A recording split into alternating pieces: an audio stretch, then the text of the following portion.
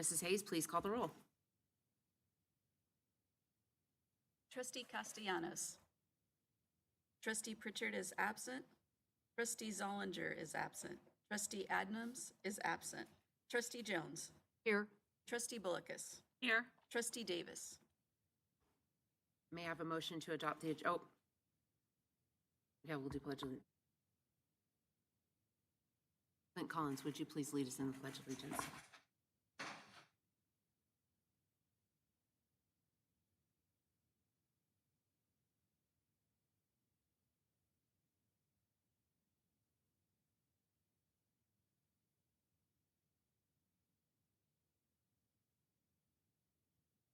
May I have a motion to adopt the agenda? Moved by trustee Bullicus. Do I have a second? And seconded by trustee Jones. Thank you. All those in favor say aye. Okay, and motion carries 4-3-0. 403. Thank you to adopt the agenda. And I'd like to recognize Dr. Chris Brown, who will be facilitating today's open session workshop. Good morning, everybody. Welcome back. It's been 1 week since we were here. We're going to open up with a presentation by Education Support Services. It's really the second half of the special education presentation that we ended the last workshop with. So Clint and his team and Dr. Merwin will lead us through that, and we will move forward. But first, do we have any speakers on this item? All right, so then I'm going to go ahead and turn it over to Dr. Merwin and Clint, and they can lead us through this item. Thank you, Superintendent Brown and trustees. Good morning. Assistant Superintendent Clint Collins and his outstanding special education team have returned for part 2 of this 2-part session on special education updates. Today's presentation is going to focus on services for students, for families, and schools. And so Mr. Collins will kick it off for us. All right, good morning. Good morning, Board of Trustees. Thank you for having us back for part 2 of this exciting for us topic. And so as you can see, last week we talked about early intervention, the various supports and strategies we provide for students while before they're assessed, while they're going through an assessment plan or process, child find, eligibility, what a free and appropriate public education is, least restrictive environments, and quite a few other topics. And it kind of then culminated into the different programs we have within the district that support all of our students' needs. So today, it's kind of that next layer of, now that we've talked about how students become eligible and the ways we support students and then the programs we provide, now it's going to look at how do we support students individually when it comes to like related services and different areas that are addressing their unique needs, how we connect with families. That's obviously a huge part of what we do. And then also, how do we support our schools and our staff? That's a big part of what we do as well, like making sure they're informed and aware and understanding of all the different processes that we need to follow. So we're really going to spend a lot of the time into groups here, just to kind of go through like we did last week, break into groups, talk about the individual 3 areas, and then at the end, come back together, talk about next steps, then answer some questions to finish it all up. Just so you guys are aware, 2 of the slides that we have on this slide deck that are also going to be talked about in a second are hyperlinks. So that's these 2 binders you have for right now with you. 2 phenomenal resources that Dr. Purcell is going to talk a little bit more about in her group. But it's our Special Education Procedural Handbook, which was developed, we were just talking about that a few minutes ago, several years ago, and continually is updated to make sure that we're, again, educating, supporting, providing information to our families. And then something that's new this year, our Parent Engagement Handbook. And I won't steal Dr. Purcell's thunder. I'll let her talk about it a little bit more in her group. But those are 2 resources you guys have for you there. So initially, we thought we'd have probably 6 or so board members, but just the 4 of you guys, lucky us to be able to connect with you guys. So we're going to break out into 2 groups to start, 15 minutes each, so you'll kind of flip-flop. Then we'll come together for the final group, all 4 of you at the final group at the end to be able to kind of connect, and then we'll go back to our seats. So we're going to jump right into the groups right here. All of these slides, starting here all the way till the bottom, are going to be on the board. So we won't click through the slides now. We're going to address them individually at our group. So we're going to start with one group over how we as a department provide support to our staff in our schools. And then the other one is how we provide support to our families. Do about 15 minutes each, so I'll set a timer so we can rotate. And at the end, we'll do a 15-minute, just how we provide services to all of our students in the district, and then come back from there. All right, so we can get up and get going to our groups. Yeah.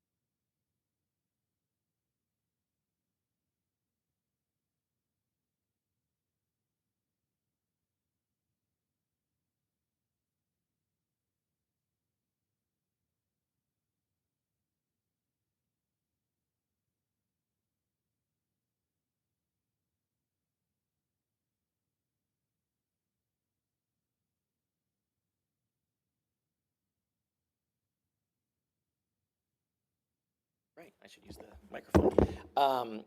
Per ed code, these are the areas that we really have to harness and focus on when related to supporting our special education students or students on IEPs. Specially designed instruction is also what we refer to as SAI, and that is just specialized academic instruction. That's going to be provided in our gen ed classrooms, in our learning labs, in our directed classrooms, in our specialized programs. So it's just how you're providing special education instruction that is unique to identify the needs of our students. Then you're going to have related services, which is kind of on our boards up here. And then transition services. This is a requirement of IDEA, special ed law, that we have to provide transition services, which works into a specially designed instruction. And then going to transition services, we have to develop an ITP, an individualized transition plan for students the age between 14 and 16. And that is helping them kind of a roadmap how they're going to become an adult. So ITP goals are focused around what's your post-secondary education goals, what are your independent living goals, what are your vocational goals going forward. And then once we develop these goals through an ITP, we build IEP goals that kind of help that roadmap going forward. So these ITP goals are actually goals, lofty goals past when they graduate. And IEP goals are while they're with us, helping them to get on the right track to eventually transition out of our school districts with a diploma or certificate. I have a question. Yeah, absolutely. At what point generally are you working with the family to identify whether this special needs student can graduate with a diploma or has a special kind of graduating diploma or will not? Is that, going back to your previous slide, Yeah, that's a great conversation? It's somewhat, yeah, that's a great question. Some of it happens early. So you might have students in elementary school that are going into our STEPS program that are going to be identified early as going on a modified track, certificate of completion track, or alternate pathway diploma. Others, you're going to try and still have them in gen ed as much as they can, really getting the support they need to see if they can meet those benchmarks and those areas of academic progress. And then that might be coming later, even middle school and even high school, because you've really tried to set the bar high for those students, help them to achieve. But then sometimes when you get to high school, they just aren't able to meet the requirements of algebra or of econ or government or English, whatever the case may be. So I don't think there is an age. It's going to be varied from TK up through even to high school. Yeah, really depending on the student's individual needs. So these are just all the different related services that we provide. And part of our group was we have our phenomenal lead speech and language pathologist, Linnell, back here. She was kind of talk through some of this, but obviously we're running short on time. But you can see the pie chart of all the different related services that can be provided. Speech and language is our biggest pie, and Linnell does a phenomenal job and has been a phenomenal speech pathologist in our district for many years and now leads that group. And so when it comes to like working with eligibility, and like we talked about last week, it's not just placement in programs, it's all the added services that we might need to help a student make progress. And those are all those related services we just talked about. So sometimes you'll have students that are speech only and don't need specialized academic and support, and that's where Linnell was going to talk a little bit more on that.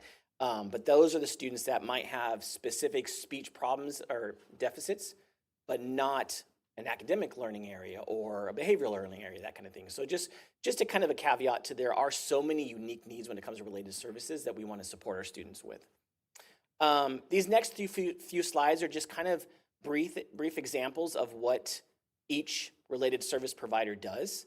And these are slides for you guys. It's just kind of outlining how they support our students in very unique ways, depending on the student's needs.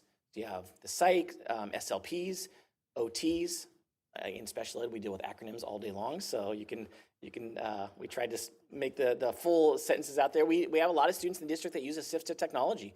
They need support with ACC devices, the augmentative alternate communication devices, to speak for them, especially students like in our SAC classrooms and whatnot that have the ability to cognitively comprehend conversations, but maybe they're just not connecting the thought to speech process. And then obviously transportation. So counseling is a little different than the typical school counselor. Our special education counseling goes through individual counseling, which is done by our intervention specialist. And that is more a mental health and well-being of students, and it's individualized. So you'll have individual speech, individual counseling, and then you'll have some group counseling as well. And that is IEP driven based on students' needs when it comes to social emotional support. And then you have adaptive physical education and physical therapy. And then orientation and mobility and students that are visually impaired or deaf and hard of hearing. Again, supporting students, so many different needs throughout the district in different ways. And that was kind of a quick, yep, go ahead, sorry. We have 4 physical therapists in our district and 20 occupational therapists. Yeah, so really help, because it's not just about like physical therapists like you would think in a clinic. Exactly, it's access to their education. So maybe you can comment a little more on that, what that means, access to their education. No, I appreciate that, because every service that we provide through the IEP-related service or specialized intervention, it needs to be through an educational lens. And so we look at our related services, and what is it about a student's needs where maybe occupational therapy, the ability to know how to handwrite, maybe that's getting in the way of accessing the curriculum, right? And so the counseling, if the student has a mental health disability, it could be depression, anxiety, that is getting in the way of accessing the curriculum. So we're required to provide supports in those areas of deficit. About that. If a student qualifies because under speech and language, right? They're identified as speech and language only, correct? And so they're not really, then they don't get to access those services, correct? Like PT and OT is what you were about before. Is that my understanding? Teachable moment. And so what we've learned from our attorneys have taught us is that once the door is open, if you have an area of disability, Yeah. that we're not required to only provide services under that umbrella of that area of disability. We're required to provide services in an area of deficit. So a student with speech and language, it would be a bit of a stretch to think that they might need occupational therapy. Mm-hmm. But if there was a deficit in that area, then we would be compelled to go ahead and offer a goal that might lead to a service. To at least offer a referral for a screening or something, I'm assuming, correct? That could be, I see the stretch. Exactly, and let's go ahead and stick with your speech and language. Maybe the student qualified at 4 years old, speech and language. Speech and language, yes. But then when they go into kindergarten or first grade, then we recognize there may be a deficit in reading. Well, that school site is compelled to go ahead and assess in that area. And then if we see a deficit and a goal is needed, then perhaps they also qualify under specific learning disability, but perhaps not. If there's that deficit, we're required to go ahead and offer a goal and then whatever service. It might not be a directed service. Maybe, going back to our occupational therapist, maybe it's a consultative service. So we're teaching the general ed teacher about different strategies to use so that the kiddo can go ahead and improve in their handwriting. Okay, thanks. Okay, but That- once the that door is helps. opened, we're required to go ahead and look further for deficits. That helps, thank you. Okay, so just to kind of wrap things up, I'm going to go through these slides because these are all the slides that are on our posters. So you have them with you, and we actually went through all these. They should look familiar. And the last 2 slides, this, again, everything we do connects back to our CUSD students. How do we support all of our students or gen ed students first? When they have a student with an IEP, we're just adding support, accommodations, educational settings to help our students reach these long-term goals as a district. So we always value and look at our students' education, general education first, and help to raise the bar so they can meet those goals. And these are just some things we're looking at doing next year and continuing. We want to make sure we're working with our department and our school sites of that coherence and consistency across the district. We're really working with individual programs like SAC and STARS and STEPS to build universal expectation and blueprints to make sure that when you go from one STARS campus to another, they should look very similar. They're going to have nuances based on school culture and staffing, but you should have very basic components that look similar as you would in a general education class. An algebra class at one school should look very similar to another. We want the same with our special education programs. And then it continued, like we talked about in this station over here, just our targeted training. We, as a department, are always looking to get better. How can we support our staff? What are our trends? What are changes in law? How can we identify schools that are struggling with certain things? So let's flood them with training, but then also know that other schools might have those same areas of need. So how can we as a department support all of our parents and students and schools? And then most importantly, just continue to work with our families. I love like I talked about over here, and Dr. Pacell, like I love the relationship we have with our CAC. It's so important to us to know that we can work with our families in a true collaborative model and not like a superficial model. It is truly a collaborative model that we bounce ideas off each other, and I'll bring something to CAC thinking it's some great idea, and then they'll kind of like give me some feedback. It's like, oh wow, I didn't see that. That's an unintended consequence. Thank you. And we back off a little bit and reapproach it. And that's such an important caveat to what we do. And Sonia, our FSC liaison, does such a great job working with the CAC and bringing in new resources to our district. So these are just 3 very broad bullet points because we do so much more that we kind of fits under these umbrellas. But I just want to thank you guys. Obviously, you can tell we are beyond passionate about what we do and love working with you guys and our families. And want to just thank you for letting us have a chance to come and present to you guys. There you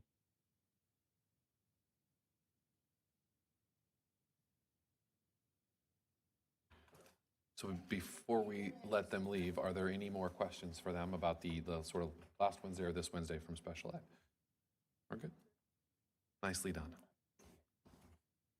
All right, we're gonna switch gears.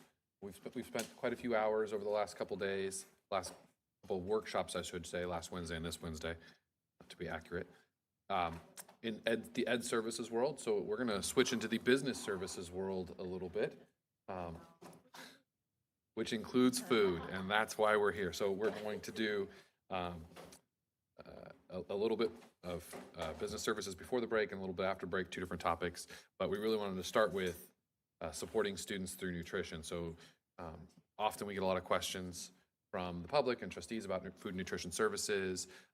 We get a lot of feedback on our food, and we also know that it's, you know, a self-funded area of our district, right? So it sits sort of apart in our budget, which means it's subject to different pressures and stresses in terms of funding, especially in the world where funding is sort of potentially volatile as it is right now. So we would like them to take over, and so I'll introduce Clark Hampton, Deputy Superintendent, to introduce his team and lead us through this part of the discussion. Thank you, Dr. Brown. So I'm going to take us back to the vision of a CUSD graduate. So thinking of the... Oh, Sorry, my fault. Do we have any speakers on this off topic? We do have one speaker, Jennifer Vega. That's my problem. I apologize. That was not Deputy Superintendent's fault. That was my fault.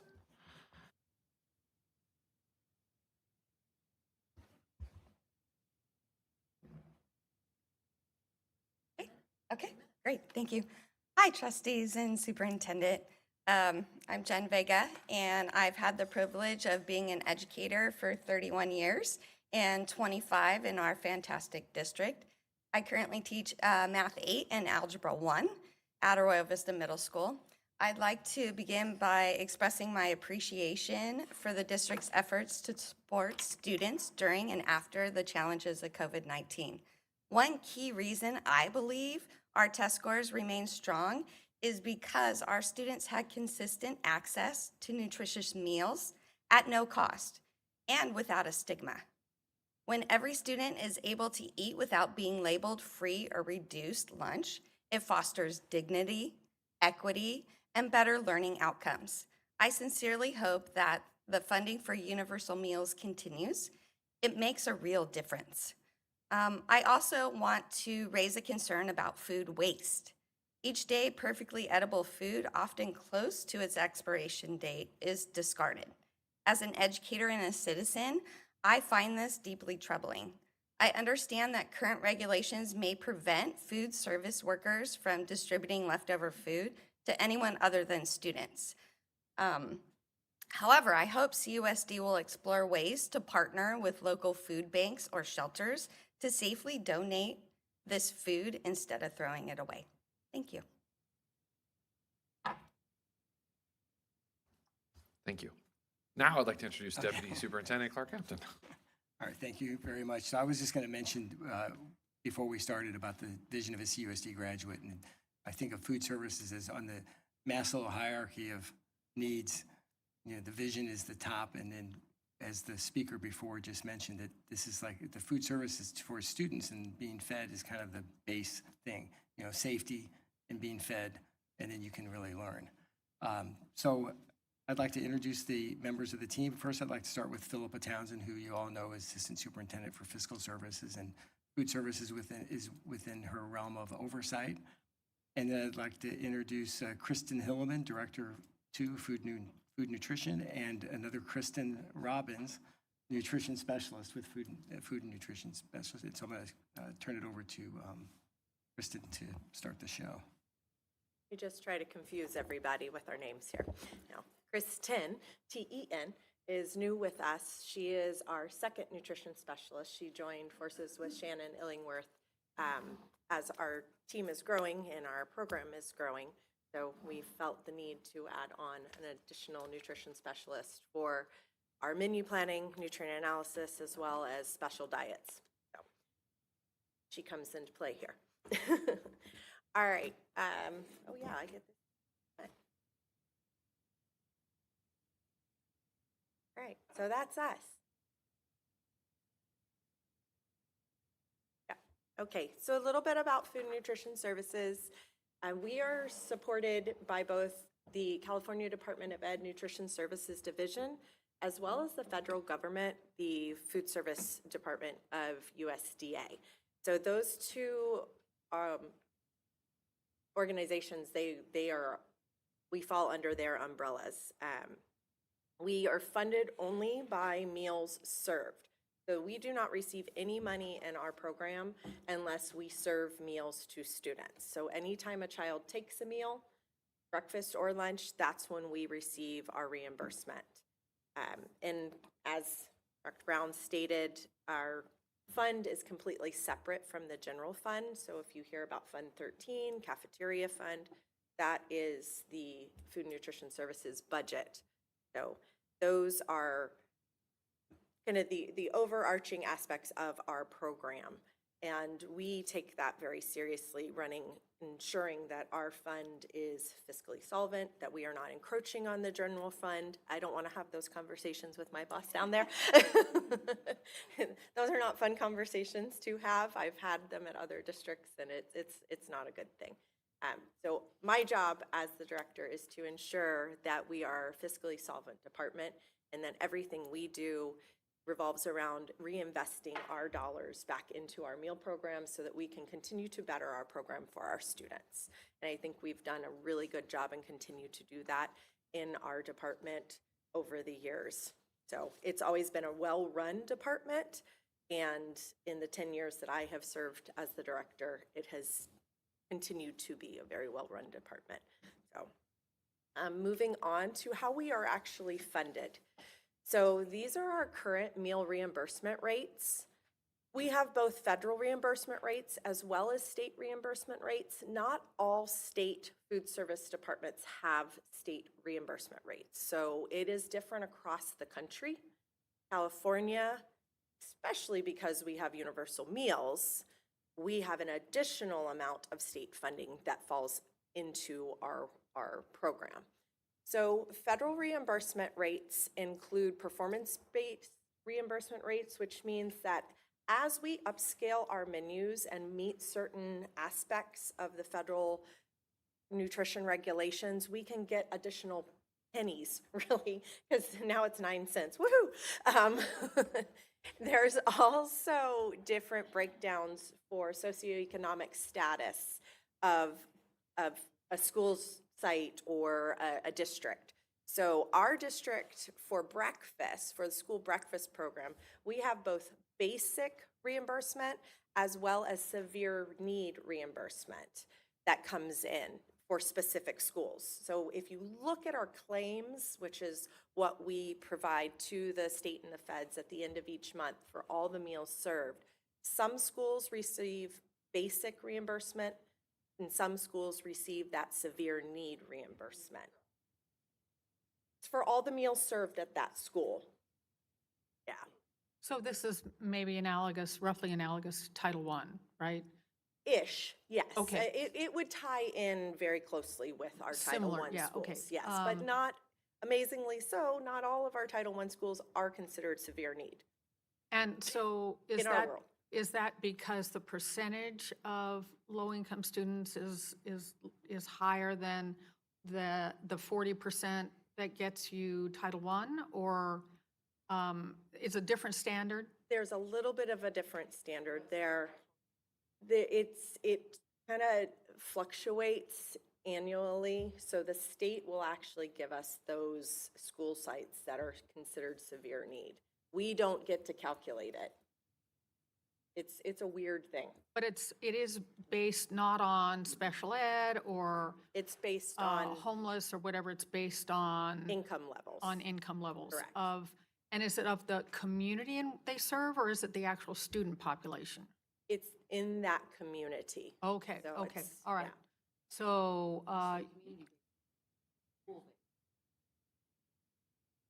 So, I think, Chris, you were saying that you have one Title I school in Aliso, but Aliso would not be probably a severe need community, right? Correct.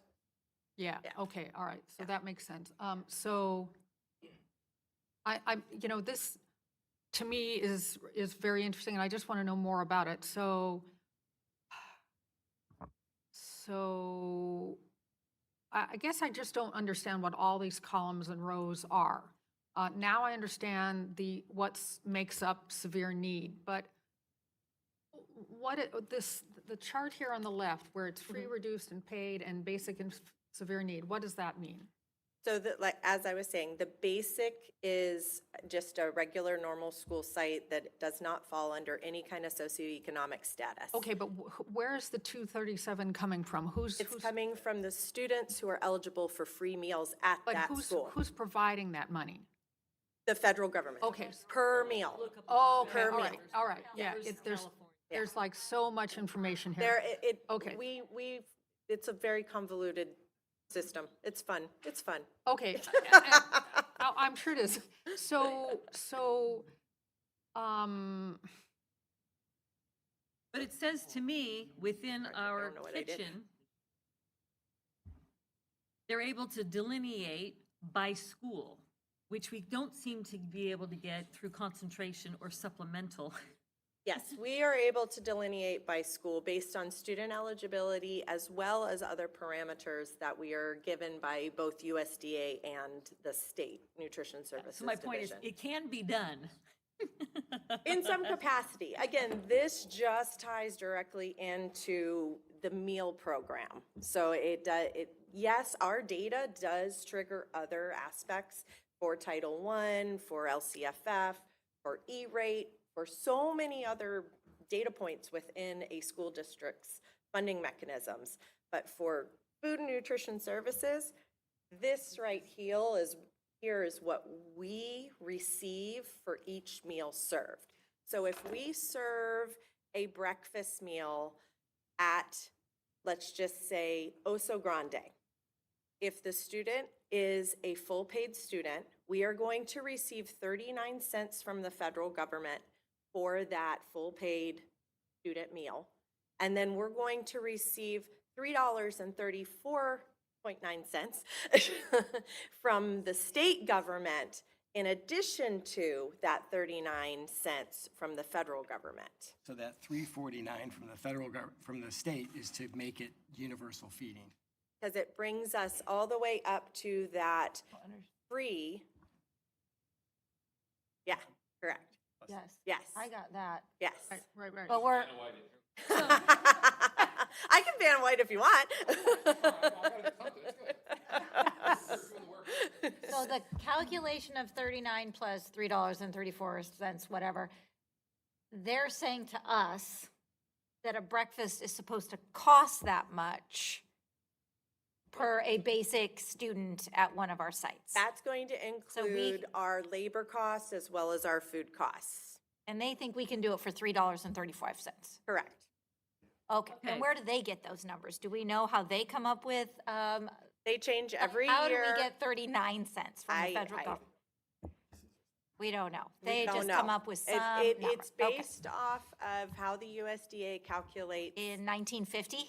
Yeah. Most 'Cause likely, that's what this yes. is looking like to me. Yes. This is a 1950 number, not a 2025 number, but at When- 39 cents? Okay, I don't know who can prepare a meal. Yes. Correct, because that's a basic kid. Right, it's it's just a, Right. correct, And we're, correct. yeah, and we're not buying the food from the grocery store. Right, you're buying it, right. I You understand you're get getting everything. discounts based. But this, all of this money coming from the federal government is only coming from one department, USDA? Correct. Okay. So I'm sure I know the answer to this question, but I'm going to ask it. You gave the example of Oso Grande. Right. Oso Grande is not getting a better meal than Tiers Creek Nope. students, right? Nor So this San is a Juan, pool, nor- and it yes. just gets divided out. Correct. So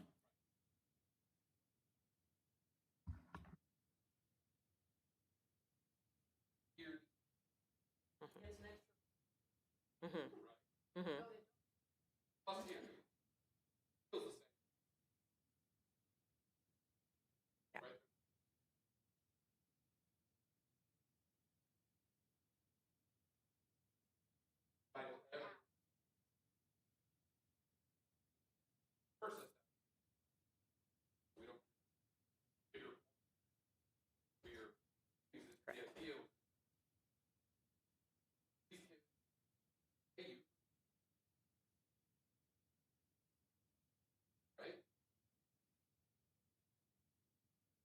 Breakfast in that case, yeah. Yes.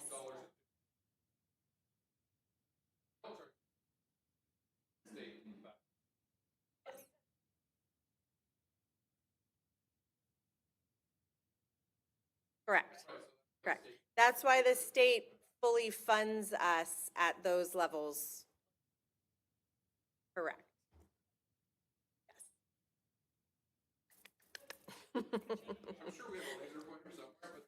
That's why I thought this button was, but it makes that weird, it makes this weird thing. Yeah, so, yeah. So that was breakfast. Lunch is kind of similar. It's down here on, let's see, this way, right here.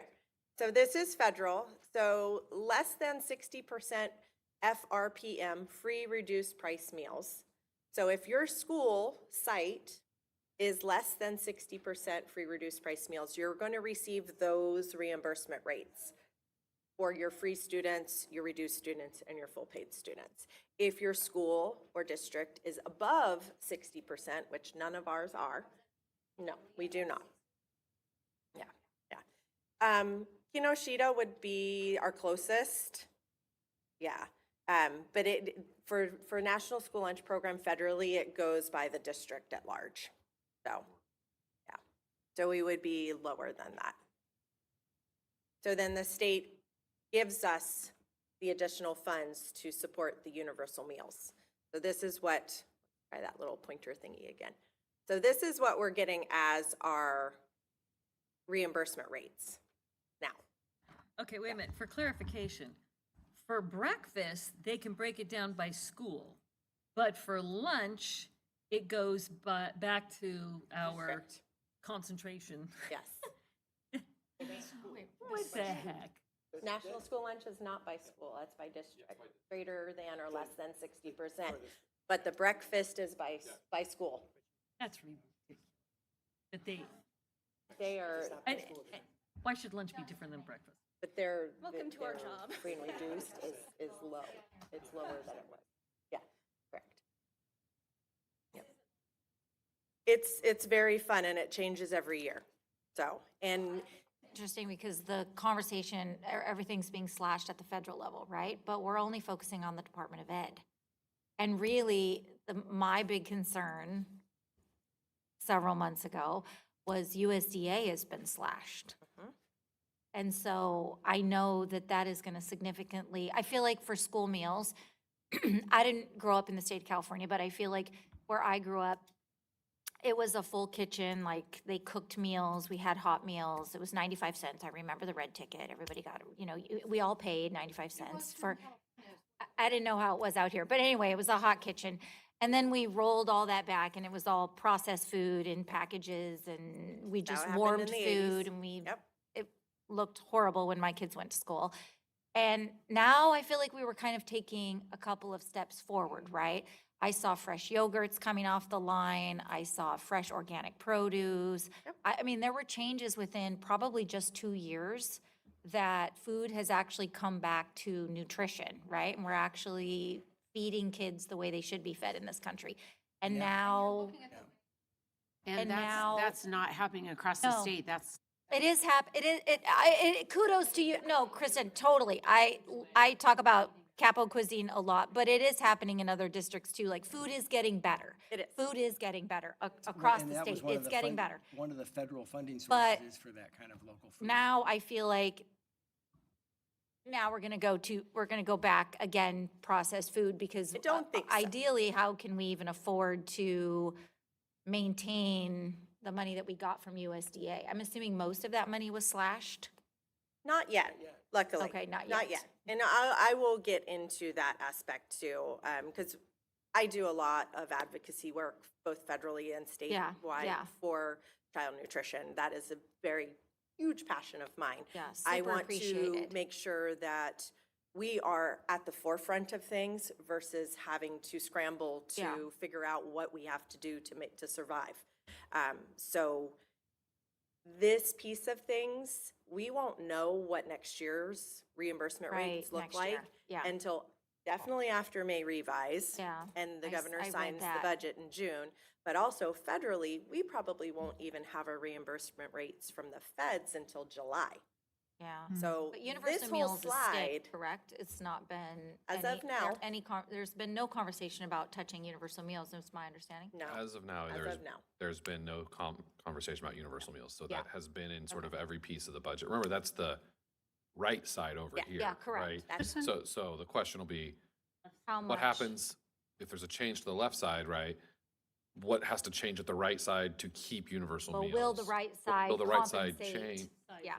size up, or will it not? In which case, you'd have to, as districts, look at, do we still provide universal meals, or do we return to a different model of meal service? Kristen, do we provide meals, and again, at the rates, I understand, to all of our charter schools or only some of them? We vend meals to the majority of our charter schools. Okay. The only charter school that falls under our school food authority, or SFA, is Journey currently.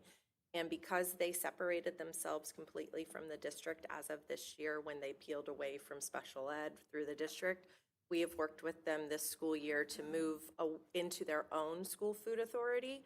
So going into next school year, we may be vending meals to them as well, or they could choose a different school food vendor to utilize if they wanted to do so. But we are vending to Which meal- all of our charter schools that are seat-based. So Um, OCASA, CRA, CRLA, Okay. those. OPA, yes, Yeah. okay. Not So- OPA, they chose a different route.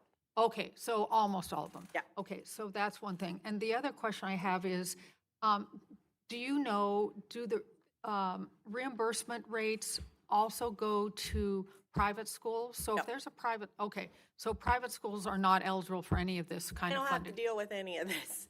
They Okay. don't even have to follow the nutrition regulations that Kristen Robbins will Right. go over with you in just a few moments. But if a private school said, we want to go through this and follow all these rules, could they get reimbursed?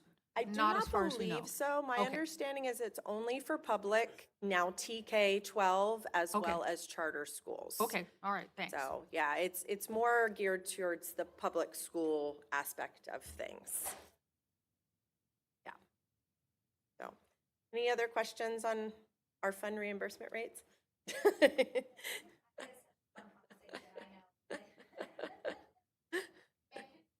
It is, it is. Come on, go. Okay, there we go. What's it doing? There we go. Okay. Some of you have already seen this slide. This is our highlights from last school year.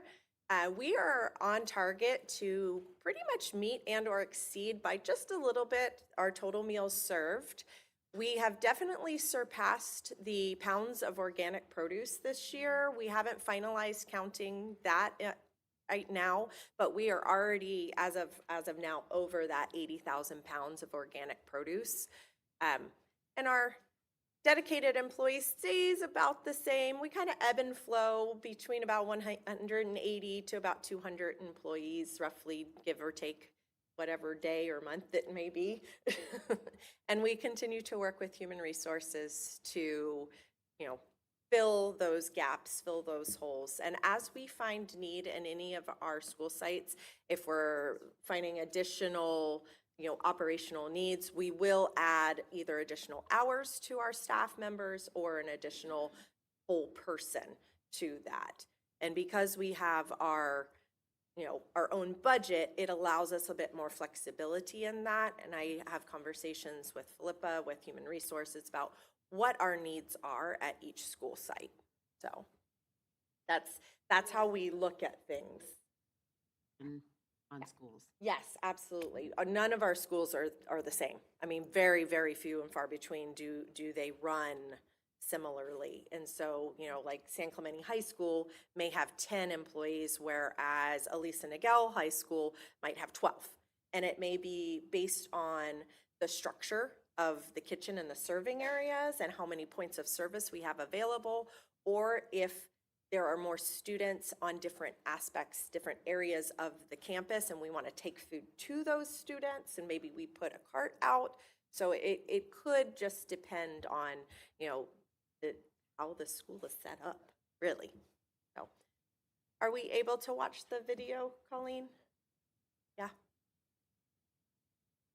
So the three of us here have been on the tour, Yes. but maybe over the summer, because you're still going on during the summer, a smaller operation. Yeah. Maybe Trustee Zollander is not here, Trustee Adams is teaching, and Trustee Castellanos is a teacher. So maybe over the summer, you could invite the three of them on a tour, because I think it is really interesting. Absolutely. And once you have seen it, it changes your perspective, I think, a lot. Is the renovation going? We will have a dish machine being installed in the central kitchen during the summer, but they have told us we will still be able to utilize aspects of our central kitchen. So we may be out, like at San Juan Hills High School, utilizing their kitchen for part of our summer feeding aspects, but we're kind of playing it by ear right now. Refrigeration, and Yeah. that's happening right now. It is. To be It is. completed before the new school year? Fingers crossed. Okay. You can cross all things that can cross.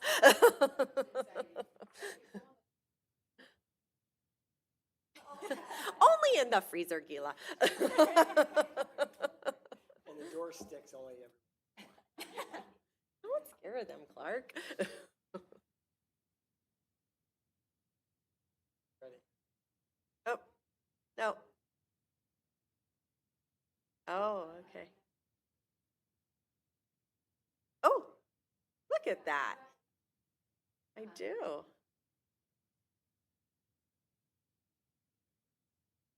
Oh, we need volume though. To show you some of our kitchens, serving spaces, and students that enjoy our meals. The elementary schools get all of their food pre-packaged.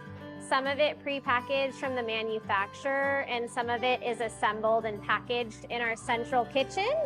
An example would be this salad that the central kitchen made with fresh romaine, cherry tomatoes, and cucumbers that they sliced.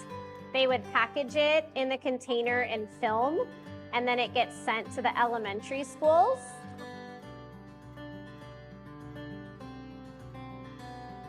I serve breakfast and lunch daily for the kids from TK all the way to 5th grade. I'm a small school compared to other schools in our district. Also, we have tight quarters in our kitchen. The only way we can serve is outside. Even on a rainy day schedule, we have to serve in the library. That's a feat in itself to lug everything back and forth.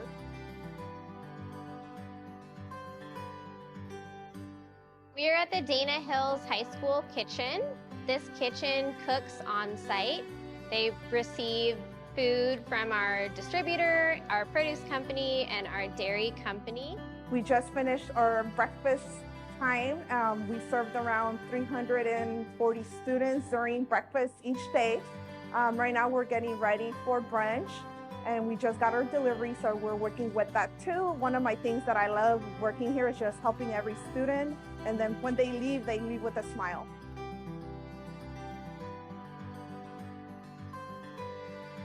I've been here since 2008, and the kids are getting their lunches right now. We have a choice between cheeseburgers and grilled cheese sandwiches. We also have fresh salad and jicama, and of course their favorite, the tater tots.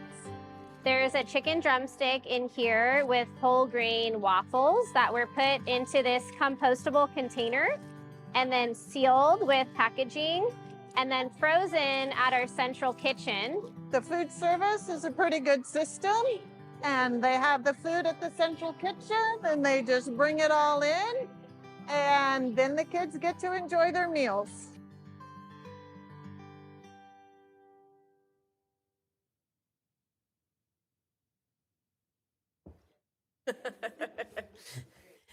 So speaking to what Krista stated earlier, we do have a combination of prepackaged as well as more speed scratch or scratch cook homemade style meals at our elementaries. Because of the status of each of our kitchens and our kitchen infrastructure, the health department has deemed every single one of our elementary sites prepackaged, which means everything has to be wrapped up, packaged in a nice little contraption. I fight every year with them because they want us to even wrap and package all of our fresh fruit. And I say, no, that's A, too much packaging, too much plastic, and B, it takes away fresh from a whole apple or an orange or a banana or something like that. So if you hear about the redhead arguing with the health department, that's me. I'm just gonna call myself out right now. No, that's Orange County. That's Orange County. Yeah. Yeah, so California has food regulations for sure. The state has their food safety and sanitation food regulations, food code. And then we also have, each county has their own separate food code and food regulations. So we fall under Orange County, of course. And no, I've worked in San Bernardino County as well. They're all different. It's like any kind of auditor that comes into your site. They all have their little things that they look for. And so you just have to learn each of their little nuances and work with them. But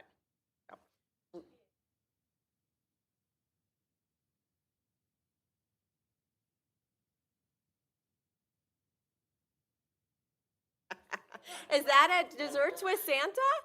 Because we used to do that when I worked at Saddleback. That's surprising. Wow. Wow. Sad. Yeah, no, I hear you. I hear you. There you go. All right, we're going to move into our nutrition regulations, and Kristen Robbins is going to explain to you the fun that we have, not only with our reimbursement rates, but now with all of our nutrition regulations and how we make our menus. And then we're going to do a quick little activity with you guys. That's what this is for here. And she's going to have you create a one-day lunch menu for our elementary schools, and we'll see if it's compliant. Okay, so I'm going to pass the mic. So now we're going to make your head spin even more. So as I go over this, you can reference the first 2 pages. The second page is specifically for elementary school lunches, but the first page gives you the regulations we have to follow for school lunch for all the different grade levels, because there are some differences. But we have to be compliant with all the regulations set forth by the USDA's Healthy Hunger-Free Kids Act. So I think that's kind of where we started to see more of a push, like you were talking about, towards having a little bit less processed, a little bit more of the whole foods, because they put a lot of regulations in place. And even as things have kind of shifted over the years, California has still maintained a lot of what was originally put in place during that time. And so for breakfast, we do have to offer whole grains, protein, fruit, and milk. And then much like that first page of that handout, there are grade-specific calorie and sodium ranges that we have to follow. They've also started to implement added sugar regulations. So It's not on this slide, but with, yes.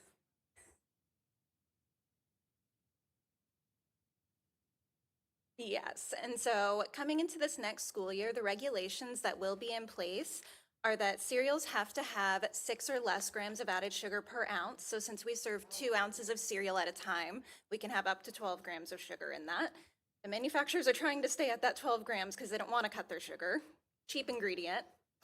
But then yogurts have to have 2 grams or less of added sugar per 1 ounce. So yogurt's usually coming in a 6-ounce container, so 12 grams of added sugar would be the maximum there. And then for flavored milk, so chocolate milk, that has to be 10 grams or less of added sugar per 8 ounces of milk. And we were talking about this with our elementary school leads yesterday because in the future, school year 27-28, the regulations will change again on added sugar. And it's going to mirror the saturated fat that's referenced on the slide as well as your handout. And the added sugar will have to account for 10%, less than 10% of the calories of the meal. Yes, so we'll go away from that.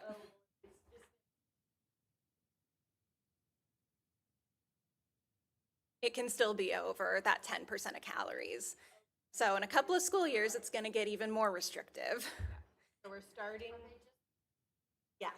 So they incrementally roll things out in our world. So they'll give us a regulation, say 2025, 20, where you got to meet.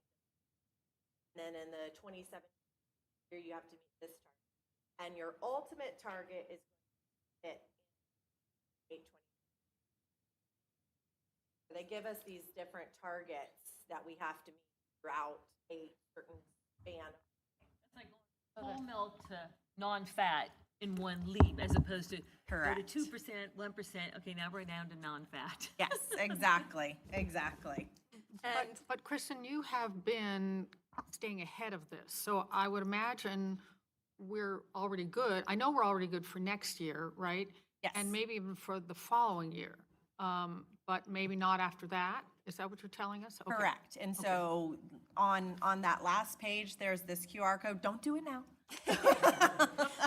But that's the same survey we are basically going to be sending out to students as well as parents to ask them for their input on what else we can do, what are their thoughts and what we can do to reduce added sugar going into the future. Our ultimate thought process is one thing, and we've been surveying all of our staff members, our high schools, middle schools, and this week we're surveying our elementary school staff because we're having meetings, end of year meetings with everybody right now. So that now we get to survey you. So I noticed in the grocery store, when they reduce sugar, they add salt because they just need to have those foods flavored. Are we getting any kind of direction on salt? Oh yeah, we've had sodium regulations in place, targets 1, 2, and 3. When Healthy Hunger Free Kids Act first hit the market back in 2010, and then they have fluctuated with those sodium regs over the last however many years now, and we have additional sodium targets we're going to be having to meet going forward into future years. Yes. Yeah. They want kids to eat the food, and sugar makes us eat things. And kind of speaking to what you were mentioning about how they make concessions in other areas when they change the sugar, we actually just try to reduce sugar version of the waffle that we serve that we're planning on rolling out. I looked at all the nutrition before we even had the sample in the office, and that one actually is 10 milligrams less of sodium as well. So cutting back both the added sugar and the sodium on that waffle. So being the professionals that you are, I assume you're looking at then maybe spices like cinnamon as opposed to sugar or whatever kind of seasoning that will add flavor. And so those were specifically for breakfast that we've gone over so far.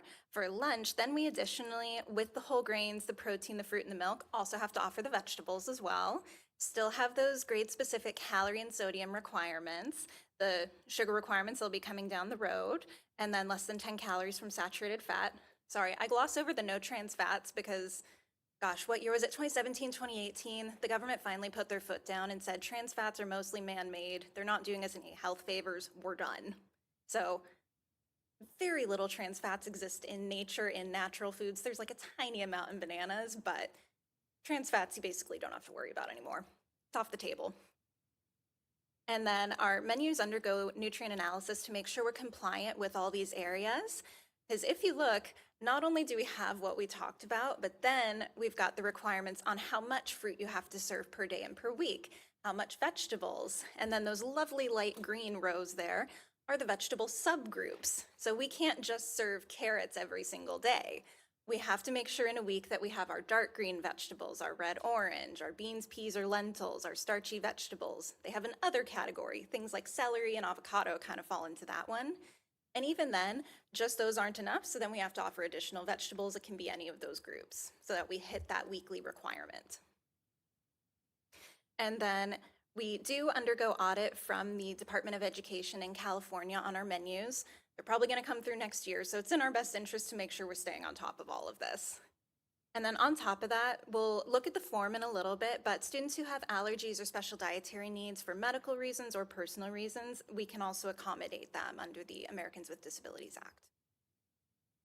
And then really with all these regulations, the goals for it is just to make sure that our students are receiving balanced and nutritious meals. So it's a lot of work for us to do and stay on top of. That's why most districts in California have nutrition specialists, a position similar.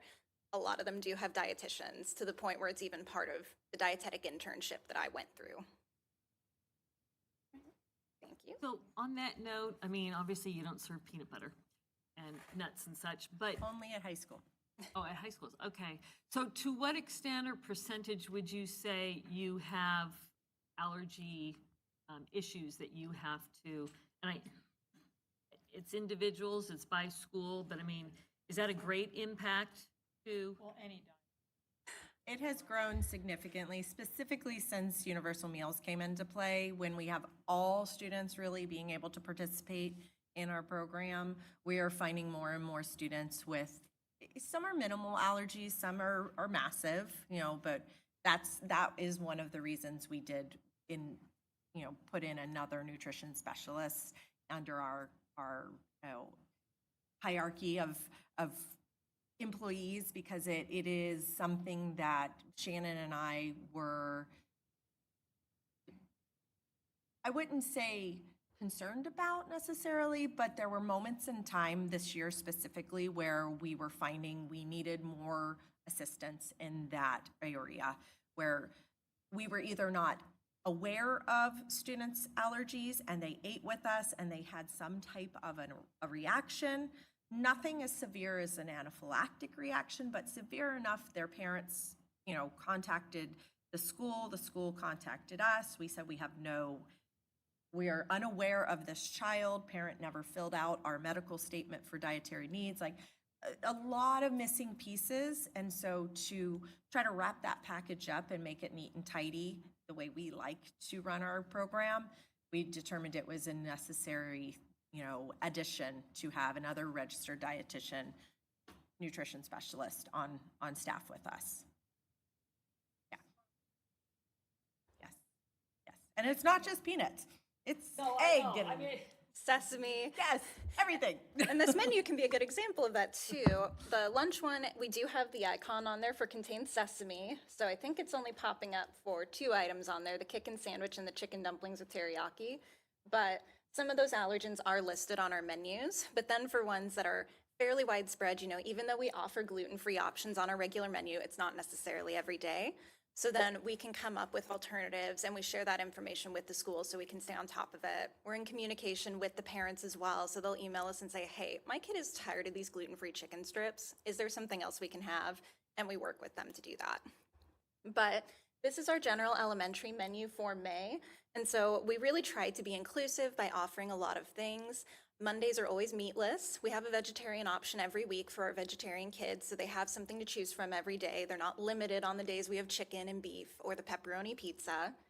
But then also incorporating those gluten-free, because on days when we have those gluten-free options, the gluten-free kids can now eat the same thing that their friends are eating. So it doesn't what's the word I'm looking for? It doesn't stigmatize those students, and it doesn't oust them. They're not, having something completely different everybody else. Thank you. Yes, please. And then these are examples of our middle school and high school menu. So it's a little bit different.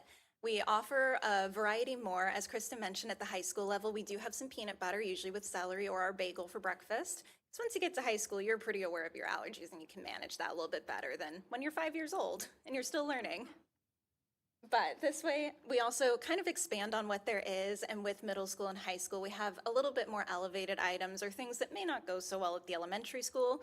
I'd be curious to see what elementary schoolers think of honey sriracha boneless wings, but I'm not ready to test that out quite yet. But we, again, just try to offer a wide variety and just really keep the kids engaged with the meals, because again, if they don't eat, we don't get paid. We also have a bit more kitchen infrastructure at our middle schools and high schools than we have at our elementary schools, which allows us to do, incremental amounts more of actual food production on site. So these school sites will receive their products at their school site from our distributors and from our produce vendors. Sometimes the farms themselves will be delivering the fresh produce to these school sites. And then they're packaging everything on site at the middle schools and high schools, whereas Central Kitchen is packaging everything for our elementary schools. And then our drivers, which some of you guys have ridden with, will drive that food out to the school site the day before it is served for the elementaries. Just so you have an understanding of why our menus look a little different at each level.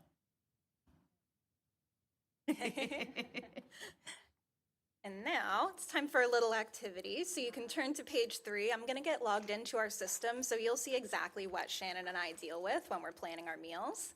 And so we're going to go around so everybody gets to contribute. But on page 3, you can take a look at what options we have as far as our entrees, our fruits, our vegetables, and our milk.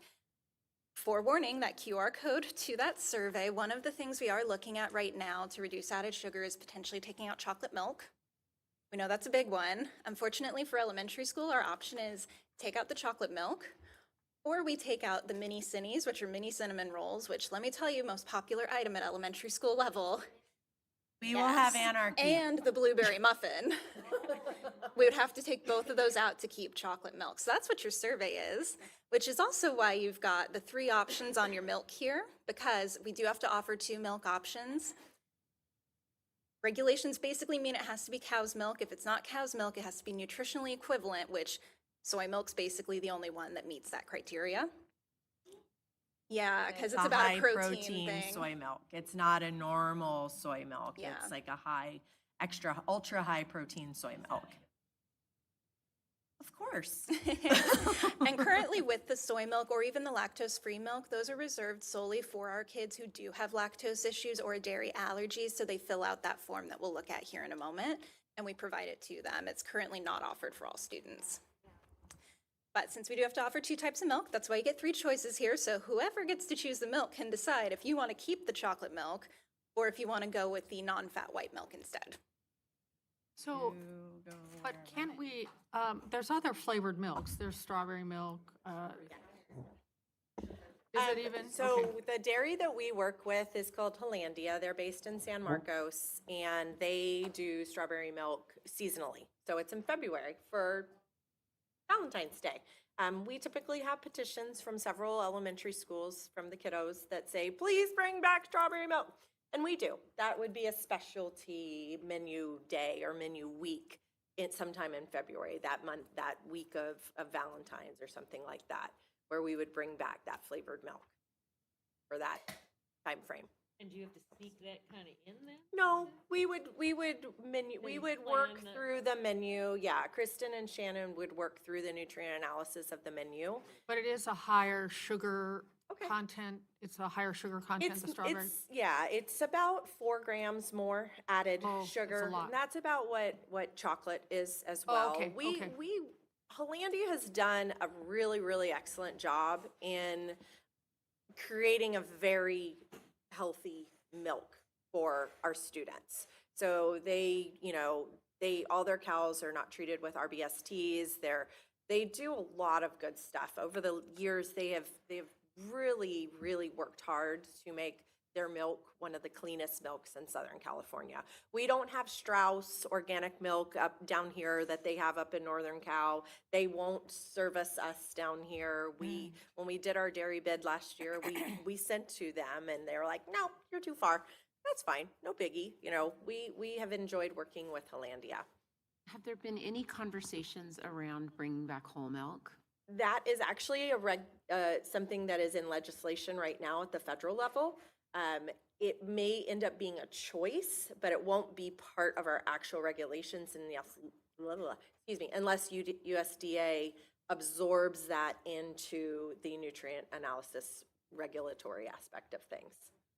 So, all right, who wants to choose 2 entrees? Which one of you? So this is Healthy Pro. Oh, you want to describe what you're looking at?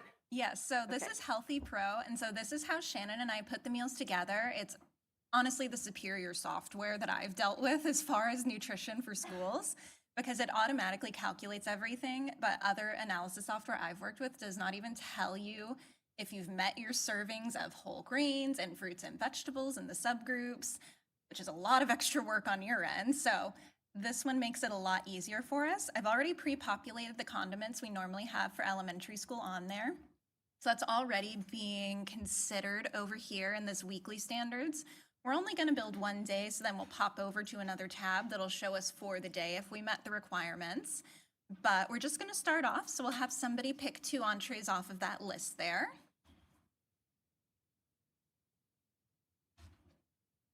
Correct. The one on the left. Yeah, so you're choosing 2 entrees off of this worksheet that we passed out to you. So you got hamburger on potato brioche, bolognese spaghetti, chicken sandwich, the cheese croissant, cheese pizza wedge, gluten-free teriyaki with brown rice, or a chicken pretzel dog. Is the chicken, is it good? It is. 'Cause It's a vegan option. It's not chicken, No, right? it's not It's chicken. It's It's not not chicken. chicken. I know, that's Yeah. like, I was like, Yeah. this isn't chicken, Yeah. friends. It's chicken. Yeah, yeah, but they like, it's, They do. kids choose it. They like it, yes. Okay.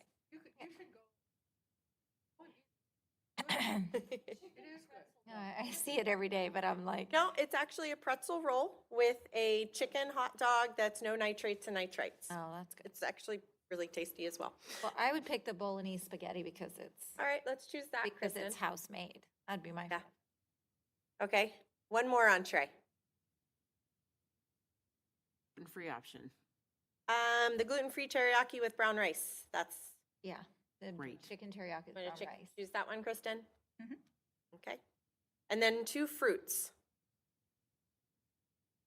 Who wants to pick fruit? Fuji apple. We got 1. Okay, and cherries. Cherries are seasonal. We You have only them get right 'em now. at- you have 'em right yeah, now? Yeah, they're coming in right now.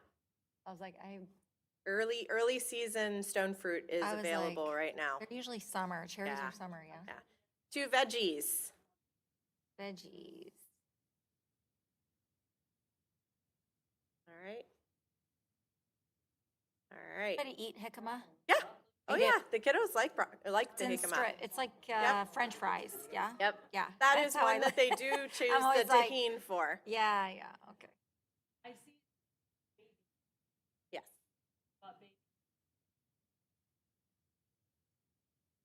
I know. Yeah.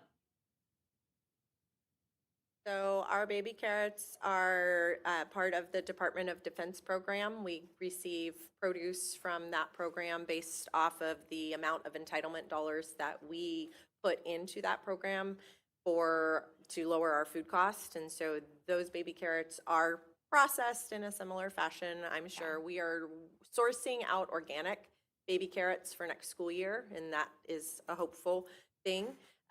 There is a farmer up in Santa Barbara area that is actually growing little teeny weeny Baby carrots. Yeah, they're actually growing them. They're growing both the normal orange carrot and they're growing rainbow. And so we're working with Dickinson Family Farms out of Fallbrook.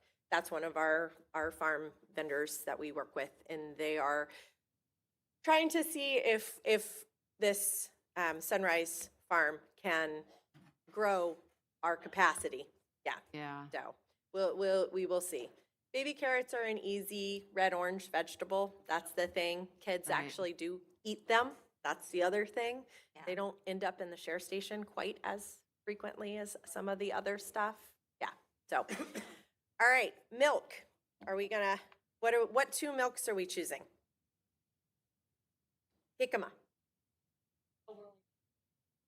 I think we chose broccoli and jicama? Correct. Yeah, yeah.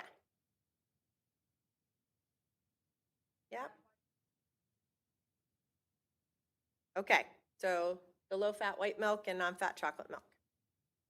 Do they serve juice? I've noticed. Do not. We I've stopped noticed serving juice several years ago. It has like low sugar now, though. Most every juice is 100% juice that you're going to see in school meal programs, and there are lower sugar, but it took away from the students wanting the fresh produce, and we're really trying to push the produce, that not produce the and juice. fresh for our students. Yeah. The fiber that comes from eating fresh produce is so healthy for them. Yeah. All right. All right, Kristen, So take it we've away. built our meal here. I know some things on the meal standards on the right here are still red. That's because it's basing that off of the week, since most of it does run as, Up to minutes. thank you, as it does run as an average. But as I go through, we can see we do have 2 out of 2 of our meat alternatives. So we did meet that. One thing to consider with the menu that we built is we actually don't have an entree option for our vegetarian kids. So that's why we have that vegetarian entree option every day. So that way they can still eat. We did meet our fruit requirement. No, we did. Let me pop over to this easier tab to read. Yes, so for our grains, we've got our 2 out of 2 grains. We met our vegetables for the day. We actually exceeded. We only needed 3/4 cup, but we've got 1 cup there. And for this day, we were able to incorporate the dark green food group and the starchy. So for the other days of the week, Shannon and I would make sure that we meet that red, orange, the bean, peas, or lentils, as well as the other category. The fruits, we needed a 1/2 cup. We've got 1 cup, so we're doing great there. The milk, we've got our 1 cup. And then for calories, let me get my standards pulled up here. So we need to be between 550 and 650. So we're at 530. So we're actually a little bit low on calories. So that would be something we can kind of play around with, change some foods around. Saturated fat, we're definitely meeting that less than 10% of calories. And sodium with 624 is meeting that goal of less than 1,110 milligrams. So for the most part on this menu, we did a good job. A lot of these numbers do come from the average for the week, but there were still a few things we needed to tweak to make sure it all worked out. And that's how we build our menu. That was just one lunch, yes. So that is what both Shannon and Kristen are doing. Yeah, yes, one lunch meal at elementary. Yes, exactly. So, yeah, it's a lot. There's a lot that goes into it. So pretty much, yeah. Nutrition encompasses it's math, science. I mean, it's very STEM related in our world, truly. So. And in my bachelor's degree, I also had to do a marketing class and a management class and statistics. So this QR code here will lead you to our interactive menus. That is on our website. There's also an app that everybody can put on their phone that will guide you through all of our menus. It's called My School Menus, and on our website, there's links to download that for both Android and Apple. But it's really fun. I say fun, I'm kind of a nutrition nerd, but hey. It's fun in the sense of you can take a menu, our menu, and you can section it out by allergens, by certain foods you don't want your student to have, things like that. So you can really pare it down and just pick the items that you want your kiddo to be able to consume at school and say, hey, this is what I want you to go and get, kind of thing. So, we have middle school 6, 7, 8. Some districts have intermediate, which is 7, 8. There might even be some junior highs that are 7, 8, 9.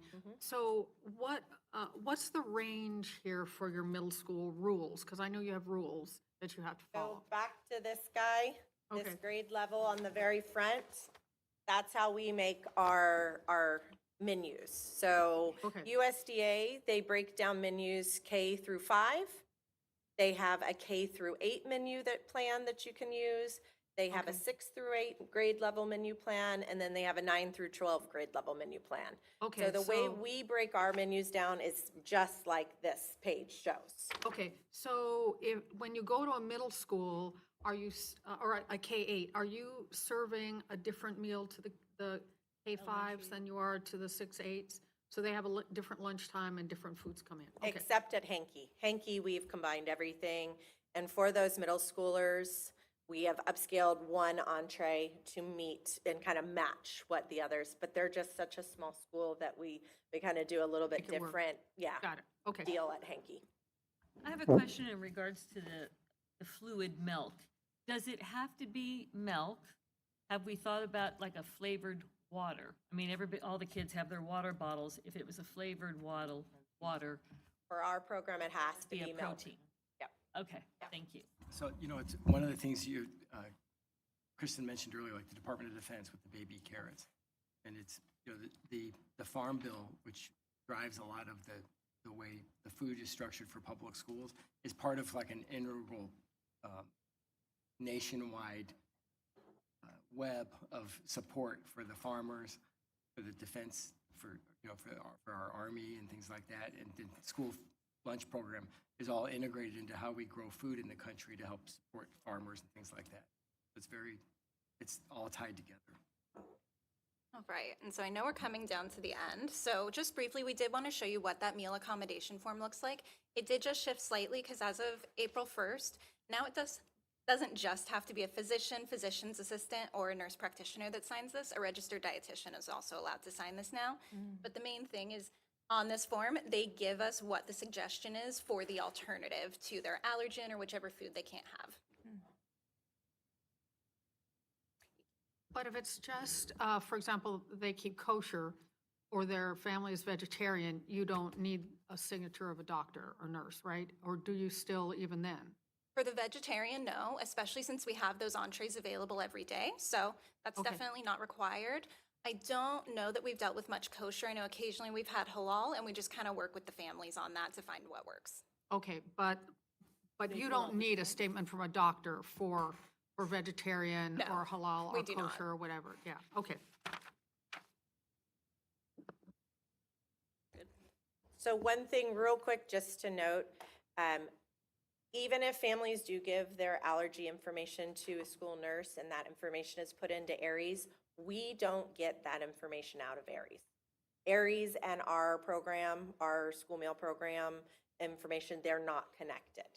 So that's why we ask parents to fill out that medical statement so that we have that on hand and we know what food items we can alter the menu to meet the needs of that child.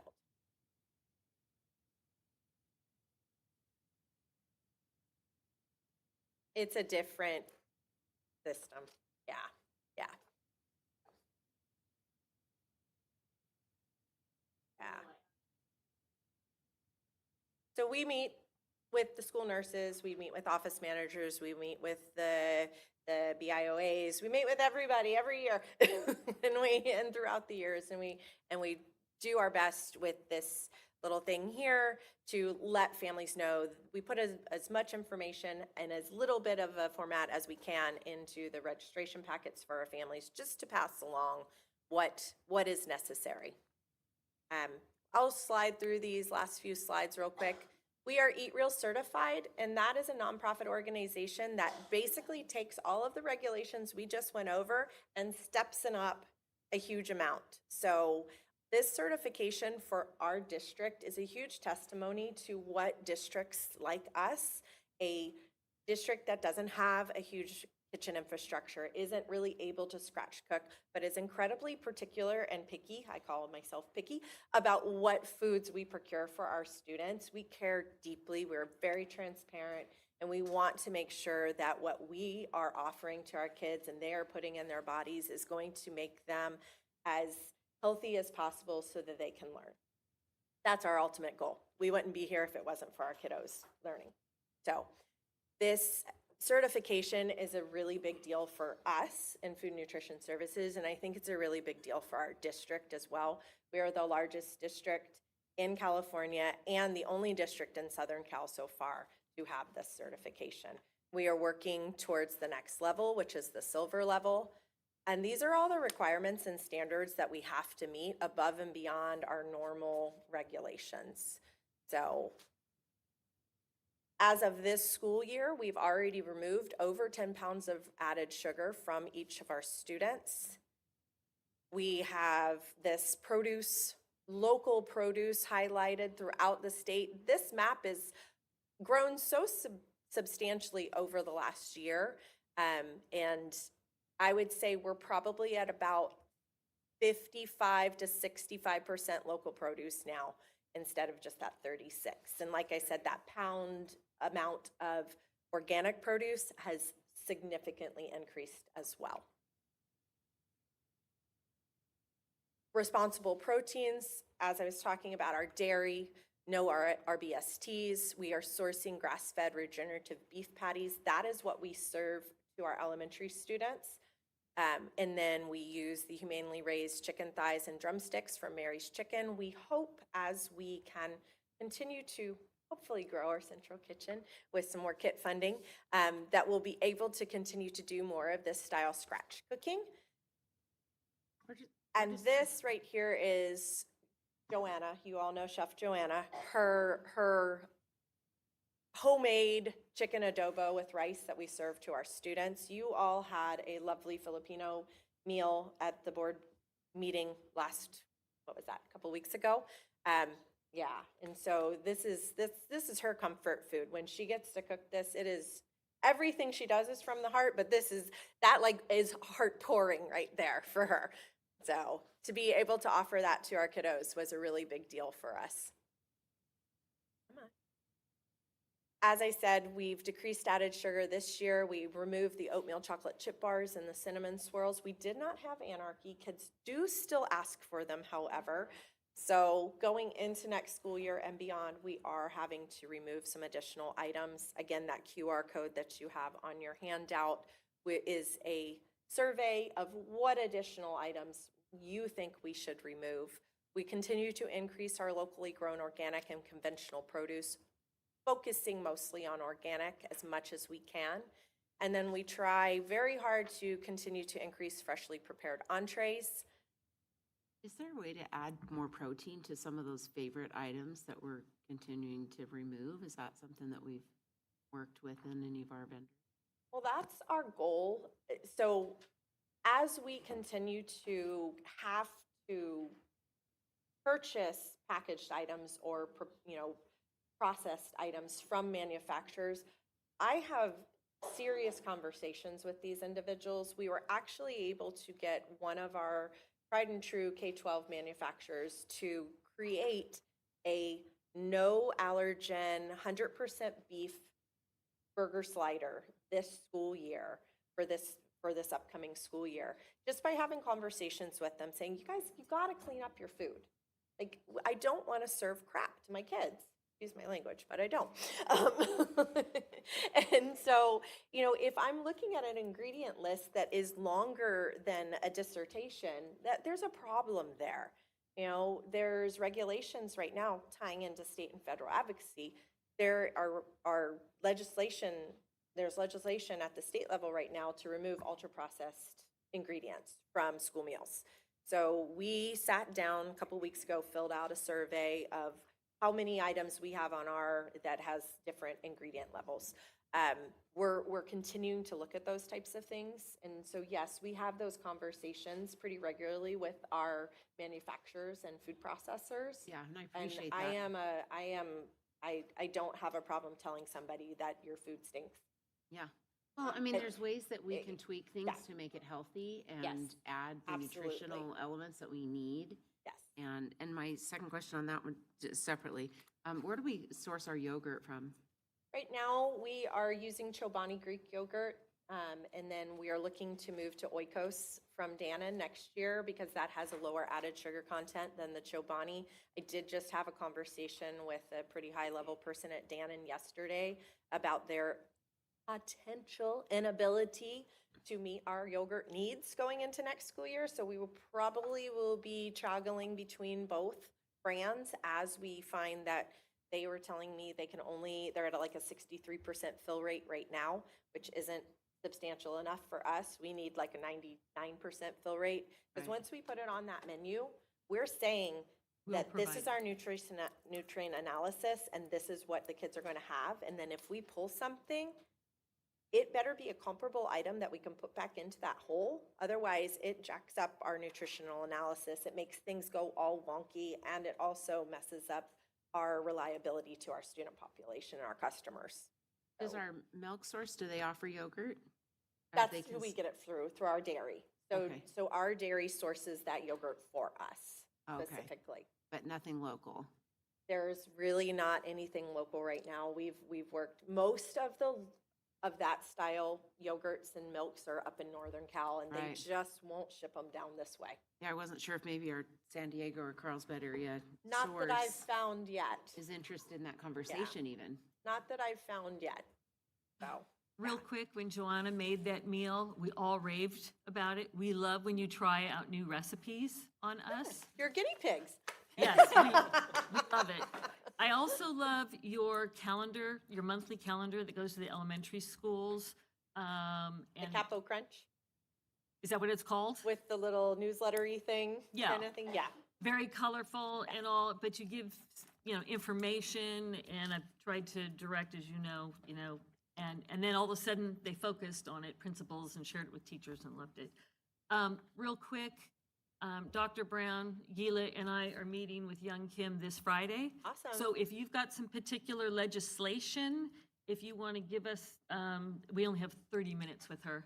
Understood. But some topside talking points or certain legislation that we could mention. But we need it now. I think the But biggest. we're meeting this Friday. Yeah, no, I hear you. I think the biggest thing federally is stopping or pausing on removal of CEP, which is community eligibility provision. That ties directly into SNAP, which is food stamps. If those things are going to be reduced or removed at the federal level, it is greatly going to impact local control funding formula for the district. Specifically our supplemental grant funding. Correct. Yes, that's probably the biggest thing that is being spoken about right now. That was one of the top early on things that even when I was in DC in March, and that's what this meeting was, we advocacy work from Child Nutrition, School Nutrition Association National, and we spoke with Young Kim and Alex Khadijian, which is her chief of staff, and Kevin, who is her legislative aide who covers education. And they were actually at our office. That's here, right there. That's Alex and that's Kevin. They came and visited Don Juan Elementary and took them to Lisa Nagel as well, and Don Juan Middle School. So they understand our district. I've spoken with them a lot, but those are the biggest things I think for federal, is just making sure that they understand the impact of what it would do if they were to remove CEP. So the state has basically said if they can keep the CEP ISP threshold at 40%, instead of taking it up to the 62.5% that it originally was years ago, that state of California would be able to maintain universal meals. That's kind of a threshold, a break even. And then that would mean both federal funding and state funding would be able to stay fairly okay. It's going to remove a lot of CEP schools across the state, but they would still be able to maximize their federal reimbursement dollars by having those families fill out the free and reduced meal Can I price. call you tomorrow and get some that, because I've got to digest this down As for long our as presentation. I'm allowed to talk to you, yes. Yeah, totally. Yeah. Also, now that you've He knows I'm doing this. trained to Oh. Okay, yeah. Okay. I was gonna say, yes. Yes, okay, cool. Well, I know Alex also had a baby earlier this year too, so he's a family guy now. Yes, I would love to speak to you about it, Gila. It's the end. It's the end, Clark. Oh, yes. Sorry. And the cute kiddo. Sucking on her finger from eating, from her taste test. Finger licking food. Thank you all very much for allowing us to share with you. Anytime. Thank you. We'll do a 10-minute break instead of a 15-minute break, so we can kind of catch back up. So let's come back at, what did that be, like 11:07, so we can jump into our next business services presentation on AI.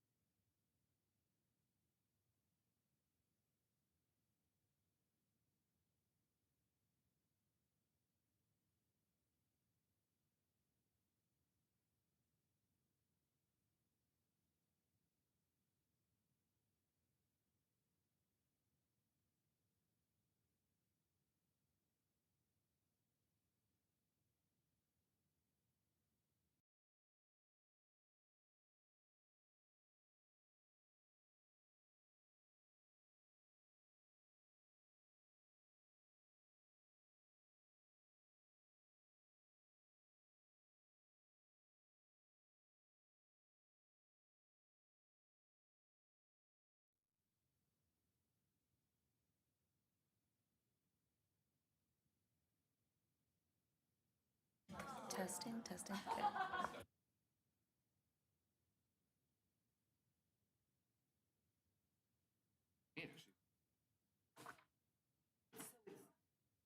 Yeah, she had an MRI last week and shoulder.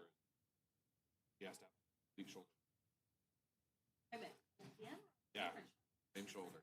Trustee Jones, Trustee Jones, Trustee Jones.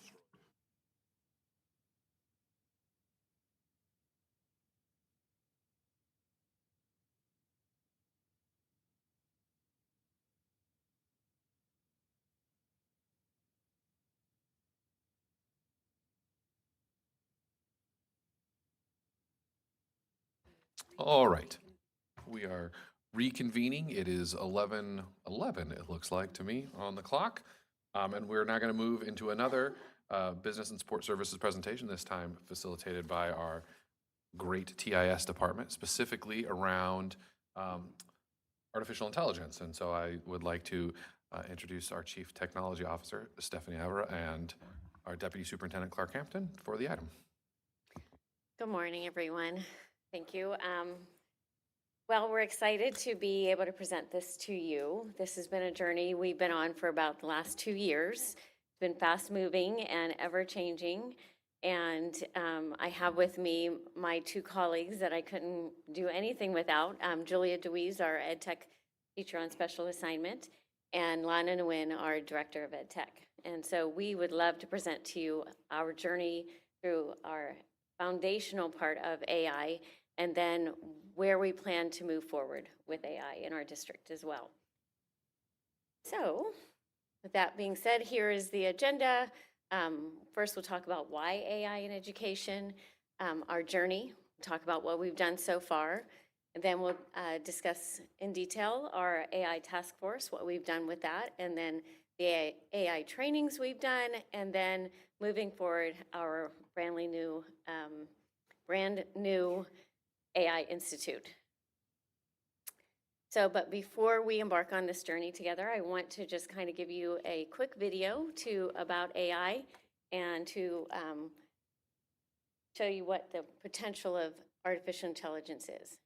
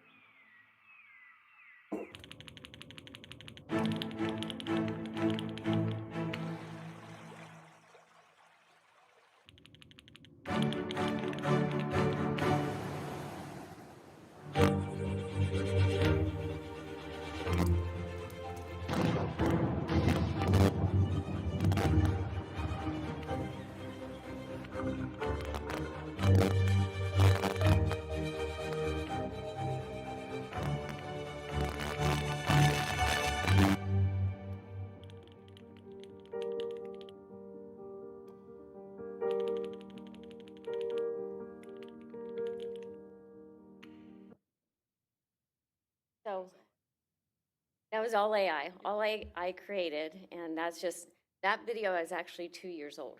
So you can imagine AI is growing exponentially what is possible for our students based on just that real quick, less than a minute video. So, play it again. Can't move this. Moving. Oh, the top, okay. Okay, so more on why AI in education. So this is the most recent World Economic Forum Future of Jobs report for 2030. And what it has is a list of the fastest growing and fastest declining jobs by 2030. And I know it's hard to see, but I just want to point out a couple that kind of spark our interest in TIS and in education in general. So the first 4 or 5 on the left-hand side, the fastest growing, are all focused around technology. AI being the number 3, fastest growing jobs by 2030. And then if we look at the right side, the fastest declining jobs by 2030, we see things like postal service clerks, bank tellers and clerks, data entry clerks, cashiers, and ticket clerks. And so you kind of see like these entry-level data entry jobs that are vastly declining. The other one that I want to point out is the number 11 on the fast declining, which is graphic designers, which I know Clark and I had a discussion about this, that while that's a little disappointing that graphic designers are losing their jobs, but I will tell you they're not losing their jobs. They're just having to use their skills in different ways in the graphic skills, in the graphic design world. And I just know that firsthand because my son's girlfriend is a graphic designer, and I talked to her about how she's using AI in her graphic design job. And she said, it does all the little things for us. And so we don't have to spend time on little mundane things. We focus more on the art of designing. Anything surprise you or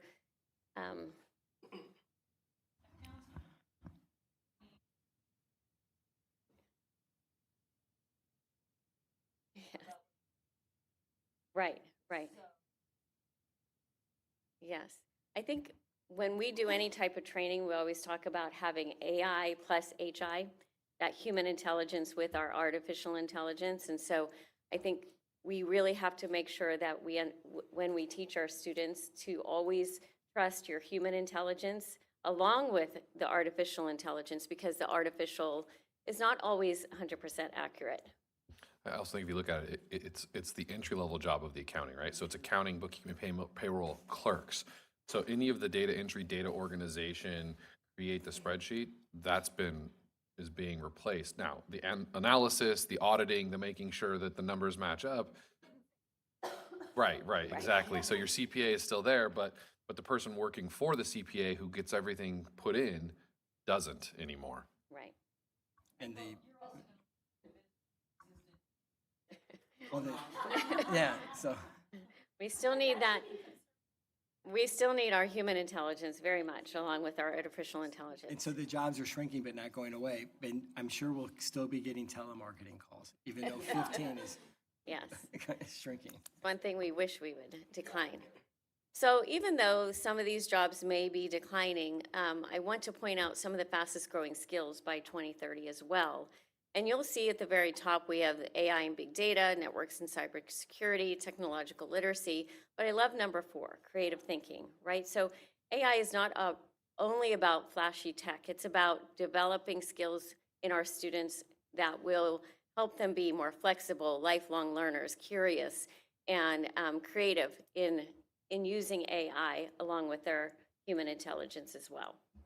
And we like to add, in many of our trainings, people always ask us, will AI take our jobs away? And our response every time is that no, that AI won't take your job, but someone who knows AI may take your job. And so that's just the important piece of how AI is impacting our work and how we can continue to move forward. So that's what we share with all staff. Okay. So in our department, we have focused on these 5 priorities anytime we do any type of training. Future-ready skills, equity through personalization, teacher empowerment, smart decision-making, and innovation in learning. So these, anytime Julia or Lana or myself does any type of training, it has to be focused on one of these areas because AI is huge, right? There's so many different ways that we could go. So we've kind of narrowed our scope, and even though I say narrow, it's a very wide scope, we kind of focus on these 5 different areas anytime we're doing any type of training. And we feel like this reaches every area that we need to reach.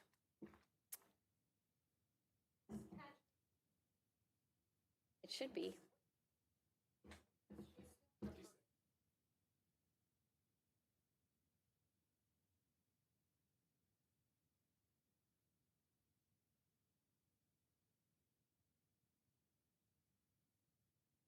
Oh, sorry. Okay. Oh, that was you. Okay. All right, so here is a timeline. When Lana, Julie, and I were creating this timeline, we realized how much we had accomplished in the last 2 years since really AI became, prevalent in education. And it was hard to fit everything in. We didn't want to overwhelm the slide, but we also wanted to point out all the good work we've been doing. And so the beginning of 2023, I was asked to be part of the CSBA AI task force up in Sacramento, along with other California IT leaders, principals, superintendents. And so that was a 2-year journey for me. It's just ending now. But it was really important for our district to be a part of that because we had a voice in state guidelines according to the CSBA, and I actually presented for them at the CSBA conference on AI as well. So, and I had a lot of conversations with the CTO from LA Unified, which is extremely interesting. Every time I think my job is overwhelming, I go and I talk to him and I feel so much better. But it was a really interesting and very informative. And this helped us guide what we were doing in our district as well. So on the county level, our department was able to work with Orange County Department's initiative AI Forward, and this also currently is in year 2 and will continue next school year. But this initiative was really designed to get all the county, across the county, all Orange County districts to come together, and so that we could all have a shared place to talk about the challenges and all the opportunities that come with AI. And so that first year, we really spent the time, once a month, we would meet together and really develop, explore all the new tools, really and discuss all the different changes and how it might impact our students. And really that collaboration amongst all of the districts, we always say work smarter, not harder, really is that collective group where we can come together and really build upon the work with AI. And so as the AI lead for our district, we also meet once a month, a representative from every district. We meet once a month prior to the whole group meeting so that we can decide what the agenda will be, bring in our specific needs, and again, as a shared thought partner to really help the work that we're doing. And so one of the things that came out of our AI Forward group, they have a monthly webinar that each district will host. And so in April, we had Julia host, Kappa got to host our session. And so over 70 educators from across the county actually signed up to attend this webinar, and many of those were our teachers. And so again, just sharing the knowledge and really spreading the work of AI as a county to really then help push us and move us forward. And then from the work of the AI Forward, that really helped our team kind of design the scope and sequence of our AI task force. I'll explain a little bit more in detail, but through the AI task force, there were 6 sessions. And from that, our goal really was to be able to create guidelines, to be able to help determine for our district what it will look like for our students and teachers. And so that work has been exciting. We'll share more about that. So digital citizenship is a big part of what our students in K-12 learn at the beginning of every school year. And last year in February, we looked at the Common Sense Media digital citizenship lessons, and we made them optional in February, but by fall of 2024, it really became quickly clear to us how important it was to make that a part of what's taught at every grade level. And I'll go into digital citizenship a little bit more after this timeline. In the summer Professional Learning Academy in 2024, that was the first time we got to showcase AI for our teachers. And we had 4 sessions, and I have to say they were the most highly attended sessions from the entire academy. So we were pretty proud of that. And another thing that happened in 2024 was a cohort of teachers from Tesoro High School came together and decided that they wanted to really learn about AI. There were innovators at their site and in the district. They had ongoing professional learning all through last year and some collaborative exploration of AI tools in their departments. And then this year, it was really wonderful. We had them here for an all-day training with their principal. And with their principal, they looked at the guidelines that our task force had created, and they came up with a Tesoro version. And it is a thoughtful, school-based model that we're going to use to guide other sites as they move forward in the same practice.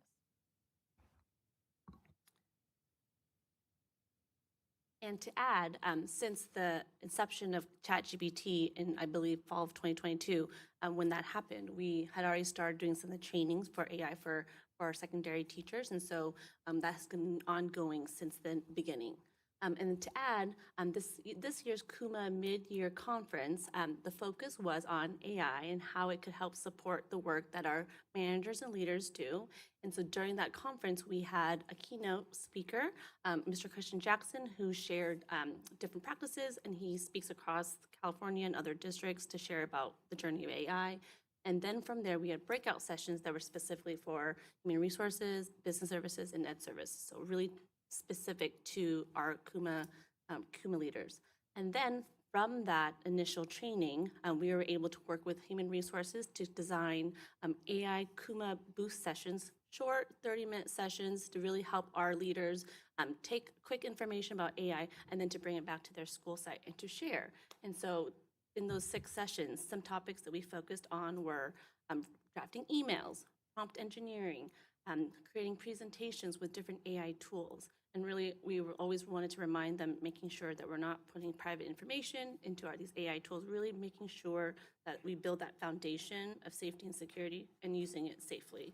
And so from there, we were able to work with our leaders to be able to share more AI resources. And then finally, coming soon is our CUSD AI Institute, which we're really excited to share with you. That this will be available for certificated and for our KUMA leaders in our district as our brand new initiative for the 25-26 school year.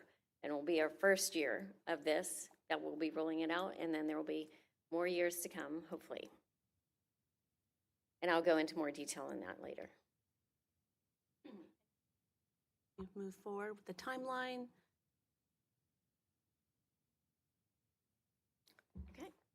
So now I get to talk to you about our digital. Oops, sorry, microphone. The middle school teacher voice. I never think I need a microphone. So these are from Common Sense Media, which is a nationally recognized research-based program that is very well respected throughout all the school districts we work with. And Common Sense Media has created lessons for digital citizenship that are very teacher-friendly. We've provided them to our teachers through our Kite Learning Management learning platform. And so they are ready to go. They include videos, discussions, opportunities for students to reflect, and they're tailored to meet the needs of each grade level. With artificial intelligence in K2, the students learn what is artificial intelligence and where do we see it in everyday life. In the upper elementary, they're going to learn about how AI works and how it can be helpful to people. In middle school, it gets a little more deep. They learn about more complex things like bias and privacy and how AI can influence people's decision-making. And then in high school, we push the students to really consider real-world applications and ethical implications.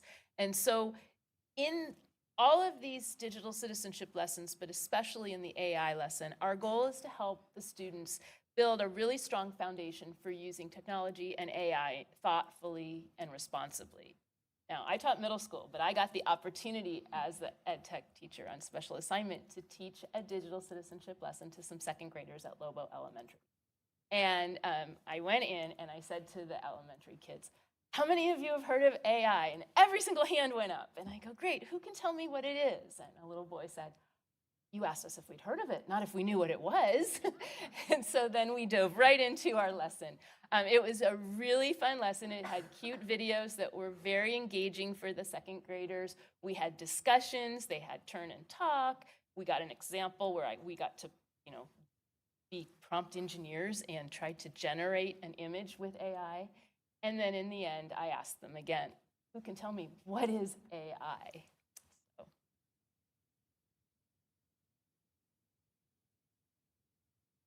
That was supposed to be smooth.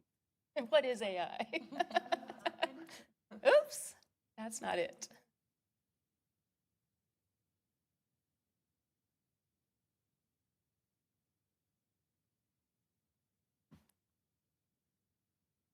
When you say, hey Siri, it'll be like, oh yes, and then I'll give you the answer.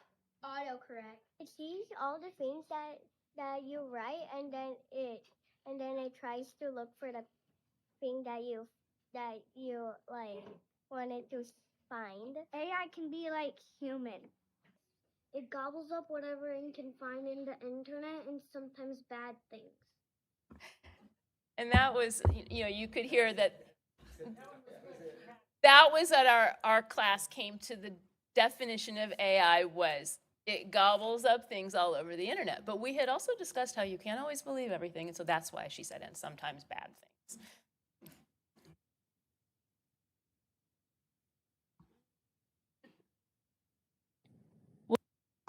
There we go. Okay, so now we'll take you into a little deeper dive into our CUSD AI task force. And as you can see here, we have so many diverse voices that were able to participate on this committee to really help us drive the implementation of AI and the impact of it. And so really appreciative of the work of our task force to really help us create those guidelines. And so ultimately our objective of our task force is really to be able to enhance teaching and learning and using AI safely and making sure that all users of AI really understand the impact of the task force and of AI. Yes, we were happy that Judy was able to join us on all the AI task force sessions. And I will say that it kind of merged from the STEM task force into the AI task force, and then we're going to revisit the STEM task force again with Karen Gauthier. So on our next slide here, I'm going to walk us through the 6 sessions that we had. And so in our very first session, this was our initial session where it was a smaller group. And in this session, we really focused on determining the timeline, the scope and sequence of our task force, and really making sure and understanding the responsible use of AI. At our initial May 2nd session last year, this is where we had the whole group come together and really discuss looking at the vision of a CUSC student and really seeing how AI can make an impact and adding to that.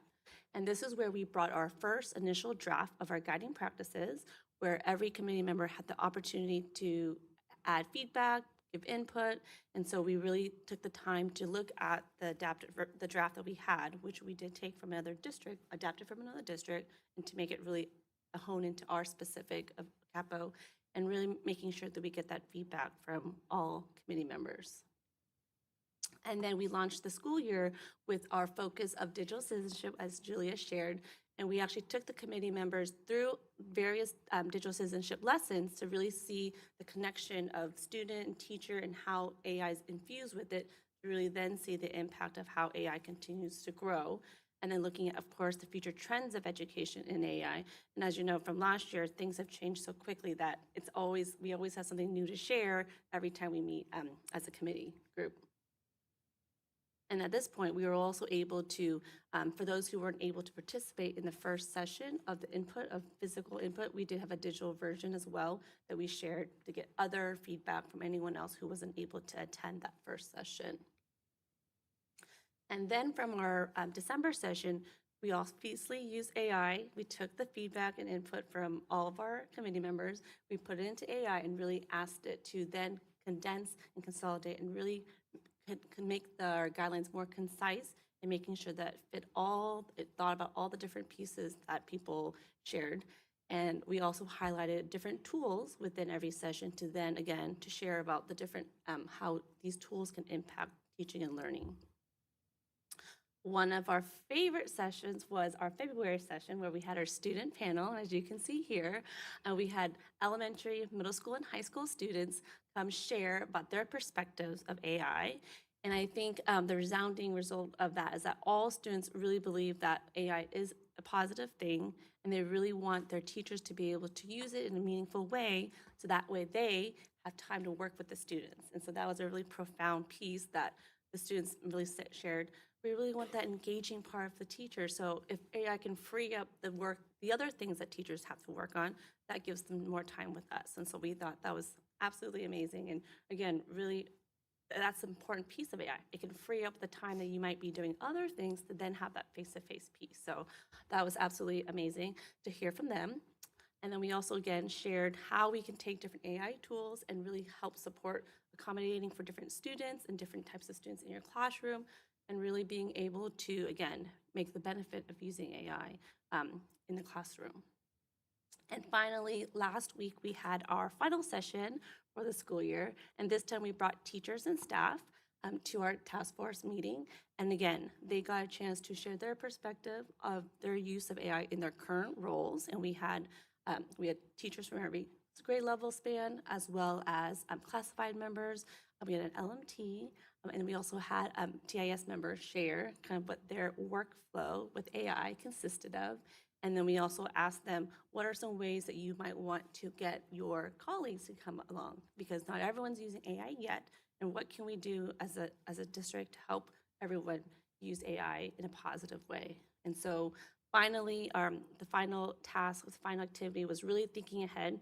Do we need this task force? What will it look like next year? And how we can continue to, again, hear the voices of all of our voices across the district, but then really making sure that we continue to focus on our effort. So any questions on our task force? It's kind of a high level, but we do have links to the presentations for you as well. Questions? Judy, did you like, there was a student panel. It was awesome to have you be to be able to see that. So. Yeah.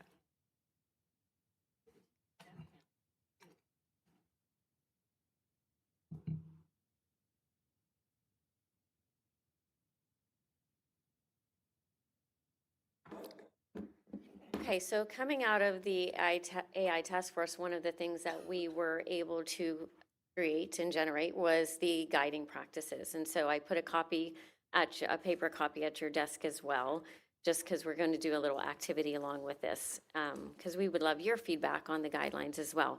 And one thing we like to make sure that we reiterate over and over again is that this is a living document. It is something that will change as AI changes and as we change as a district and grow in our implementation of AI. And so just going through the first page is just kind of an overview of how we came upon these guidelines and the acknowledgement of our CUSD AI Task Force committee members in helping us develop these. And so the third page, if I could get you to look at the third page, there are two sections on this page, a student section and a teacher section of, according to the Capistrano Unified District, I will do these guidelines as far as AI is concerned for the student and for the teacher. And then on the following page is an employee one as well, because we need to think about our classified staff as well, and our managers in our district as well. And so I'm going to have you do an activity with these in a second, but before I go to that, I just want to be aware that, as I was saying, this is a living document. We keep changing it as we go. And so now we've added an appendix into this, a glossary of terms that people may not be aware of when we speak to certain things in AI. And again, we'll keep adding to those as we go along. And then we also have a recommended AI resources. Very short list, but we within that AI toolbox, there are quite a few different resources inside. And the final page is our version history. So we got this idea from another district in that because of AI and because of its evolving part of it is that we want to make sure that we are clear of all the changes and updates that we are making, when we are making them, and what exactly was changed in every version. So that's real specific on those, and again, we'll keep adding to those. So for our activity, I put some shaped sticky notes on your table. And so the star sticky note, once you read through the student, the teacher, and the employee, if you see anything that you think is especially important, I would like you to just write a note, like, I think this is important and why. And then on the other one, the speech bubble, any ones that you may have questions about, put that on the speech bubble one. And then finally on the last one, any idea that you think, oh, I think they missed something, please put that on the flower-shaped sticky note. And then we have these posters behind us, one for students, one for teachers, and one for employees. So the student teacher is over here. So I would like you, this is how I thought you would do it, is read through the guidelines independently, and then write your comments on sticky notes, and then we'll post them on the posters, and then we'll have a conversation about your thoughts and your feedback. Any questions? And I'll just put up those prompts again. Any questions? Okay. All right. We'll give you about 5 to 10 minutes to work on that. Thanks.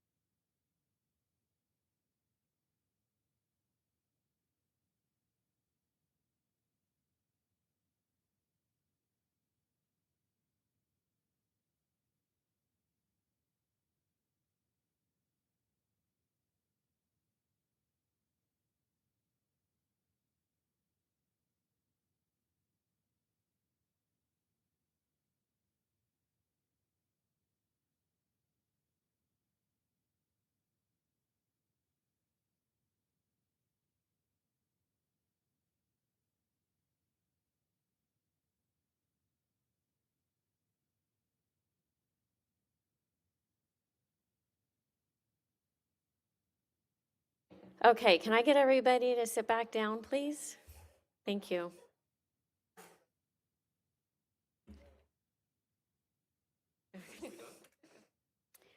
Teacher for a while. I can get everybody back in their seats.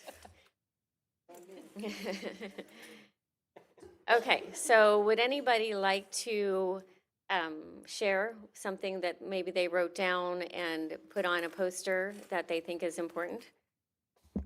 Well, first of all, I am excited that we're doing this work, right? This is not going away, and we've known that since the beginning. And there was a bit of hesitation initially, and I like the direction that we're going. And Luke and I were chatting about how exciting this is to see this work happening here. And so I like the safeguards, I like the direction, I like that we are teaching our teachers how to use it properly, and then moving to having our students use it properly and helping guide what's happening so that it helps create the opportunities for learning and growth. And I think the most important thing is teaching how to use prompts. And I think that will really help guide, and then the follow-up on making sure that things are accurate and helping teach students what that looks like in ensuring accuracy. So those are some of my highlights there. Thank you. I, just as a parent of older students, I mean, I'll admit my age, right? Like, I don't understand. I mean, I can do ChatGPT, right? And that's pretty much the extent of my knowledge, and it's probably not even where it should be. But I also feel like they're kind of I have students that are exiting high school, so they're kind of in that same knowledge base as I am, where they look at it as more of a cheating tool, right? Because they don't really understand how to use it. And so as this is, and it changes so fast, and then we're trying to catch up and teach it and use the tools appropriately and how to use the tools, and which can be huge benefits for them going into any type of system, whether it be community college or a 4-year or a trade or wherever they decide to go. It's going to be a tool that they probably will need to use. And so it's just trying to get that age group, because they kind of are going to miss all of this, right? And they're going into another system now, whether it be further education or whatever, where they're going to kind of have to figure it out. And maybe they're dealing with it at that level too, and teaching and training students. But I kind of feel for there's a group of kids that have missed some of it, but it's all here. But they don't really understand how to utilize it with classes. Does that make sense? Is where like, I feel like I'm in the same kind of boat, although at my age, they're probably much faster learners than I am going to ever claim to be. But I feel like we're in that same, like, It was space. interesting what you said about them cheating. Yeah, focusing. that's how that's how kind of where it came to be. Like, if you go into GPT, it's just going to do your work for you, right? But understanding it could be an access or a tool that can really help you understand or expand your learning or enhance your learning, but they don't know how to access that part of learning. I want to share with you, I had the opportunity to present at Capital Valley High School twice, once a year ago, May, and then again, Lana and I came back this May. Okay. And when I went last year, everyone was talking about cheating. Like, how can we prevent cheating? Cheating. Yeah, That was, right. when we said AI, that's all they said. Right. And it was actually exactly a year later. It was kind of funny, May 2nd to May 2nd. Oh, okay. And we went back. And this time, the understanding the teachers had changed so much that I don't think the word cheating came up once. Right. Instead, it was how children can use it in their classrooms, how the teachers can use it, how they can collaborate. And it was really, for me, to see that 1-year shift in their mindset about Right. what AI is and can do. Yeah. So I think for struggling students, there's a lot of access that can be, doors can open for them, because there's assistance there without actually having to go to another human, right? And it's just in the access of their computer or their phone or however they need to access their learning. But that is going to be probably huge for them. But then educating them on what that really looks like is probably where we're at or need to be. I will say it's kind of a testament to how we were measured in our approach, but moved quickly, right? So when I became superintendent in 2023, the first thing I was hearing about was how fast can boards get policies in place to curb AI cheating? That was the topic. And a few of us in Orange County said, hold up, like, let's take a measured approach and still get something rolled out. And so Stephanie was on the task force and she gave us a lot of guidance. And so you see in the timeline that we took a measured approach. We didn't react. And yet in 1 year, we've moved away from that. Now, can AI be used for nefarious purposes? Of course. And do we have policies in place that allow us to deal with that? We absolutely do. And we probably already did, although if you'll recall, last year we did add language for the use of AI in bullying and the use of AI. But we already had anti-bullying policies. We already have anti-cheating policies. So we didn't need to rush to a policy on that. We needed to work on how are we going to actually integrate the tool. And so very rarely in education does 12 months get us from pretty much nothing to a very big system being rolled out. And so, you know, it's a testament to the work that the team here has done, that they were able to go from nothing and how do we ban it to where you are today with a plan moving forward. And really, I mean, it was a 24-month timeline, but the reality is it was like the last 12 months. Yes. So Yeah, they've done a lot of good work. it's just crazy fast, right? And then can we keep up as just even people? Yeah, it's revolutionary. I often equate it to when we first got the internet. Right. I was in the classroom. Yeah. And I remember that one computer in the library that had the internet. Yeah. Right? And so Right. I remember that. That's how old I am. And so I remember that. And it was very exciting at the time. I was the teacher that was like, can I use it? Can I just move it to my classroom? Yeah. So not I surprising. can I go am. back even farther and remember when calculators came out. And then it was. You don't want to say that, Clark, out loud, see? Then it was programmable calculators, and that math teachers were like, oh my God. Yeah, the cheating. yeah, I know. Cheating. See, And it's now it's just- just integrated into the curriculum. Okay, I want to keep moving on because we've got some really good stuff to share with you. Alana? Can I mention a couple of things? Okay, yes, sorry. That, just real quick. You saw a change in teacher attitudes, but teachers are working with this and they're seeing it. I think there's probably a parent education component that, because most parents aren't working with it all the time and don't understand it and find it worrisome and scary in a lot of ways. I wanted to mention, I was at Nagel Hills Middle School for their open house, and you may know what they are doing, or one of the teachers, I was reading papers where students had written a draft and fed into some specialized AI, I don't know what it was called, who gave them feedback on the paper. And some of the feedback I actually didn't think was all that good, but a lot of it was good. And this one student had, the packet was like this thick, where she had revised and revised and revised. And she'd done a really good job in the end, where it had said, more evidence is needed, or your topic sentence is weak, or whatever. And I thought that was really valuable. I wanted to talk really quickly about the prompt engineering, because I read something where they were saying the fastest growing job category in the world or whatever is prompt engineer. I think we all are unwitting or should be prompt engineers, because I know often my husband will say, well, I don't know how do I find out this? Well, I'm a better prompt engineer just on Google than he is.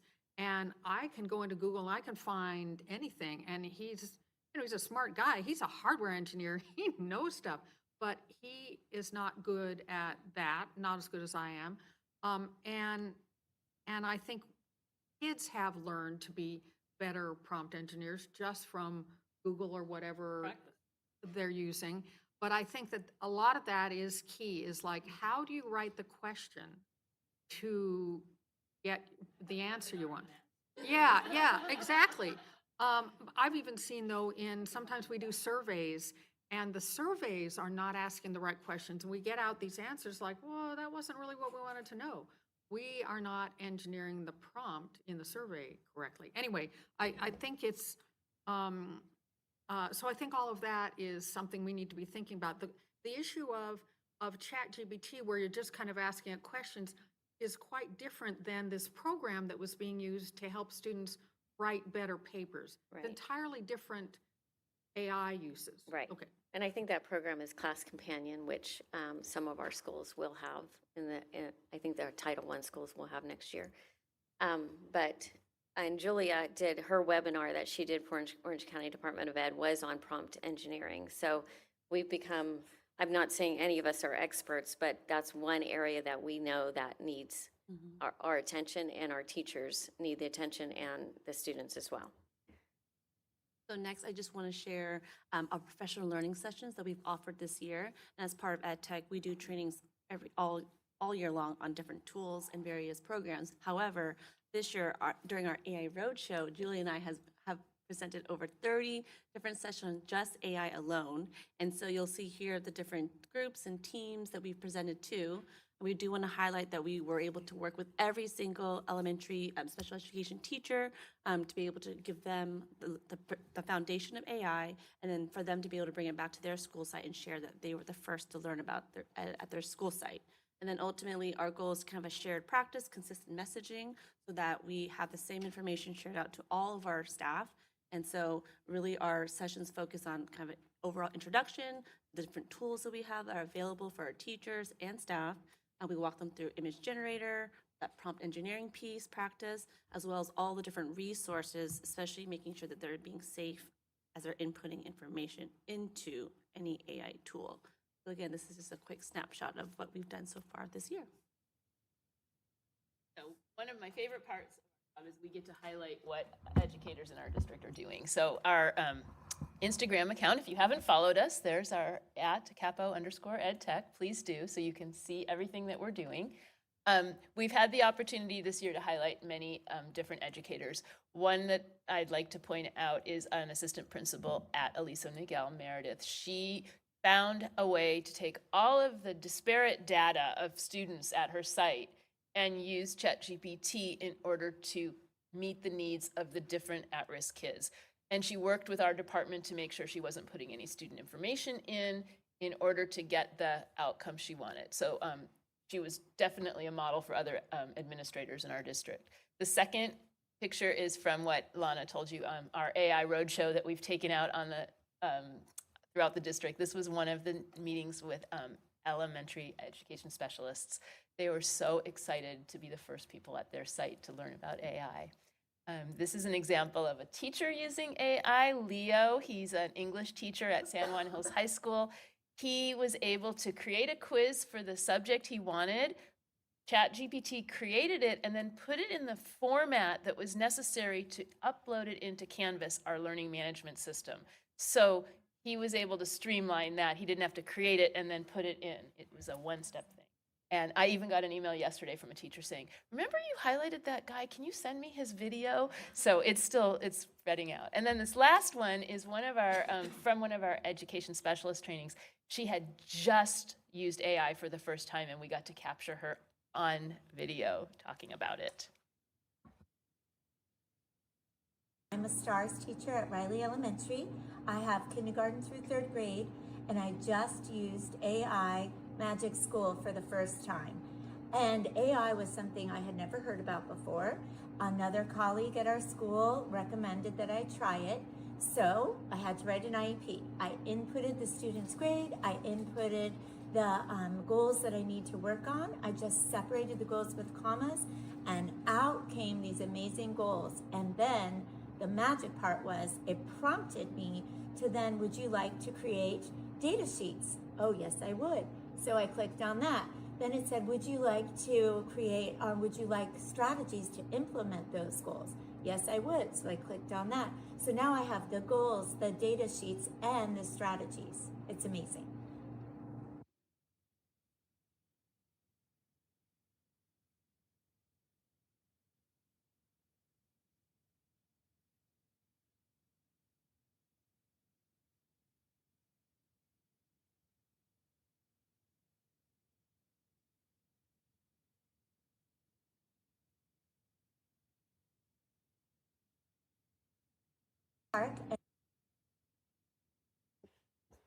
So now super exciting. Our CUSD AI Institute. This is going from exploration for the last 2 years of AI in our district to implementation. So what is this going to look for us? And so our team has come up with this idea of having an AI institute, which will serve our KUMA members and some of our certificated staff out at sites. So this is our overview message. And normally I don't read slides, but I think it's really a powerful one, so I'm going to read it. The Capistrano AI Institute is a professional learning program that will empower our certificated and management staff to use AI tools effectively and innovatively in the workplace while modeling best practices to build a world-class education for our students. And so that's our kind of our tagline for our institute. And our focus, we are focusing on the COSD District Goal of Academics, and we have 4 priority areas that we will be we will focus on in the institute, which will be differentiation, engagement, efficiency, and data analysis. So these are the 4 areas that any session that we create and deliver will be around one of these areas or more than one. So what does the structure look like? So we have a structure for our certificated staff, and then we have a structure for our KUMA members as well. So when we originally thought of this idea and proposed it, we wanted to see if there was interest first out at our sites. And I often tell this story that I've been in ed tech in this area for about 10 years now, and I've sent lots of surveys to teachers. And we have about 2,000, and sometimes I get 50 responses and get super excited, you know.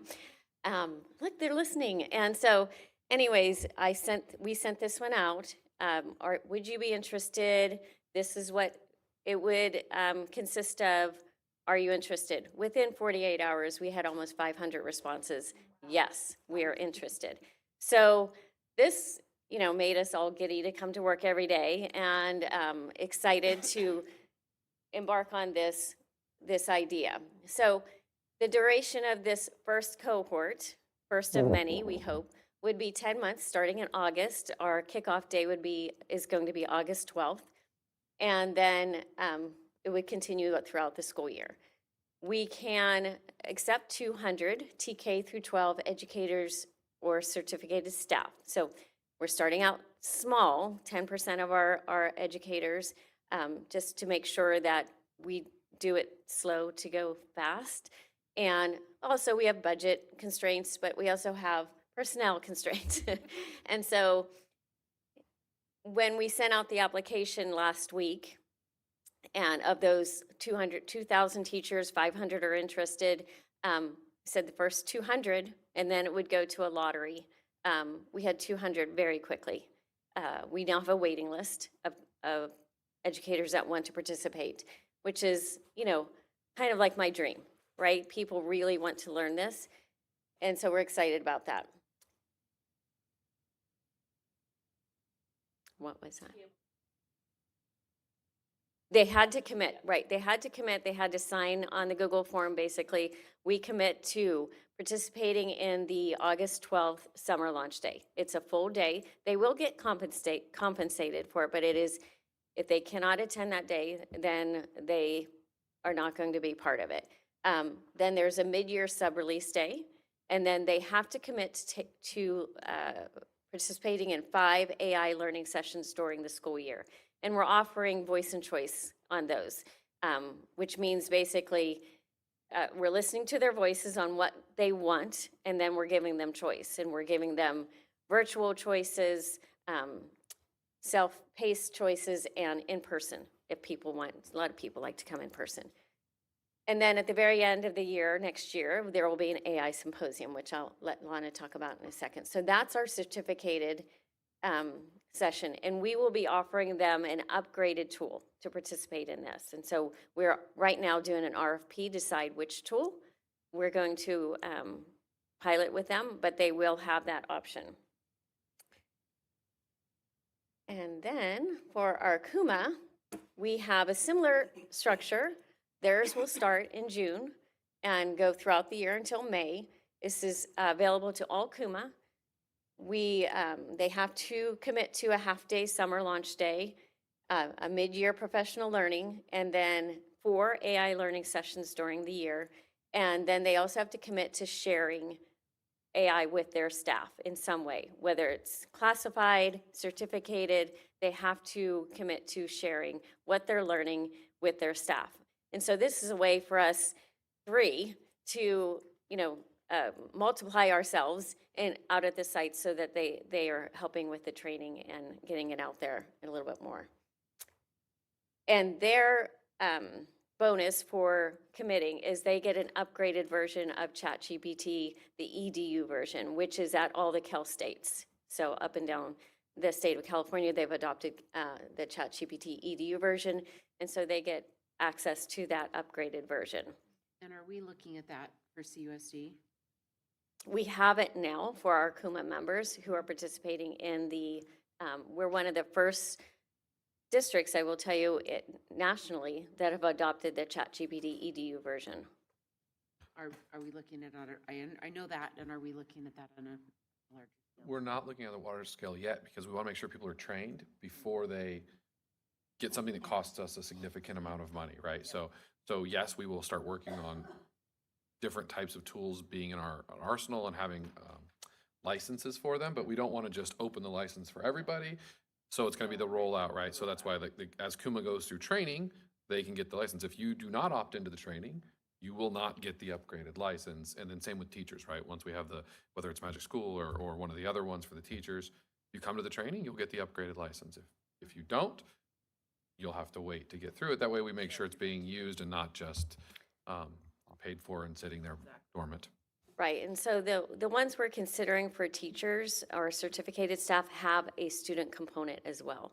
And so ChatGPT EDU version does not have a student component. So we want to offer for our teachers to show students how to use AI, put those guardrails in place, because I think teachers want to use it in the classroom that are interested in this, but are not sure exactly how to open that up to students. Whereas a tool like AI School or Magic School AI or Brisk, they have a student component, and it allows the teachers to kind of put up the guardrails and say, you can use this component of AI only for this assignment. And so it makes teachers feel more comfortable about using it in the classroom because they have more control over it. Whereas the ChatGPT EDU version is very broad. It does, they do follow CSDPA, they follow all the guidelines, FERPA and everything like that, which makes us feel more comfortable. And it also makes us excited that all of our students who will be going into the Cal States will be familiar with AI before they go in there. Those graduating this year, not so much, but try. Yes. So that's our structure for our certificated and our KUMA. So when we sent out the application, we added a couple questions. Why are you interested in participating in the Institute? What do you hope to get out of it? Just open-ended questions that would help guide us. The answers were, I'm going to repeat, Stephanie, we were giddy. Like we were reading them to each other. We couldn't get over how excited the teachers are. And we wanted to share with you some of them, but we couldn't decide. So we actually took all of the responses off the spreadsheet, put them in ChatGPT and said, could you pick us 4 really good ones that represent the different types of people who replied to this? And so these are the 4 that Chat picked. And I wanted to share them with you because they really show the excitement and the intentional purpose the teachers who want to participate in this have, or teachers and educators. So the first one's from a 5th grade teacher at Essentia, and she said, I'm excited to create a classroom environment where AI isn't just a buzzword, but a meaningful tool that supports student growth and curiosity. I think that's really powerful. Valerie Acosta is a principal at one of our elementary schools, and her answer is just describes the kind of principal we want participating in this institute. She said, with AI tools increasingly integrated into education, my goal is to be a forward-thinking leader who's proactively preparing students and staff for the future of technology. Doesn't that give you goosebumps? I know. Our next one is from Sarah Snyder. She's at ATP, and we said the institute is for TK through 12, but we also have, I think, 5 ATP teachers who signed up to be in the institute. And she says AI has the potential to personalize instruction, support communication, and help students develop real-world skills, which is exactly what we want those ATP kids to get. And then finally, Brandy Wiley, who's in Human Resource Services, her comment was about how management can use it. I believe it will help me create a variety of tools, including job descriptions, interview questions, and other HR documents. I'm always happy to explain what I've learned when I see areas to work more effectively. But clearly, your follow-up prompt was, I need someone in different categories. Exactly, exactly. And it was hard to just limit it to 4. But we are going to use all of the answers that they provided, I think that's our next slide, to make these voice and choice sessions for them. So this is an example, big sample stamp there because it's evolving, of several courses that we're planning to design for our Kuma Institute. And you can see that it's really differentiating depending on the different types of people in the Institute. You know, AI in special education, or crafting impactful messages, or personalizing education by making GPTs. Clark and I were talking about how incredible it's been to be able to make our own GPTs, and that's something we want to share with our Kuma people. These will be offered in various times and places to make them more convenient for our Kuma members. And then these are some sessions that we've been working on creating for our educators certificated, which also includes, I want you to know, counselors, speech pathologists, any certificated employee who wants to participate had the opportunity. We took all of their answers from the application, put it into ChatGPT, and some of these were generated from it that we hadn't even thought of. And so I thought that was really powerful. So you can see some of these like AI enhanced PLCs or AI tools for school counselors. So we're excited about planning those. And the tools that we choose, whether it's the ChatGPT EDU version and the tool for teachers and students, those representatives, those vendors will participate in helping us with this training as well. So it won't just all be Julia and Lana.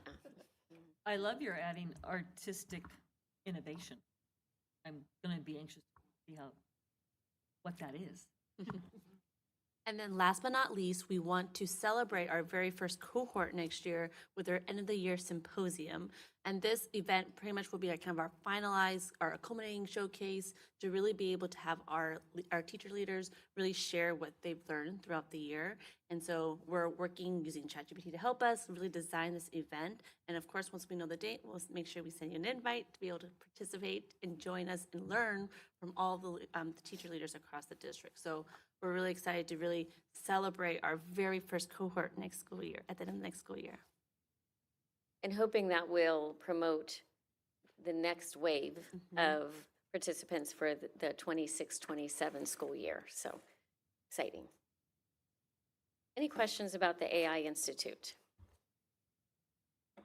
Well, I did put it on a sticky note, but because I was there at the very first meeting from STEM to AI, where I think Lana was presenting, and we had a couple teachers who were using it, and another teacher that I would have thought was using it, and I was kind of surprised, wasn't. And then when they explained how they used it, it was like, so where we have trepidation because, just not feeling the comfort, my question was, and it kind of relates to your innovation on display, is if there could be, and I understand more work, but a place to go for best practices. Help them try something out, give them some stepping stones so that then, they can play with it a little bit and with suggestions of what's worked for someone else.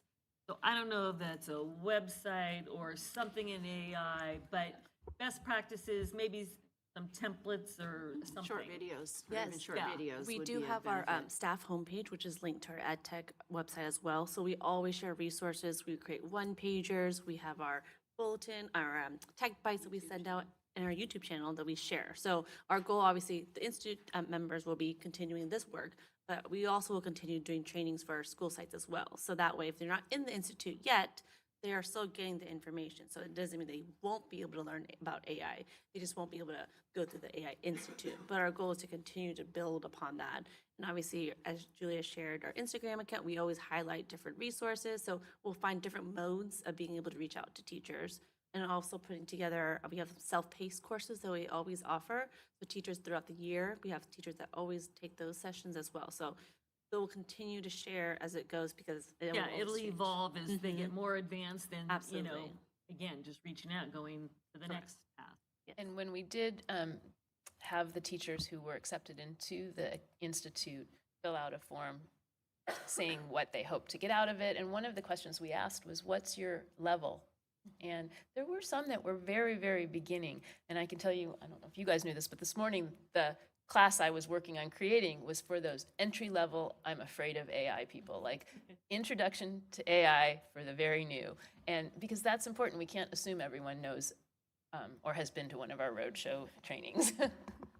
So if there's someone who really wanted to be in the first institute and, you know, they're not one of the 200, are you going to record the whole session so that someone could sit there and watch it? I mean, it's not as good, but if somebody is like, oh, I got to have this and I didn't get chosen. We always record all of our sessions and then make them available. So those are the ones like we would create and then put into a self-paced course on our professional learning program that we have that they can walk through themselves on that. It's just a lot to get done for this school year. We'll be flying the plane as we're creating the plane as we're flying it. So, but that's our hope, is to create these sessions so that then they just go in there themselves and learn on their own. A lot of our teachers are already doing it. When one of the questions we asked at the very beginning was, have you used any tools so far? And so many of them have already been using them. And that's kind of what went, okay, we need to get a hold of this and try to, you know, centralize this so that we can train ethically and effectively and make sure they're using it correctly. And one of the tools, Magic School AI, which we're considering, I just asked the rep, how many of our teachers have already signed in to Magic School? And she said 525 this year. And I went, oh, okay, all right, let's move. So that's the idea. And just because we have the AI Institute doesn't mean we're going to stop educating the rest of the district on artificial intelligence. Lana and I will continue visiting sites. We were looking at kite learning this morning. I was looking at self-paced courses that we could put in the Institute, but Lana and I were also discussing which ones would be perfect for people who didn't get into the Institute but still want to learn about AI. So it's not, you know, you lose if you're not in the, we want you to know that we're going to continue educating all of our teachers. We think about it in varying levels of intensity, right? So if you're in the institute, it's very intense. If you're wanting to sample, it may be less intense. We have an option for you also. If you want to preview the institute and then go intense next year, we'll probably be able to do that, budget pending, and a few other things. So it's just about the level of intensity, not necessarily you're in or you're out. So that has been our journey of innovation with AI. It's been quite the 2 years. Exciting. I always talk about when I became CTO, I'm going to keep it like, I'm not going to start anything really new. And then AI came. And then it just, you know, changed everything, which is good. Change is good. You have to embrace it. But these are not our students. This is AI generated, but it is AI generated on the shores of the Dana Point Harbor. So I asked it to put them in front of Dana Point Harbor. So. Yes. Their teeth. Yeah. I can't get over their teeth. Yeah. It's getting better and better. This was created about 2 months ago, so it'd probably be even better now. But yes, exactly. I just can't always put faces on presentations. But anyways, that's it. Thank you.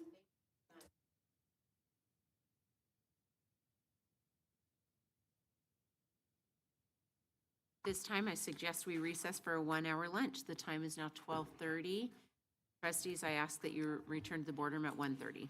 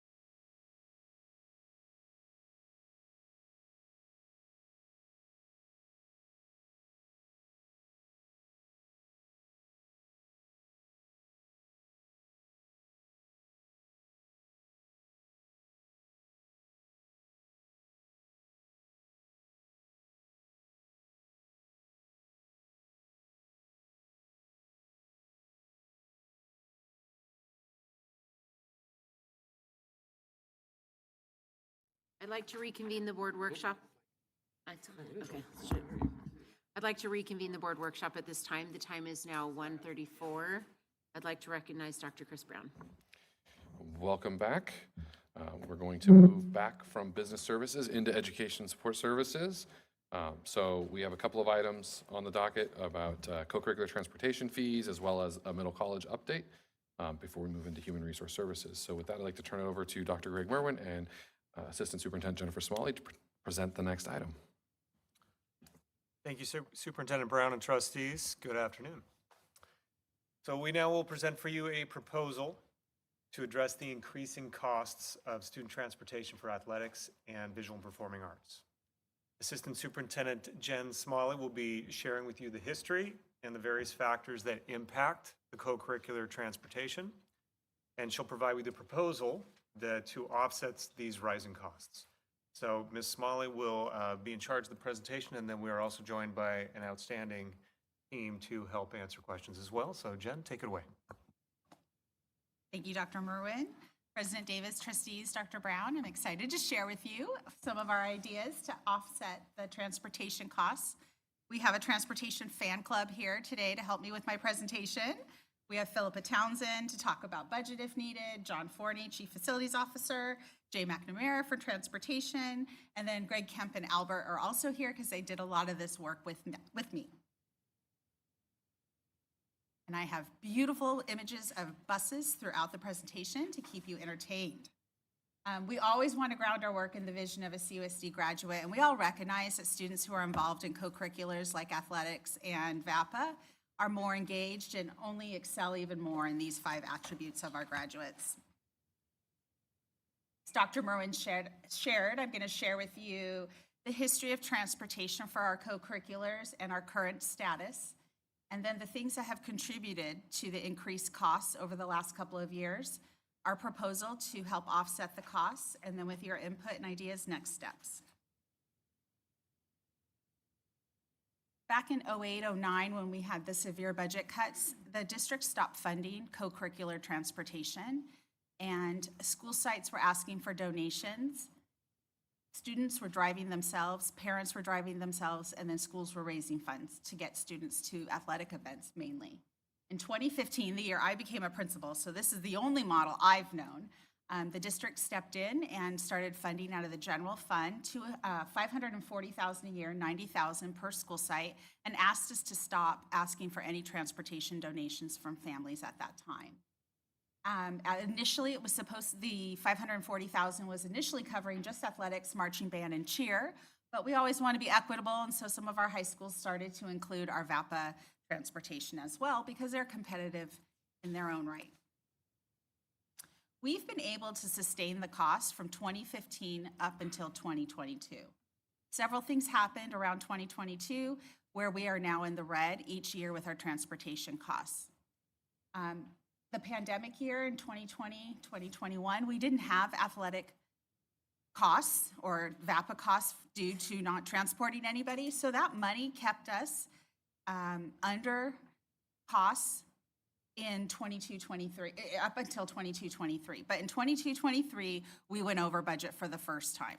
So to be really clear, we had enough money from 2015 up until 2022 to cover all the transportation costs. With that 1 year of not spending it, it covered the overage. But in 22-23, we went over. Yeah, just to be clear, we were deficit spending those years, but because we had the $540,000 from 2021, we were able to lay it on the top. So the cost was more than the $540 in those years, but we had that 1 year of savings to carry over. And then that, of course, like everything, ran out. We only had 1 year savings, didn't we have 2020 and 2021? We did transportation in 21-22, so it's just 1 year we ceased. But it probably wasn't as much in 2021-22 because we started later. Correct. Yes. Good point. And deficit spending isn't, that's Dr. Brown and Philippa's forte, so I'm sorry I didn't have that vocabulary. But look at how much we went over last year. So last year, for all 6 high schools, it cost $917,000. So we went over $377,000. That is a lot, and our general fund is picking up the overages. Ask another question? In terms of the budget and expenditure, do we know if this comes from a lot of teams or VAPA performing groups suddenly making it into competitions, and so the transportation costs? So it varies by school and by year, right? Obviously, schools where their athletics teams go deep into CIF, that spikes the cost. We want our teams to go deep into CIF. Some schools include VAPA. Some schools don't, right? So some schools went over just in athletics. Some schools went over with athletics and VAPA. Some schools honestly didn't quite go over as much, right? So not every school was the same. And like I said, it varies year by year, but the variance is now not enough like to account for, well, maybe just we had a good year for CIF, so this year was over.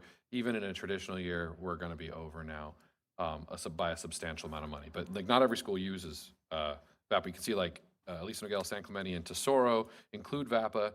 Dana Hills, Capo Valley, and San Juan Hills don't include visual and performing arts. So it's not one cause, it's just costs. Well, and besides that, we had a driver shortage, and the schools that had to pay for charter buses, I mean, that was huge, because it was almost like triple what they would have been paying our.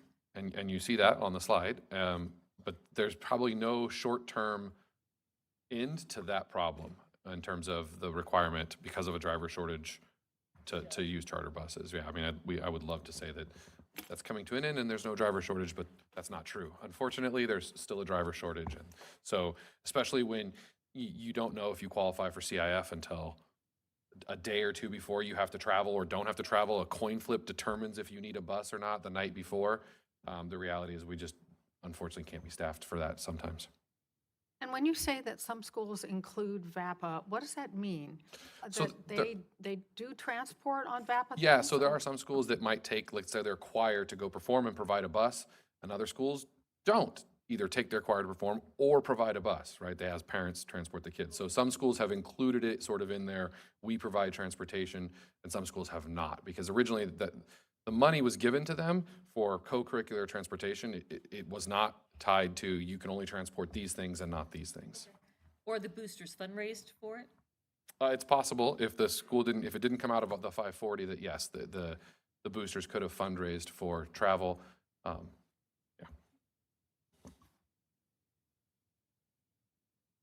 Several things have contributed to the over-reliance or the need to rely on chartered buses that Dr. Brown just referenced. In '23, moving the school time back to 8:30 pushed all the events back an hour. And our bus drivers, they're amazing and will pick up all the shifts, but they can only do a 16-hour limit. So just that 1 hour has put a lot of our drivers who do the morning AM, but then they can maybe get the students to the event, but they tap out their 16 hours and are unable to get them home. And we have to get a chartered bus to bring them home. And then our HRS department has been heroic in their efforts to hire substitute drivers, but we still have a shortage. So with the 16-hour limit and then the lack of substitute drivers, we frequently are using charters for our after-school events for both athletics and VAPA. And I know if Dr. Presby were here, he would not want me to pass up this opportunity to say, for anybody watching, we're hiring bus drivers, and we have a great training program, and I believe we pay during training. So if you're considering a career in the student transportation industry, please contact Capo. If we're going to have to be making a decision on this, and I realize you're proposing different ideas, which we haven't gotten to yet, we've been hearing within CSBA, a lot of school districts aren't happy about this late start. Do we hear, Dr. Brown, anything about maybe there will be some kind of changes, especially if we've got budgetary issues in the state, that we might reverse this and go back? So we have not heard of any changes being championed by legislatures. We do know that generally speaking, CSBA, AXA, as well as a lot of our local districts, would like at least to have local control over things like start times, as opposed to a mandate to go one way or the other. I don't know what the political will is for that at the moment. So that's something we can talk about with our legislative partners. This chart references what we were talking about just a few minutes ago, that some schools, every school went over. We're in the red for every school, but some schools go over more. For example, San Clemente High School, we're very proud of them. They make it to CIF in almost every single sport. And therefore, their transportation costs are more than a school who may not go to go to a CIF as much. Our buses are very affordable. Thank you, Jay and his team. Our yellow school buses are only $55 an hour or $65 if it's a last minute.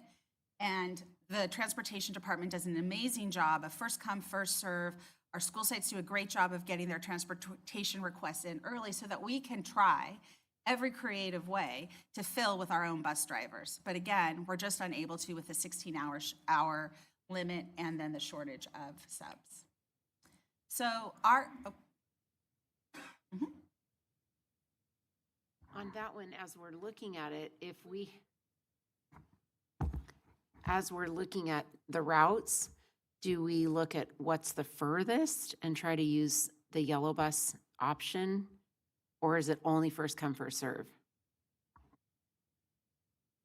Yeah, I mean, it's generally been first come, first serve because we have to get them set, and that's fair, and we have to get them a ride. It'd be hard on a team to say, you had a ride, and now you don't have a ride, so go ahead and charter a bus, right? So that would be the challenge. It wouldn't be fair for teams.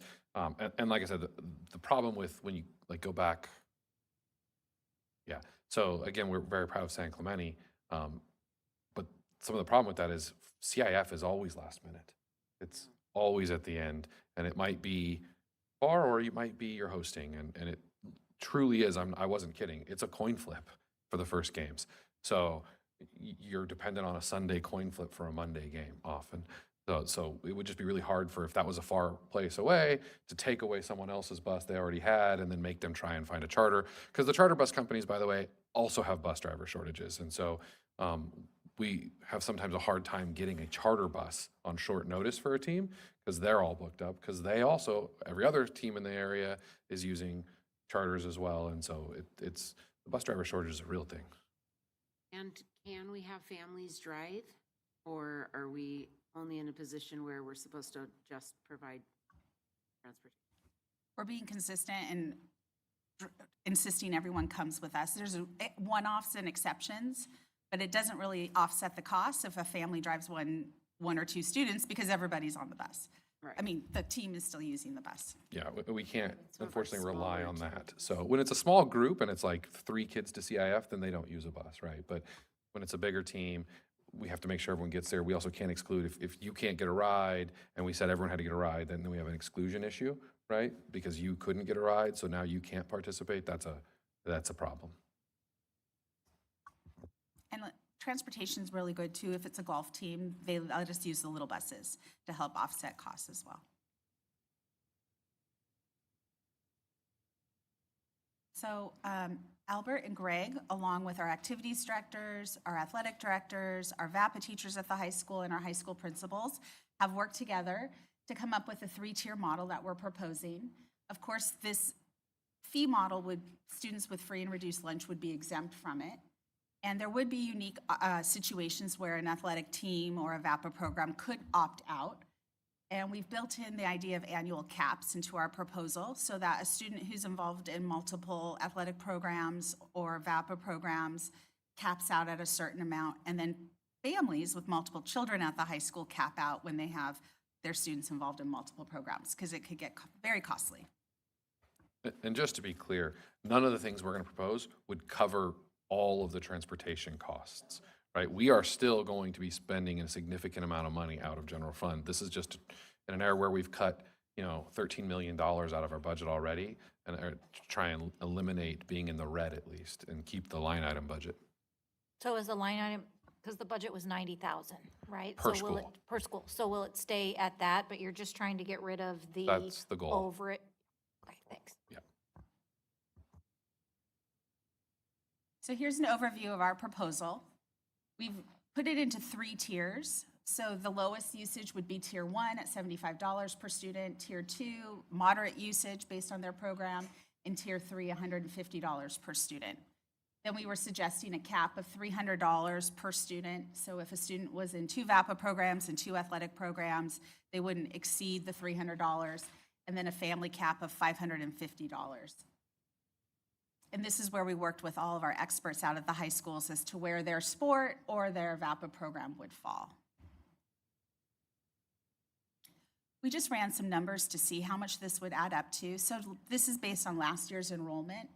We had over 6,000 students participate in athletics, but those are duplicated students. So a student who was in 3 sports got counted 3 times, and same for VAPA with over 1,700. But we could have potentially brought in over $600,000 with fees for transportation to help offset costs if we had implemented this, just based on last year's numbers. And remember, that's not assuming any of them are free and reduced, which means they wouldn't pay. And then also if you're in multiple, you're in cap. So that number would not be reached. It's just the theoretical max.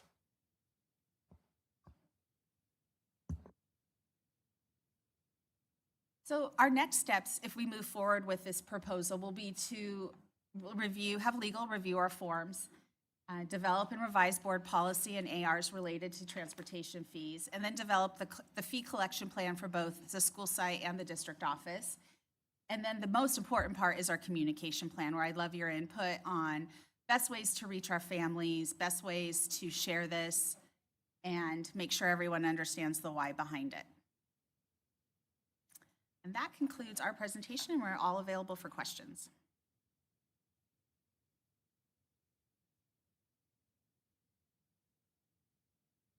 So just as a aside, there are numerous districts in Orange County that use a model like this, or actually just use a flat fee model where you pay for every kid that you have in a sport. You pay the school and they get transportation.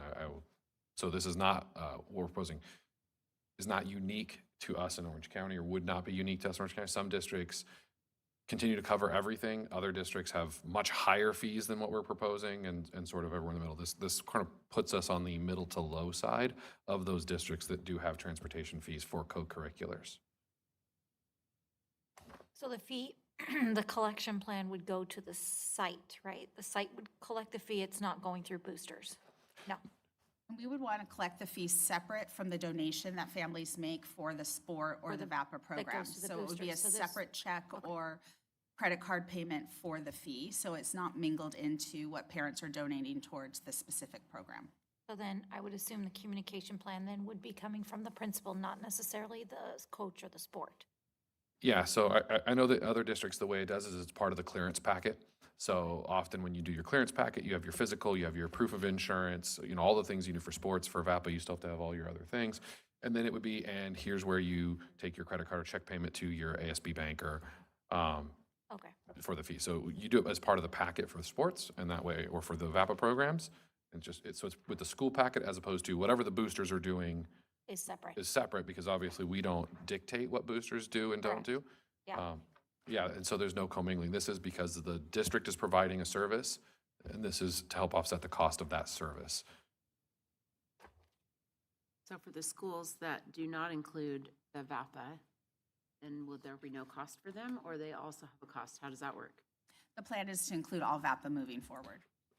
Go back a few slides. Yeah, right there, right there. Yep, yep. What you could say, though, is if you're going to say as a program, our program will not be traveling. We're choir, we're not going anywhere, we're not traveling to events, then you could opt out. We would have the opt out if there is no cost. Or our group is 6 kids. We have families who can make this happen, so we're going to opt out because we only have 6 kids. But then you're opting fully out, right? So you can't go then try and reserve a bus because, oh, at the last second we thought we needed one, right? So if your program isn't going to travel, no problem, opt out, and then we wouldn't charge any fees to the kids, because if the program's not traveling, there's no reason to charge fees. If your program is going to travel, then we need to offset the cost a little bit. And we put these into categories based on usage of data that we have from this year. Is that how we identified as the data? We know that like football is a high usage type of team. Is that how we categorize these? I'm assuming That's the we tier used 2. some data. Yeah, so we used it tiered by working with principals to look at who's been traveling the most and has the most expensive travel. So while football's a large team, there's some sort of economies of scale as opposed to baseball, right? So and how much traveling they do, right? Football only plays once a week. Other sports play 2 or 3 times a week, so they might travel quite a bit more Okay. during the course of the season. And then CIF is its own nonsense. But yeah, that's what I said. This actually puts us on the low end. A lot of the districts are 150 or more, and it's just a flat fee for everybody. So But groups could still choose to opt out if if they're not going to decide- travel. Or if they have a small group that they travel still. Yes, if they're a tiny group and they can travel, they can guarantee every kid doesn't have an access problem, then yes, they could opt out. Like the football team's never going to be able to opt out, but if Let's you have a just say- 3-person boys golf team, yeah, maybe. Let's just say girls volleyball, they decide as a group that they could collectively make sure that everyone gets there and they've communicated with families, et cetera, et cetera. It'd be really hard for a large sports program to opt out. It'd be hard for them to make that, and the first time someone missed would be a problem, right? So small programs or programs that don't travel, easy. A large competitive sports program that's going to have to be at a certain place at a certain time and might not know it till the last minute, that's going to be a lot harder for them to opt out. The potential total of the 615,000, did that include when you were estimating there could be students in multiple sports or also in VAPA and athletics? So No. like, is this a high number? It's the highest hopeful number. It's an impossible high number. We'll never reach that number. So, Okay. because it also doesn't include free and reduced kids who wouldn't pay anything, right? So you have probably 30% of your students, 25% of your students who fall into that category, even in sports and VAPA. And so you're going to not charge them. So that number is, there is no cap on a family, there is no cap on a kid, and every free and reduced kid pays, which are not true things are going to happen. So we'll never get to 610. And the point of showing that was even if everybody paid, which we know they won't, it still wouldn't be the $977,000 that it's currently costing to transport kids. And that cost will be more next year. It won't be less. Okay, so if we looked at actual overspend, which was 376,381, that represents 61% of this potential 615,000. Which we think is probably pretty close. Because we won't get to that. Right, So we're trying to get to that break even. Yeah, take 25% off the top for free and reduced kids who don't have to pay. So there goes 25%. Now you're down to 75. You only got to get to 61. We have a lot of multiple sport athletes. They're going to be subject to the cap. They play 3 sports, but they're really only going to pay for 2. You have kids who are multiple VAPAs, and you've got families who've got 4 kids in 3 sports. They're not going to pay, that full amount either. So I think that 61% is probably, we'd see after the first year and adjust, but pretty close. So we would probably collect this sometimes at registration, but some kids aren't going to know if they made the basketball team until later in the year. So it'll be a rolling collection. Okay. And if for some reason you paid, got cleared, and you didn't make the team, there'd be a refund. Okay. And is the staff suggesting starting this for the coming school year? We had talked about a longer-term rollout plan, so the idea this would give us a year to communicate with families, and then it would be implemented in the 26-27 school year. So again, I like to have long runways on things, so. Okay. I am concerned a little bit about sort of the rules. Now, you just said if you pay for basketball and you don't make the team, you get a refund. But I feel like we'll need clear rules. Like, let's say the drama class is not planning to travel, and I would think often drama doesn't travel. But then at the end of the year, something comes up. So what's the rule? Then do they have to provide the transportation, or do you go back to everybody and say, okay, $75? So that would be something that the principal and the drama teacher would deal with in the beginning of the year. If the drama teacher says, we're not traveling, we're opting out, kids don't pay, totally fine. Then if the drama program wants to travel at the end of the year, they're probably going to have to work with their boosters to fund travel through their boosters. And I don't really care what the rule is. I just think we're going to need it. And that's why we want time to roll it out. Yes, of like how do you handle these situations where you refund or you end up charging when you thought you wouldn't have to? Because, for one, I guess my thought as a parent is that no, the drama team drama never travels, but then they do. And now I've got to pay $75 for one trip there No, and back. You know, that's the kind of thing that would go through my head. So I just think there have to be very, very clear, this is what happens in this case, and it's not always going to be fair. That's all I'm asking. I don't care what the rule is. I'm just saying I think we need them. Yeah, we would definitely have rules, and that's the part of the feedback, right? So as we communicate with families, those sort of things. That's one of the reasons we said we definitely don't want commingling of funds. We didn't want this to run through boosters, because this is a much easier situation to be able to refund and separate and do those types of things when it's a separate line item entry for a family or for a student, right? Then we can make sure that, or you know, it's not that I didn't make the team, but I broke my arm and I didn't travel and I didn't play. Okay, well, let's go ahead and get you refunded. So those are the kinds of things we'll work on. So do we not have, I know there's field trips in at least elementary school and middle school, I think, and probably high school, I don't know. But do we not have any sport travel other than the intramurals in elementary and middle school? So we Correct. wouldn't be doing anything with this in elementary, middle school? Okay. I also want to mention another parameter that we've also identified that we're going to spend next year working on is with having tight rules in regards to athletics. It's not that these transportation fees are for sanctioned games, not for tournaments or traveling to Arizona for an experience to play an Arizonian team, whatever that may be. It is strictly for our scheduled games, or a cap on how, you know, Tesoro's choir program competes in way more competitions than maybe San Juan Hills does. So having a cap on those as well, so it's not a free reign. We want to have a lot of guidelines and parameters and boundaries. And so this is going to be our bus transportation, or at least bus transportation that we could provide if we don't have to charter a bus. No flights, no hotels, no anything else. Okay, because yeah, the Soros choir goes to Austria. Yeah, yeah. I mean, that's exactly right. You have sports Yeah, teams yeah. that have their league games. Those are all relatively local. If that sports team also wants to go play in Northern California, or we have sports teams that go to Hawaii every year, fabulous. That's not part of this, right? That's Booster Club done because that's sort of an extra. It's not required, but it is required for our football team or our swim program to participate in the Alpha League or the South Coast League. Those are sort of requirements. So that's what we're talking about, Okay, and all right. that's the way the funding's worked for now. So even with the money they've been given, the 90,000, they couldn't use it for those big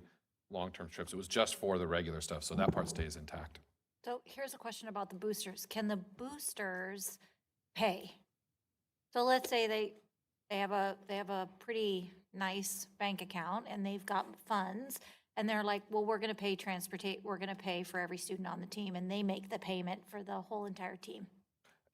It's fine. I don't think there'd be any problem with that. It would still need to be a separate line item, right? Where they would literally have, here's a list of every kid that we're paying for. Here's the 150 or 100 or Right, 75 per kid. And then they submit the check out of the boosters going to the Yeah, school. I mean, ultimately, the parents are still paying for that, right? They've just paid to the boosters. Correct. It's just filtering through the Yeah, booster. both are taxed Yeah. deductible organizations, right? So it's fine. Okay.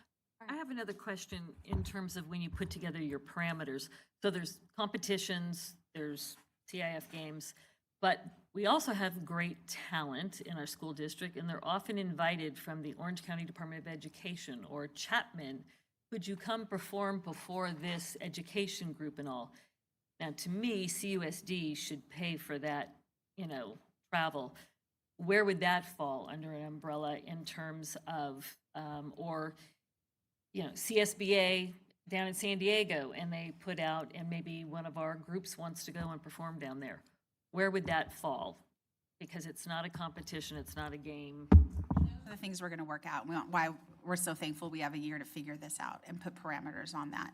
Because where is the distance? Is it within we've researched a lot, like Dr. Brown mentioned, a lot of other districts, and a lot of funding is funded for within the county. But if it goes outside of the county, then it's going to maybe fall on the school site or the booster. So those are the parameters we want to study next year and put into place so it's very clear.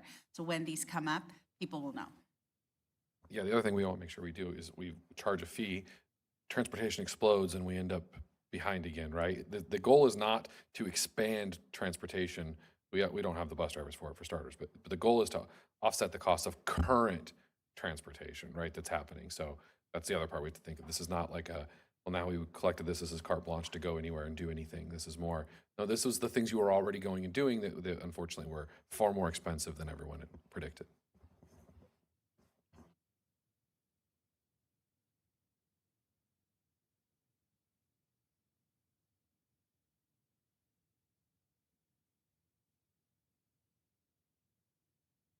Thank you. Love it. Thank you. All right, we will continue then working with our principals, clearing up the parameters with the idea and communicating with families. Again, we don't want to spring anything on them, so they start knowing this year as their kids are athletes that next year the packet will have a change to it. Start saving now, yes. Actually, given the cost of club sports, I think this is inexpensive. So we will start the next one at 2:15. So if you need a 10-minute break, we can take a 10-minute break.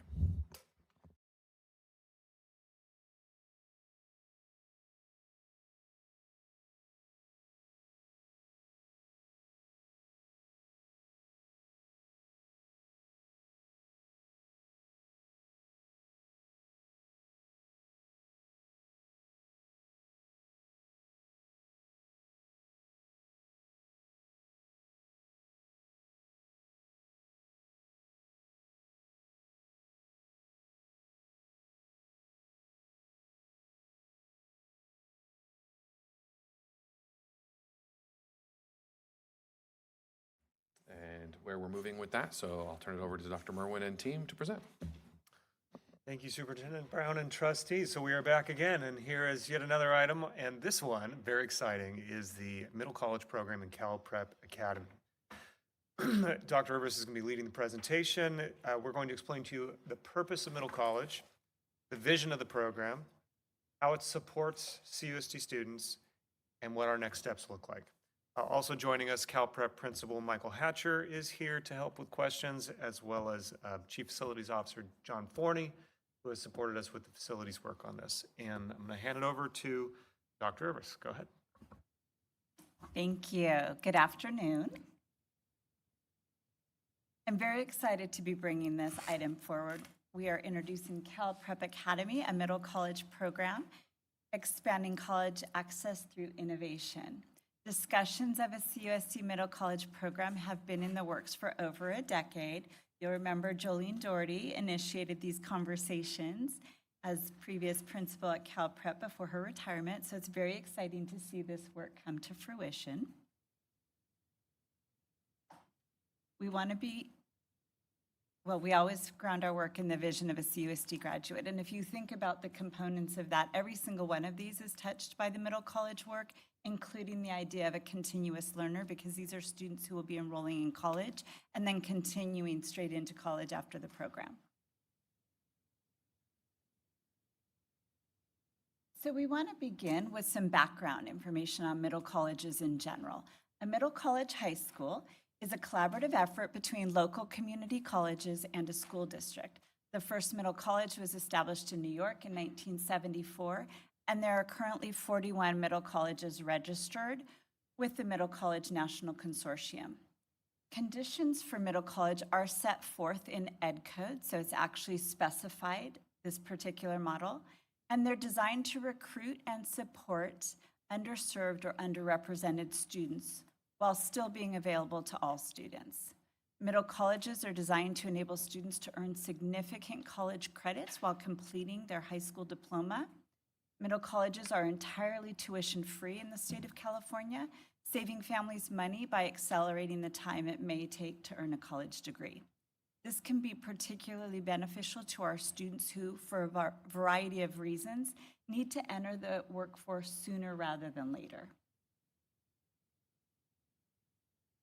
And the research on these programs indicates that middle college students are more likely to graduate high school, attend college, and complete a college degree.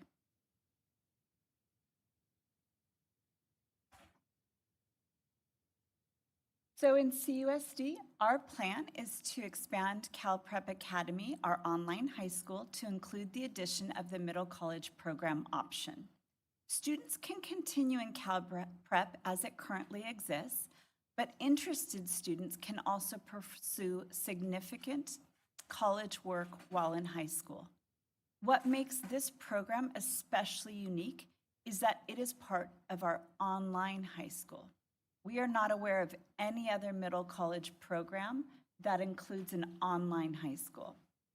Post-pandemic, Saddleback College has shared that the majority of their students have continued taking all of their coursework online. So this enables our Cal Prep students to continue in their online high school and take college classes either online or in person at Saddleback College, depending on their preferences and the nature of the course. Middle college in CUSD is going to be rolled out in phases, beginning with the year 2026-27. The plan is to recruit at least 30 freshmen to start that program and then add 30 plus students each year for our first graduating class in 2030. To set our students up for success, all middle college teachers will be AVID trained and all students will be taught AVID strategies to support their success in this unique environment. And that training begins this summer. Students will take online Cal Prep high school courses and in-person or online college classes through Saddleback. In addition, these students will still be able to take up to 2 classes on their home high school campus if they're interested, participate in sports at their local high school, VAPA, CTE, all of the other amazing programs that we offer. So if a student did participate in Cal Prep and Saddleback College and their local high school, we would consider them triple or tri-enrolled.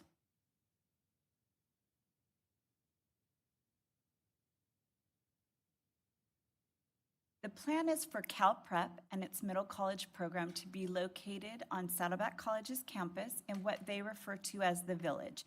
And I'm going to share a map in just a minute. But if you're familiar with the campus, the Village is next to the baseball fields, behind the stadium, backed up to the canyon. We've done multiple site walkthroughs with department leads, some of them here with us, and worked with the Saddleback staff to identify the best location for the program. The location includes offices, classroom spaces, as well as a dedicated cafe space for our high school where CUSD will be able to continue to provide meal service to these students through our nutrition services.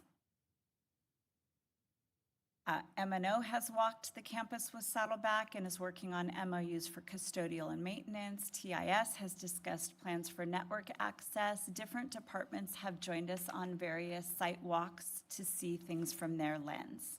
Students will park in the Village parking lot, which is set aside from the rest of Saddleback College, and they'll have access to our facilities designated for our program. That's not to say they won't also be accessing regular Saddleback College facilities when they take their classes, but for example, we will have a specific bathroom designated for our high school program. And because the closest middle college program is in Santa Ana, we may be able to recruit students from throughout South Orange County who want a program like this, so it could also have a positive impact on enrollment. So here's the map, and the top of the map would be like Marguerite, and it should be labeled, so I apologize for that, but you can see it's on the back side of the campus, that red circle, and what is below that is the canyon that slopes between Saddleback College and then the Ladera Las Flores area. So it's set aside, it's a nice spot to get to. You don't have to venture through the whole campus, it's pretty direct from the Avery entrance.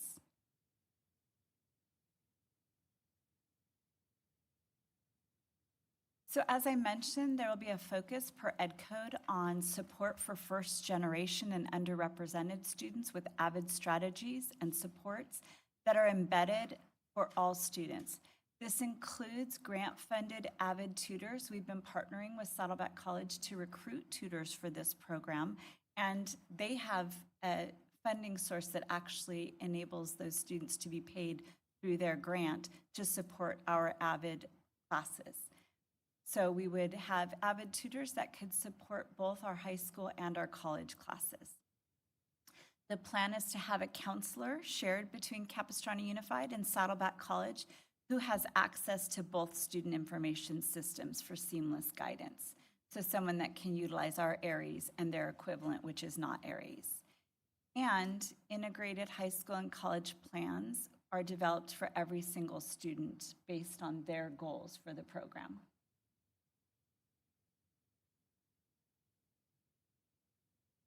Middle college students will have access to CTE pathways and capstone courses at their home high school, but also in the not too distant future on the Saddleback College campus, including plans for these CTE classes and potential internships with industry partners.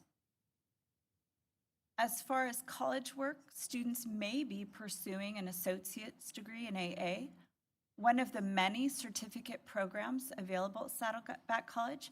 They may just be simply taking college classes to accumulate credits, or they may be pursuing the completion of the full Cal-GETC coursework by the end of high school.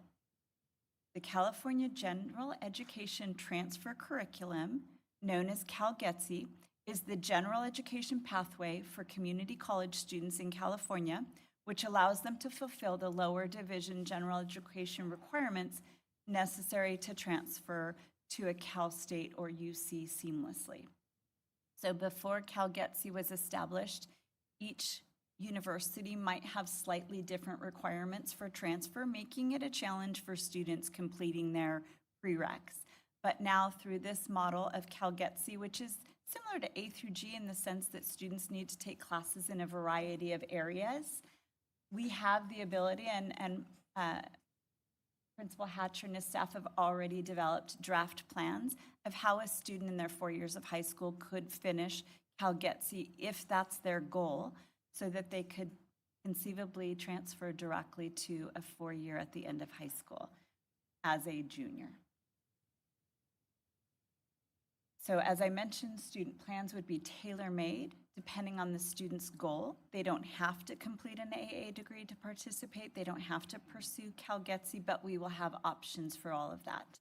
And we have an amazing futurology counselor who's been working on this for the last year and a half. So what's next? We're going to continue ongoing program planning with CUSD administration and staff, Saddleback College faculty and staff, and the various department leads as needed, M&O, TIS, nutrition services, et cetera. We're finalizing the memorandum of understanding, the MOU, and operational logistics with the college, and we're calling next year, year 0. The intention is for Cal Prep to move as soon as the MOU has been finalized and the space is available to them, ideally in the late summer or early fall. That's the dream, so that they can begin recruitment from that location. We would launch the opening year 26-27 from the college campus, and recruitment efforts would target next year's 8th grade students throughout our district. We will update any necessary board policies to support middle college. Our staff is already developing the pathways, as I mentioned, to share with parents and students during the recruitment phase. And we will be collaborating with our associations as we continue the planning. We are really excited to bring this innovative program to students that truly does prepare them for college, career, and beyond. So with that, I thank you, and I turn it over for questions. I have a question. So if we don't officially start it till 26, 27, but we start to recruit at the Saddleback College campus and with our 8th graders, why is it that we think we could only get 30 students to start? I would think we could do better than that. We could likely recruit a lot more students. The feedback that we have received, and we've been to several site visits, is to begin with a core that you can support. But that's not to say if we have more students and the staffing is able to include additional students, we would be open to that. Okay, so But the we- thought is that the 30 student would be kind of like a test pilot, get us off the ground, make sure we didn't forget anything important, That's exactly right. build from there. So start with something where you can actively monitor all 30 students. You can make sure that the pathways are working the way you design them, because right now it's all on paper, right? It's all theoretical designs. And then suddenly when you put students in seats and students in front of teachers, things can change. And so you don't want to have suddenly a change for 150 kids all at once. You want to make sure that you're able to be flexible enough that if it changes, you can fix it right away. And so that those kids don't have any deleterious effects of being the pilot kids, right? You want them to have a great program. And so you don't want to overstretch yourself and then not be able to provide the supports if something were to happen. So just then the last part B to that question then, is 30 a hard cap? Because like if you had 35, I don't know that you would want to go to 60, but I mean, if it's within, It's not a hard cap, it's just the planning phase. So when we think about what we need in terms of facilities and teachers and support staff, that's kind of a guiding number. Keep in mind that Cal Prep will still exist as an online high school, and are you around 400 right now? More than Yeah. So that will be going on simultaneous. So if we have 35 students in this program, or some of the Cal Prep students that thought they just wanted to do Cal Prep, but suddenly are learning all about this, we're going to have space for that. does it work, this last question, does it work the same as our public schools K through 12 where there is classroom size caps for middle college?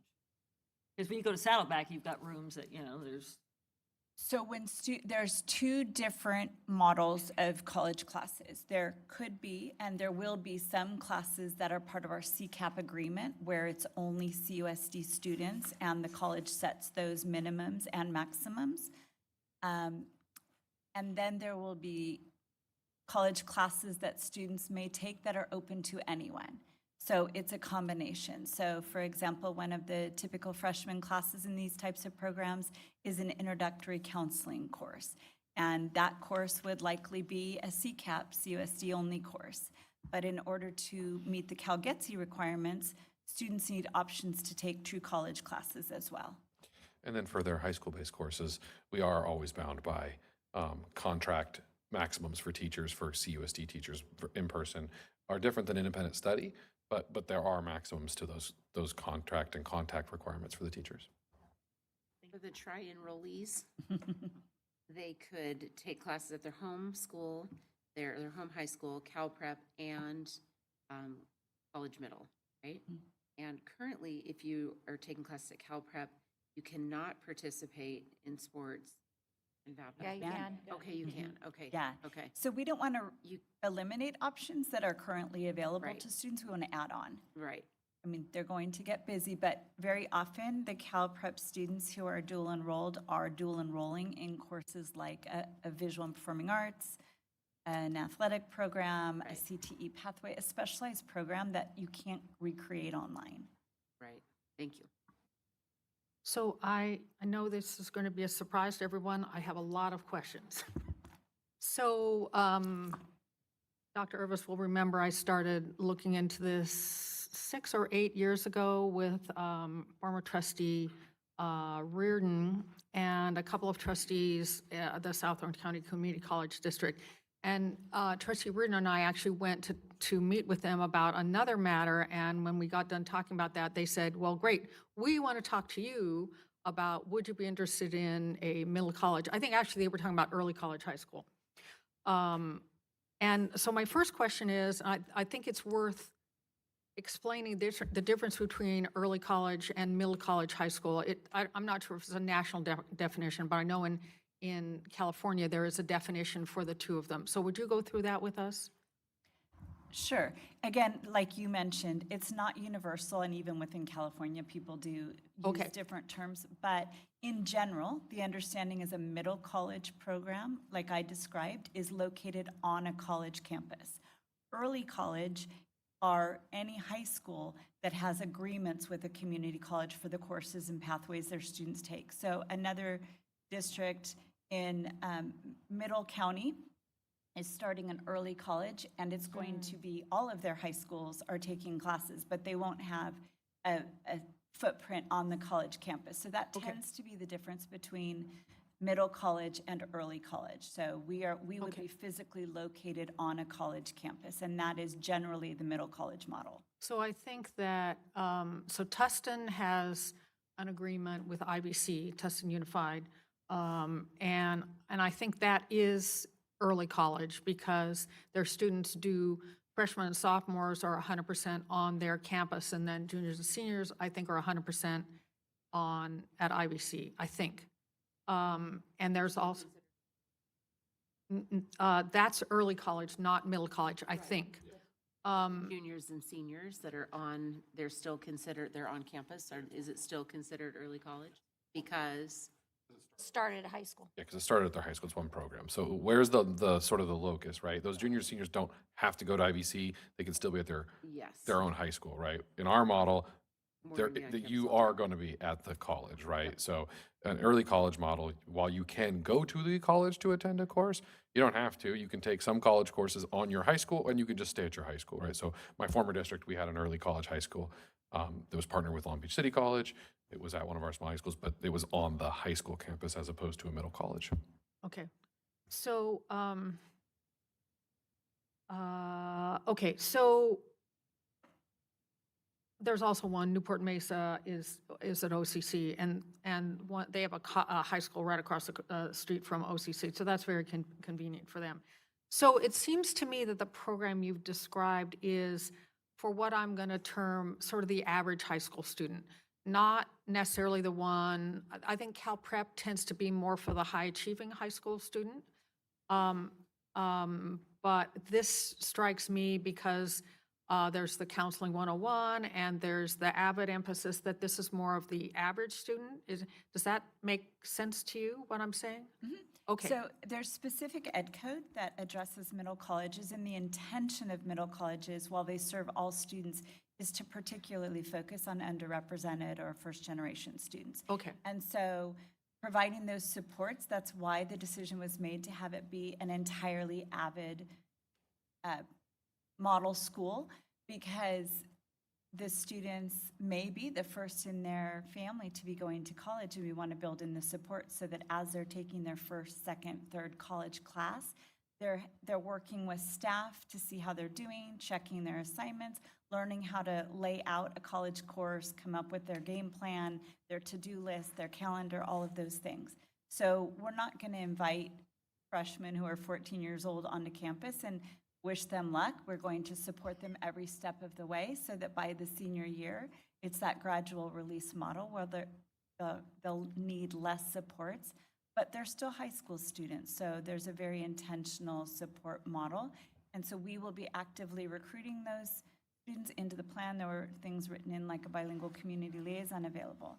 But there will also be the students who would have found their way to a program like this anyways because their families are familiar with what's available. And I think that Cal Prep actually has a pretty diverse student body now. It's probably not just high achieving students. It's sort of achieving students that are participating in high level drama or acting or sports, or students who for some reason only want to be on their campus a little bit, or they work in a different field. So it's kind of a pretty wide range of students at Cal Prep now. I can't speak to what it was like originally, but I think it's a very diverse group of students at the moment. Okay. So I think while middle college is obviously, the idea is it's an access point for students who maybe not traditionally have access. As we grow the program, I fully expect to see that it's kind of a diverse student body, right? You're gonna have kids who don't ever want to be on a comprehensive high school, but they really wanted to get more done. You'll have kids who wanted to explore. You'll have kids who want to be tri-enrollees, and you're probably gonna end up with a pretty diverse student background. But I think that idea of when you take 14-year-olds and put them in Saddleback, you better support them. And if you take 14-year-olds whose families don't know anything about college because they're the first generations and put them in Saddleback, you really, really better support them. And if you do that, you should get pretty successful outcomes. So, and that actually brings up a question of, there will be those students who don't hear about this or whose parents are opposed or whatever for the freshman year, but perhaps by the junior year, it's like, yeah, I really should have done this. And unlike two-way immersion, you probably could go in later. So I assume we will allow students to join the program later on? Likely, yes. And Yeah. so when we talk about the freshman to senior commitment, it's in order to accomplish some of those goals.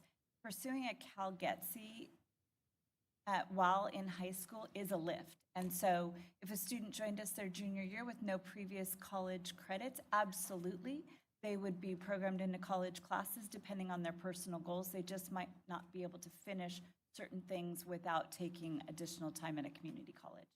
So if a student starts in their freshman year and goes through their senior year, the tentative goal is for them to graduate with a high school diploma and an AA, right?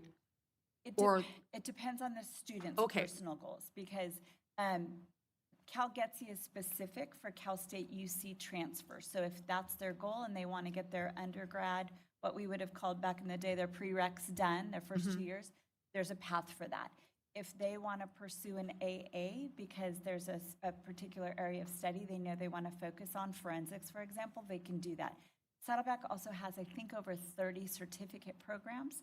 So if they're looking to be certified in a particular area, that's their goal, they can do that. So it really depends on the student's goals and how many college classes they are interested in and can do while a high school student. And I think that sort of shows the need for the counseling 101 course at the start, right? You're talking to these young men and women and ostensibly their parents about making some of these decisions. And while they're young, they can always go any other direction. If you choose to go Cal GETC, it's gonna be really hard to then get a certificate, right? If you choose to go AA, it's gonna be really hard to then do Cal GETC. So they're gonna have to kind of decide as they come in, am I looking to transfer to UC Irvine as a junior? That's one pathway. Am I looking to get a certificate and go to work? That's another pathway, which is why I said I think you're going to see a sort of a diverse student body. You'll have kids who are 4-year bound, kids who are world of work bound, kids who don't quite know yet and are going to get an AA. And so we want to have a path for all of them. So this is kind of through Cal Prep because it's going to be called the Cal Prep Academy? Or now I've forgotten the name, it was at the beginning. But, It's a program within their existing CDS code. okay, so what staff, and I'm looking at you, what staff is going to be on that campus as an administrator? And is Cal Prep umbrella? Yeah. Okay. For all the different. Yeah. So we'll staff it with our current staff. So it'll be myself will be the principal and then my staff of teachers. So the only class that we will be offering through Cal Prep that's specific to middle college will be the AVID elective. And so we'll have one of my teachers be the AVID teacher, and those students will be housed together as an AVID class and cohort as they go through the 4 years.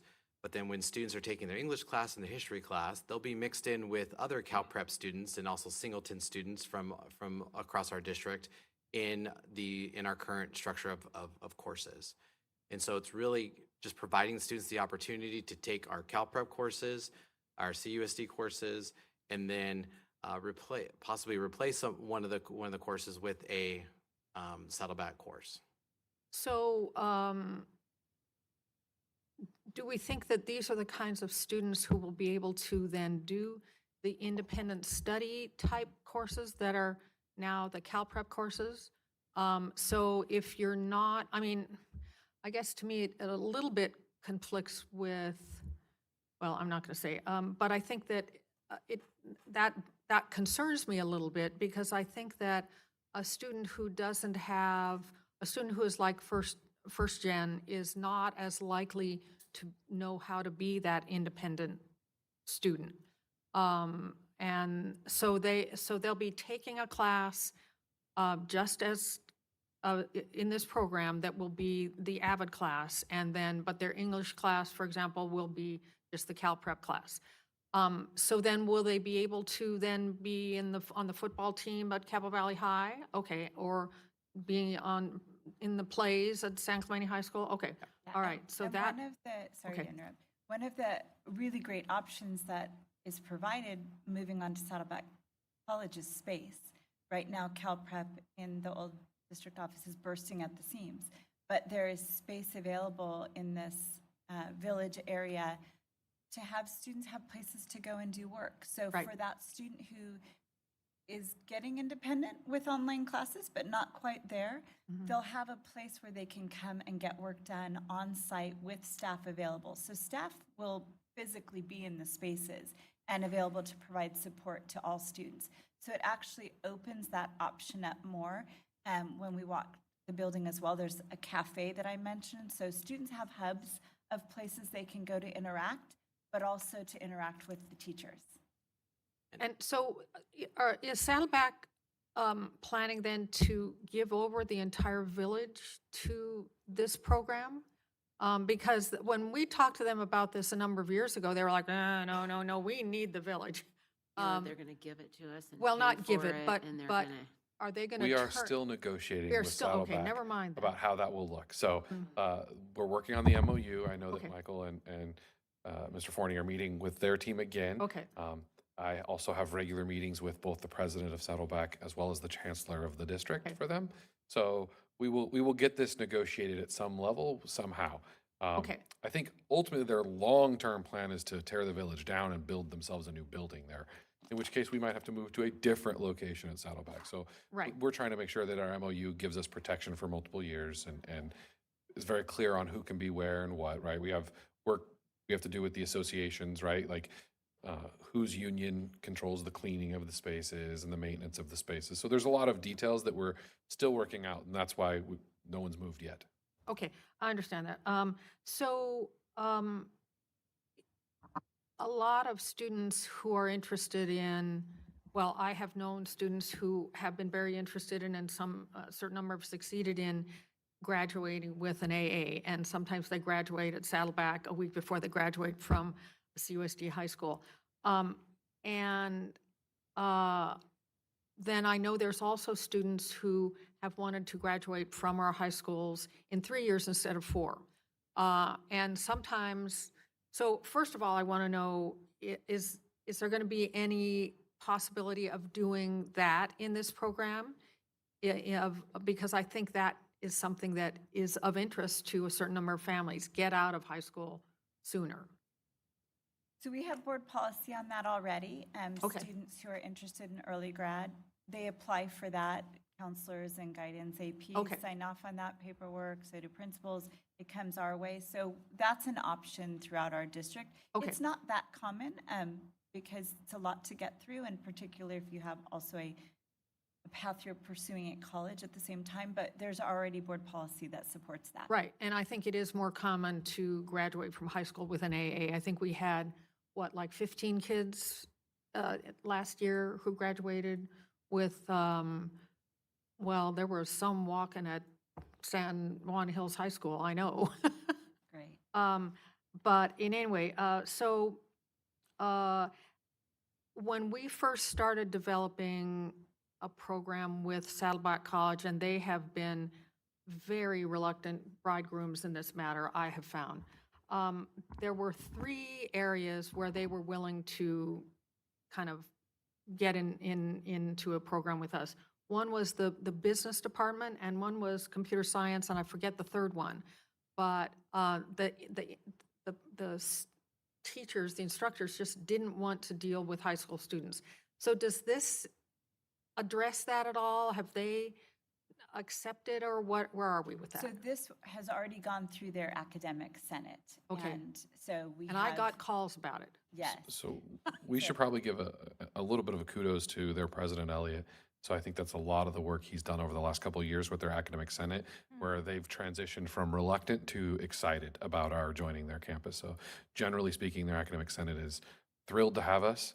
And now it's more facilities issues that we're trying to work through. Okay, that's great. But yes. I've just been so dubious about it because it was so, they were way too scared. This is why I think you said 8 years ago you started talking about it, but we've made progress in the last 18 months. Amazing. Because Elliot has been Yeah. working hard from their side. Okay, I had one other question. Oh, I know. So when a student, a CUSD student tries to graduate in 3 years instead of 4, they run into a couple of problems. One is usually it's the 4th year of English, and they seem to go for the U.S. history class. So they try to take an English class and a US history class at Saddleback College. Well, they don't meet California high school standards. So I guess what I'm hearing is they'll still be taking a standard US history class taught by our teachers and an English class taught by our teachers. Some of them are going to probably try to bleed over into the US history class at Saddleback, though. And so that concerns me a little bit because that won't give them a high school diploma. So when I mentioned in the PowerPoint that we would be revising board policy, it's Okay. specific to agreements with middle college on what they can take. That's not, our board policy is clear for all students. They can take electives at college, but Right. they need to take graduation requirements with us. But the process of analyzing course content and determining if for a unique situation, a class can count as a graduation requirement, that's the work being done right now in preparation for middle college. So it would be Okay. very specific to this program because the teachers at Cal Prep will be looking at the curriculum for any course that we're using as a high school requirement. So that isn't something we can do across all 6 high schools, Right. but could be when we're actually physically located there. Okay, but so I So there think, could be exceptions in the middle college case. right, and I think if a student, if the staff is aware of students that are going out and trying to take US history is the one that I have heard repeatedly, that a student, because you can take 2 English classes, in your junior year, but you maybe can't, it's hard to work in the extra, the US history class. So we get kids, go over to Saddleback, take this US history class, okay, I'm graduating. Well, not so much. So I'm just worried about are we going to be working with students to make sure that they don't try to take high school graduation requirements at Saddleback? It happens now regardless. We can't stop it entirely. I just want to make sure we have some sort of a kind of a mechanism for checking it, because I think it will be more likely that those questions will come up once they're actually on the campus. So there is a mechanism already. There is something called the K-12 form. So any student, any K-12 student who's taking a class on a college campus has to have that course signed off by staff, and it's actually designated staff. So we give Saddleback College every year a list of administrators who are allowed to approve college classes. So if families are following that system and there's a checks and balances because they have to bring a signed form with them when they enroll in the course, that is where we guide them on what courses are current. This happens right now for our current high school students. So we guide them on those courses. And then so they shouldn't be taking anything we haven't approved. But they do. They do. Because we've seen it on the board in just the last 3 or 4 years, where a student has been taking, again, US history class, because they want to graduate a year early. They figured out how to take the 4th English class. And they haven't gone to their counselor and said, can I do this? They have just gone and signed up for a class at Saddleback. So in my time, just these 4 years, I haven't had that come through because the K-12 form is the only way now, but I do think that did used to happen. Okay, so Saddleback won't let them register for a class. Okay, all right. And then separately regarding early graduation, because all of those come my way as well. I mean, it's a handful, it's probably half dozen or less a year for all 6 high schools. And generally those students are graduating at the semester. And so they do double up on history. They'll take Econ and Gov first semester of their senior year.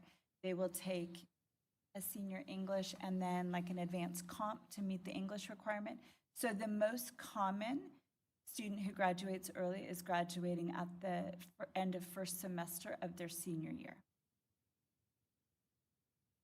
Okay, I have a couple questions. Yes. I'm going to try to get in here, Gila. I'm like, Gila, I'm going to take your mic. I clearly, I'm about ready to take your mic. No, I'm kidding. I'm just kidding. Ask all you want. But I think one of my questions was answered, so I'll just clarify, because I think I understand. It's a little bit confusing, but, so in middle college, you can really, there's many different pathways, right? So you talked about it's possible for a student to get a high school diploma plus an AA, or you could get a high school diploma and maybe just take some college courses, or you could get a high school diploma and do CalGETSE. Is that, am I correct in those three kind of pathways that would be kind of identified for a student? And Is as that- we've, yes, exactly right. okay. And as we've visited other well-established middle college programs, what I anticipated is that the vast majority were graduating with CalGETSE or AAs, and that just isn't the case. Okay. Because it's so individual to the student. Okay. So Everybody kind of finds their niche of where they kind of land in middle college. Correct. And I did know Santa Ana has middle college because I believe it's on SAC. But I don't really know enrollment. Do we know how many students are enrolled at middle college in Santa Ana? I wasn't sure. I hear about their graduation every year, and they do have students that do AA and high school diplomas at the same time. Yeah, I believe their total enrollment for the middle college, high school, which is just the middle college. Yeah. I think it's like 400 to 500. I think their district kind of caps Okay. because they have the cohorts go through. Okay. I think it's like at 100 per grade. Okay. And they have a wait Ish. list. And they have a They have a wait wait list, they have a list. lottery, all the things. To get into middle college. Yeah. And then Avid, I love, of course. I love Avid. Super excited about that. So when we say it's an Avid emphasis type of school, does that mean that the courses that they take through, like with us, are all going to be Avid emphasis? Like, because Avid is just strategies, right? And so it's not really, is that not necessarily going to be done if like they're taking a Saddleback course? So the Wicker strategies for Avid would be taught to all of the students in middle college. Coming and so in as freshmen, And right? that's when Okay.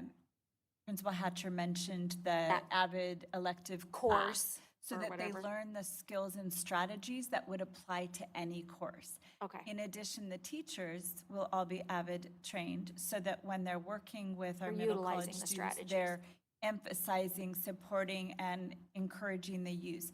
And then that's the work as the students then start taking college classes. Right, that you Staff will hope they support use by them themselves, in correct? utilizing those Yes. strategies. Yes. That would be- gradual release model. Yes, yes, that would be amazing. And then the other question I had, I've struggled as a parent with Canvas. So if, not me, we have Canvas, which was great. I'm so glad we implemented during COVID CUSD across, because going into college, they're all using Canvas, right? And so then they're not having to learn a new system going to college. So it's been amazing. Totally love that. But if they take a class at Saddleback, which was approved by their counselor, right? So they're a high school student, but that course isn't in their Canvas because it's not our course. So that was like, I didn't really know that as a parent, that I didn't, because obviously as a parent of a high school student, I have access to everything, right? Because I'm on the account. But as a college student, I do not have access. Correct. And so the systems are not, they don't speak to each other, or they don't say to that instructor or that professor, you have to update into our system. We're not, are we ever going to go there, or are the system, because these are small children that now are starting at what, 14 so into what they would have like to- a college system. Right, but so yet what we would work on is that you as a parent would have to get your kid to give you their To open access, the yes. open access to their at the college level, canvas, right, But but- you're now navigating two canvases. Yes, you would have two canvases, right? When you open the app, though, as a parent, it would have all your different systems, anything you've portaled. So you'd still only have one app badge on your parent phone, and you would just toggle between your kids, and you'd I actually have remember two of doing the that same toggling kid. between You would just, students, but it you're, toggles between system, like different. it would, because it's still institutions, canvas, I yes, guess? between schools and everything else. Okay. Okay, I But did you not would know have that. two of the same kid. So basically, your kid would be repeated because you'd have their Saddleback canvas and their, You'd have to toggle into ANHS's Canvas, basically, is what you would be doing Yeah, as a yeah. So it'd be parent. one. But ultimately, colleges, their systems are different, right? Because they can't just give parents access. Correct. Because they're Well, they're over 18 they're at educating that adults, point. and the adult Yes, has to. yes. But the kid would have to give you the portal code, Yeah. and you could get it. And the codes that apply to college, even when they're under 18, it's the college and the student. And so that would be shared with families as they enroll. But the other piece is that they're choosing to be a part of this program. And by choosing that, they're choosing to allow the counselor and staff to look on their Canvas with them and help them identify missing assignments, upcoming assignments. I mean, that's part of the agreement with being in a program like this, is that you as the student are sharing information with the staff who's going to support you in those classes. Yeah, just communicate. I don't even think I thought about that piece of it, right? That I wouldn't really see or have access. And not that she wouldn't have given it to me. It just was a barrier that we didn't really think about because it was a different system, right? And I was like, where's this class and why is it not listed? Oh, that's a Saddleback class. And on our visits, as we've been, for Santa Ana and others who have shared resources, they have orientation materials that address all of this for families. Go through Canvas with parents. Because it is important that when families come, they understand that difference and how the school will be supporting the student. I would imagine it would be very different because you're having a incoming parent, right? Who is trying to navigate high school. They don't even really know how high school works, but now you're not only incoming as a high school parent, but now you're incoming as a kind of a community college / high school parent. So there's a lot to navigate there. That actually goes back to one of the reasons why we don't want to start with 150 kids, but 30, because we're going to need to walk those families through, get that orientation open, figure out how that all looks to make sure the communication is crystal clear. Yeah. That's a lot easier if you have to do it one-on-one with 30 as you figure out the process. So that's yet another reason to start small. Yeah. But wouldn't the student in their freshman year probably only be taking the CalPrep classes? So they would be, I don't know, because if you're on an AA pathway, you would have to start right away because you're going to have to get through. The outline that we have is to build the number of college courses that a student would take over the years. So in their freshman year, they would only be taking one college course, and having that counseling course as be one of the initial courses that they take. But also to the point you mentioned earlier, which is also another reason why we wanted to have the AVID structure, is that when the AVID teacher has their AVID elective in person, all the kids are there, the teacher knows that every single one of the students is in a Saddleback course and can create the instruction and the daily activities around the idea of building up their capacity to navigate that system. And so, and also in all of our visits of the schools, having a parent education component is a huge aspect of it, which again builds over the years, right? We want to be able to provide the information to the parents of the basics, like, college professors don't want it, they only want to talk through the student. And so, and having us on campus creates that communication pipeline where it's an essential part that a Saddleback counselor will be on our campus interacting side by side in the offices right next to each other with our counselor. And in all the visits that we've said that we've been to, they've seen that those two counselors are constantly talking to each other because their counselor can access their information, our counselor can access our information, and that they are working together to address each student's individual needs. So that AVID elective, that's why it's essential that every single student has that AVID elective so we can focus our weekly instruction around the skills that those students are going to need to be successful in navigating both systems. I think it's amazing because I always say, CUSD there's an opportunity for everyone. And so this just builds on that idea that no matter where your child lands or what the pathway they choose to seek for their education, that we have a program for them. So it's exciting and Yeah, I mean, if you think through the last couple board workshops, you could have ostensibly over the next 12 years have a kid start in the Marblehead Flex Academy. Where they've got a bunch of choices. I'm sure there'll be some sort of middle school thing we'll bring to you in the future. And then they could go to middle college and they could finish 12 years having done some very flexible programming and with a diploma and an AA or their CalGETSE. So, and just a completely non-traditional path through a system. it's amazing. That's a potential. Yeah, And one of the things that, as we visited traditional middle college where the students are taking their high school classes in person, and that really constricts what they can take at the college based on school schedules. So because Cal Prep is already an online model with tremendous support, it opens up how students can take their college classes, the time of day, the type of course, all of it. So Cal Prep doesn't go away, right? You can just be a Cal Prep student, or you could be a middle college student, or Correct. you could be this what if you're tri-enrolled? What kind of, where are you? Where do you land? Like you Give it all just, three. So you're taking. just list all three? Yeah, you're taking athletics at one of our high schools, or VAPA or CTE Yeah. pathway. You're doing online classes at Cal Prep, and you're taking, perhaps in that case, one in-person class at the college or one online class at the college. High or overachieving come to mind for those students, those tri-enrollees, I think, exceptional. There's a lot of words that you could use to describe those. I don't know that we have to call them a program. Well, that's amazing. Thanks for the presentation. So you could take some sport, you could be involved in some sport at San Clemente, but you could be at VAPA at Tesoro. Yep. Or No, do you have at your to home, pick at your high school. At your high school? Yes, so Okay.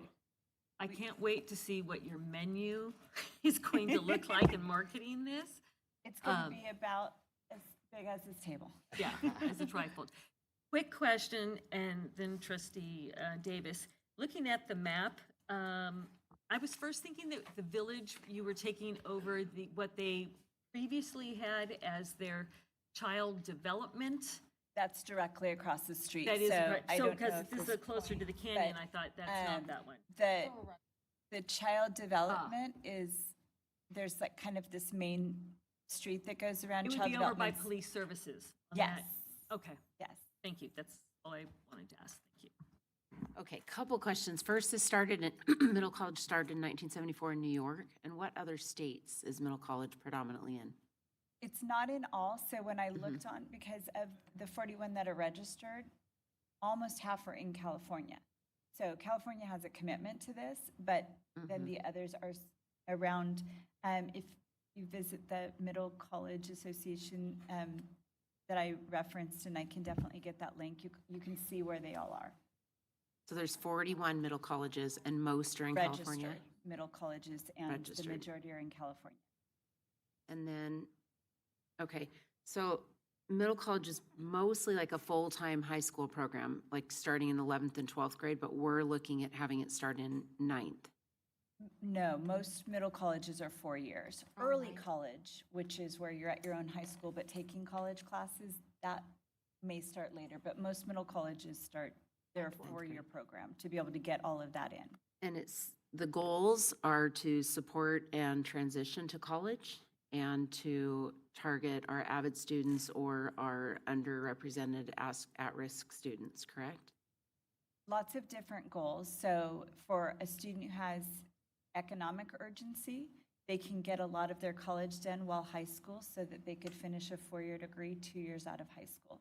So that's one group that has an economic need to accelerate and get into the workforce sooner than later. That's one group. There could be another group of students who are looking at a long college pathway because they're going to pursue a medical specialty, for example. So now they've gotten their undergrad out of the way, they can finish because they may be in college for 8 years. So it's very it's very individualized. I think in all alt ed programs, including middle college, there isn't one type of student. There are lots of different, and as we visited the schools, that's what we found. Some students want to be super competitive in the types of colleges that they can apply for. And so they see this as showing colleges, which we've heard from universities. They take very seriously how students have already done in college. So this student could be highly competitive because they've already demonstrated ability to take college classes. So it's all of those things. And then dual enrollment and concurrent enrollment, maybe, because dual enrollment's like open to high achievers. Often it kind of fits into their flexible, they take 1 to 2 classes part-time, mix in college classes, and still attend high school, but then concurrent, high school and college credits simultaneously. So those are kind of 3 different So yeah, dual enrollment models. is basically, while I'm taking high school classes, I also can go up to Saddleback and take a elective college. Concurrent enrollment means this class counts for both. So I don't have to take 2 classes, I'm taking 1 and getting the concurrent enrollment credit for it. So when we look at the model of middle college, you'll have some dual enrollment classes, and you could ostensibly have, depending on which classes are offered, some concurrent enrollment classes. And that's where the work around, do we need to amend board policy would happen, right? Because you could, in theory, design like a concurrent enrollment, a U.S. history course to stick on the topic of U.S. history. So they're just different ways of earning those credits and basically how those credits are transcripted as 2 separate courses, or it's 1 course with 2 separate transcripts. And then we bring forth every year already the CCAP agreement where we're listing the classes that are closed to outside and are only for our high school students. And we already have those at all of our high school campuses, and that's part of the CCAP agreement. So what we see when we visited the other middle colleges is sometimes, let's just go with the history example, there's one course that it would really benefit that course to be high school students only, but on the college campus. And that's something that some middle colleges have established. And then sometimes those classes, if we have a teacher that meets the requirements to be the teacher of record for that college class, they'll hire one of our teachers. And that already happens with Saddleback College. They'll hire one of our teachers to teach that course. And it can be a CCAP or an open enrollment course as well. So part of it is the difference is often due to credentialing, skills, and then time, right? If you're going to try and do CalGETC and your high school diploma in 4 years, you can't do everything dual. You can't duplicate everything and get it done. So some things are going to have to be concurrent, while others can be dual. But also you have to make sure you have the correct teachers in the correct room, right? The teacher in a concurrent classroom has to be credentialed for us and acceptable and meets all the requirements of the university, whereas dual enrollment, now it's 2 different people, right? We have our person teaching one class, you have your person teaching another. So part of it's staffing abilities, those types of things. And there are a lot of, well, not a lot, but there are cases where our high school graduation requirements are fewer than our A through G or what you need to take in college. So for example, we require 2 years of science, but most students who are applying to a 4-year college, they're going to take 3 or 4 years of science. And so that 3rd year and that 4th year would easily be a college class if that's how the student chooses to complete the course. We require 1 year of VAPA foreign language or CTE, but to be competitive, most students are taking more. So that next level could be taken at the college. Same with math. We require 3.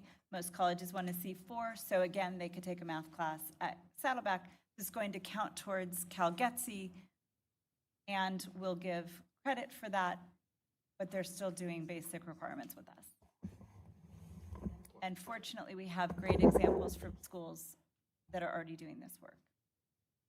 So a few questions were asked that made me curious. So if a student is, and I assume, Trustee Castellanos, you're going through this. So you have a student who's still in high school who's taking a community college class, but the student is under 18, right? So are there no requirements that Saddleback give? Okay, all right. Saddleback. Actually rules that they can't. Okay, so we have to rely on student cooperation. Yes, but Yeah. but the kid also can't just go and enroll, right? I mean, it's like, right. Yeah.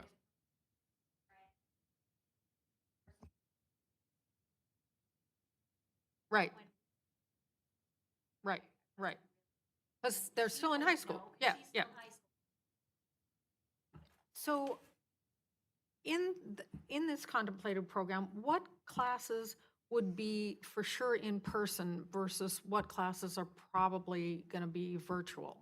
Like, are there any for sure in-person classes in this? College classes or the? Any. And if you're in this program starting in the 9th grade, is there anything that you must take in person?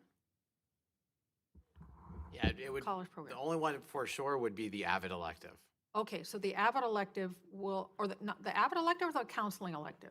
AVID elective. Okay, so the counseling class is not, I mean, they offer it virtually. I mean, they offer it in person. So we would probably have a sheltered course with only our CUSD students in our program would be the kids in that course. Okay. Just so the instructor would know that these are, all of our high school students, and the main goal is to, okay, plan out their 4 years. presumably we might start out in our first year or two requiring them to be in person for the counseling class. And then regarding Avid, we have students who go through a school like Marco, which is an all Avid school, and they might be in Avid for 3 years at Marco. And then there's, as we know, a very robust Avid program at San Clemente High School, and I think some kids might be in that for 4 years. I don't know. So are we going to require those students, for example, who've already been, I'll just say, well propagandized in the Avid model, to take the Avid classes as well? Okay. Yes. And The answer the must be Avid, yes. okay, that's fine. I'm just asking. And are they going to have to take Avid every year in the program? Okay, so, all right. So some kids will have, But the retention potentially in huge Avid, advantage. yeah, the retention in Avid's pretty high too. Like we don't have kids who after a couple of years at San Clemente are trying to flee the program that they are. no, I understand that. So- Okay, and then will the Avid elective be in person on Saddleback campus the whole 4 years? So the only thing they might ever show up for, presumably, would be just the Avid elective? Yes. Okay. Okay, all right. Just so John didn't have to sit through all of this and not have a question. So what kind of space are we looking at for 26, 27 to kick this off? How many, so, because if we don't have classes per se for middle school, but we've got this menu, I'm trying to understand what kind of space you're gonna occupy over there. Mr. Hack. Yeah, he's Yeah. got a better understanding of. So yeah. What he wants. Yeah. You want to know the condition? Yeah, well, the current building that we're looking at, it's one building, and inside that building, there are 3 traditional classrooms. And so they have 3 traditional classrooms, and there's also office space where there's offices for our counselors to have that meeting. So the initial move-in isn't for us to move into that one particular building. So in those 3 classrooms, we're going to simulate what we currently have at Cal Prep. So at Cal Prep, we have a testing room. We also have a classroom where some of our AP courses in Spanish and some of our math courses are taught in person, where students can come and get instruction. But we also mentioned last week that we also are investing in an online test proctoring program. So the number of students that are coming in person to test will probably be smaller. And so we will have a set classroom where the teachers will set up a schedule and a calendar to have their in-person, classes on a schedule. And then we also have a student cafe where students just have an open space where they can just kind of sit and get work done. And that's also a level of intervention that we use. So if a student's not doing well, we say, come on down, sit right here, and we just kind of watch and make sure that they go through the content. So we're going to simulate what we've already have seen as successful at Cal Prep, but obviously with more space and more ability, then we can expand and also try to meet the needs of our students as we move forward. So when we do have the launch and having the Avid in person, then one of those classrooms will be deemed as the Avid classroom. And we would have a schedule built out over the 4 years. If we have, Avid 9, 10, 11, and 12, that they would just cycle through. So that would be the structure. So right now it's 3 classrooms and office space that we can use as our main hub, and then hopefully grow as the need is there. So, sorry, go ahead. sorry, so off of that, now I've got a new question. I was principal of the day with Jolie, last year or the year before that, and saw where a lot of kids will come in to do their testing or get some assistance, and she would explain that a lot of them haven't eaten, kind of like why we started with the universal. So we have here that we have food service to provide meals, but I'm not hearing, you say we have a cafe, so maybe that's where you would serve the meals, or a cafe is where they could go buy coffee. And the fact that you were currently in the building to the kitchen, I kind of said to Jolie, I said, I know the kitchen, because we've been on those bus rides, pick up a bunch of oranges and different things. We come back, maybe we could, bring them and help, because she'd have to spend her, I guess, general funds or gift funds to buy some snacks to have for the students. So can you talk to me about that and how we're supporting these older students in nutrition? So the space that would be available, it's called the cafe, because at one time it was set up as a cafe, but there is a space where food and nutrition services would deliver, like they would a high school or an elementary school, to serve those oranges and refreshments and stuff from there. As far as like coffees and stuff, I'll leave that up to food service, how big or how much they could, provide for them. The other excellent thing about the facility is there's an excellent parking. Obviously, you can see the parking space and a drop-off. And that's been the biggest issue over at Thornsley's: parking, accessibility, and so forth. So are we going to be providing transportation there? Because some of these students are entitled to bus transportation.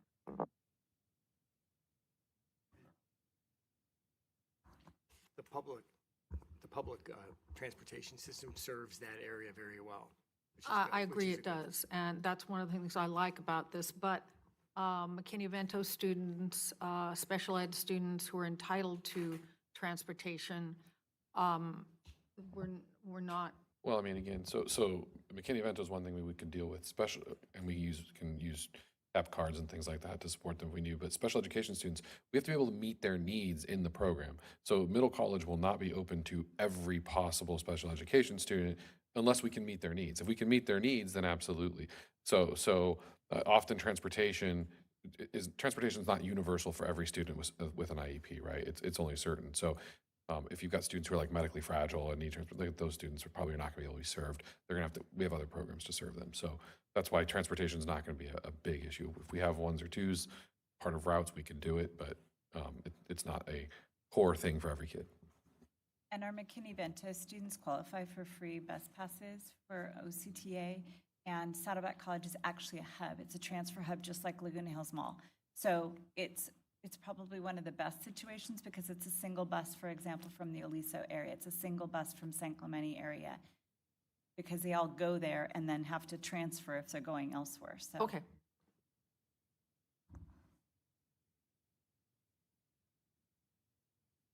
All right, we are a little bit over time. So if we're good, I will say thank you very much. And I will invite our HR staff to replace our Ed Services staff up here at the tables. Thank you.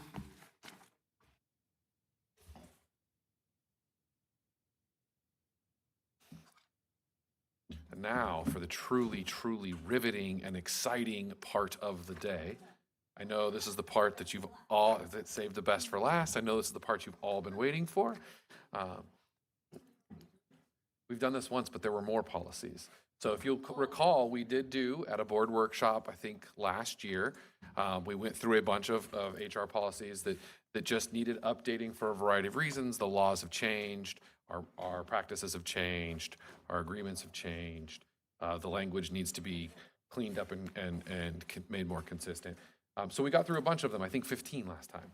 I think we're a little more ambitious today. I think we have more than 15 to get through in about 45 minutes. Remember, no one's voting. These are just to give you what the things, these would all come back for a second read or on consent in the future. But actually, I don't need to talk anymore. I'm going to turn it over to the team from HR. So we've got Laureline and Christina Giguère, supported by Carrie, to present the items.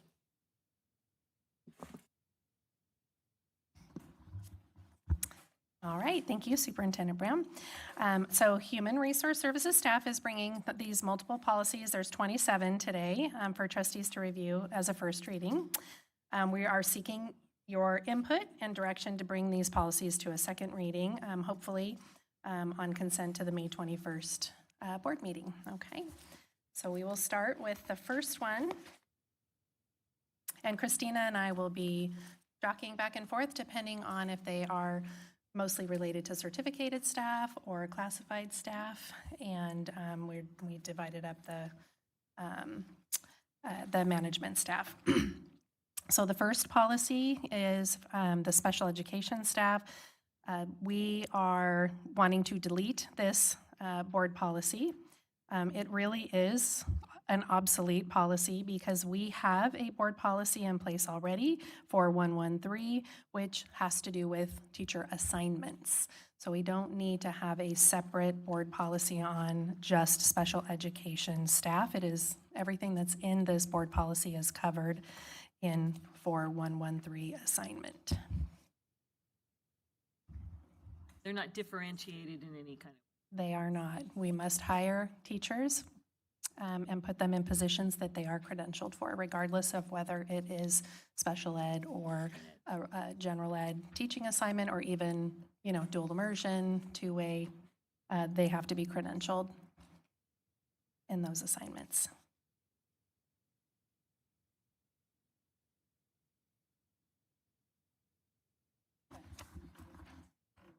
All right. Next one, oath or affirmation. So this one is actually a proposal that we delete the current board policy because we believe that really that should be in an administrative regulation. So you'll notice that the contents from the board policy is moved over to an administrative regulation along with the edits, deletions, revisions. And really this is all based on current practice, ed code, government code, that has to do with requiring all of our employees to be disaster service workers. So you'll see the strike through of the board policy, making it an AR, and any new language there. And it will go under which policy? It will be AR 4112.3, 4212.3, and 4312.3. So there won't be a board policy. Right, so it will become an AR under these three policies, which are about All employees Content. being disaster service workers. disaster Yes. service workers. Okay, thank you. So that's already all covered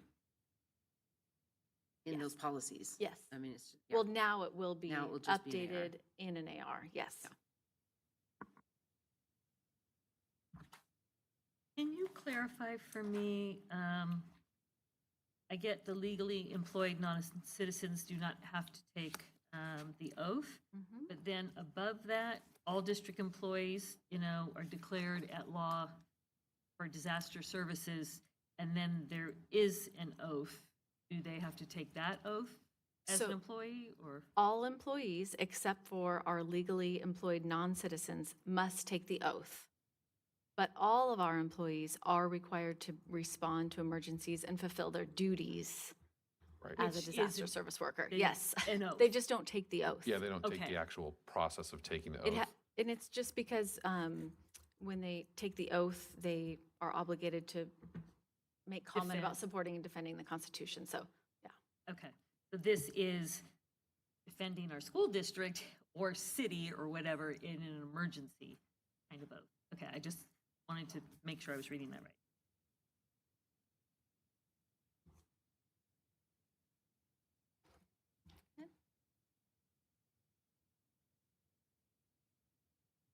Next one. All right. Number 3, we're proposing a deletion of this board policy, health examinations. Again, we believe that it needs to be an administrative regulation. So we've moved the language over to an AR 4112.4, 4212.4, 4312.4, health examinations, and made any updates that needed to be made. We worked with our health services department, but mostly HRS to align this with current practice. What you'll see are all of the job classifications where we require pre-employment drug screening because these positions are working with heavy-duty machinery, equipment, or have Department of Transportation requirements. That's most of the changes that you'll see here. And to be clear, this is all covered under California law. So the board doesn't need policy duplicating California law, right? So we need to make sure we have an administrative regulation that says how we're going to follow that law, but we don't need a policy to say what the law already says. Also, if you go back to the oath page, there's a typo. Yes, we caught that. Deputy? Yep. Okay. Already fixed.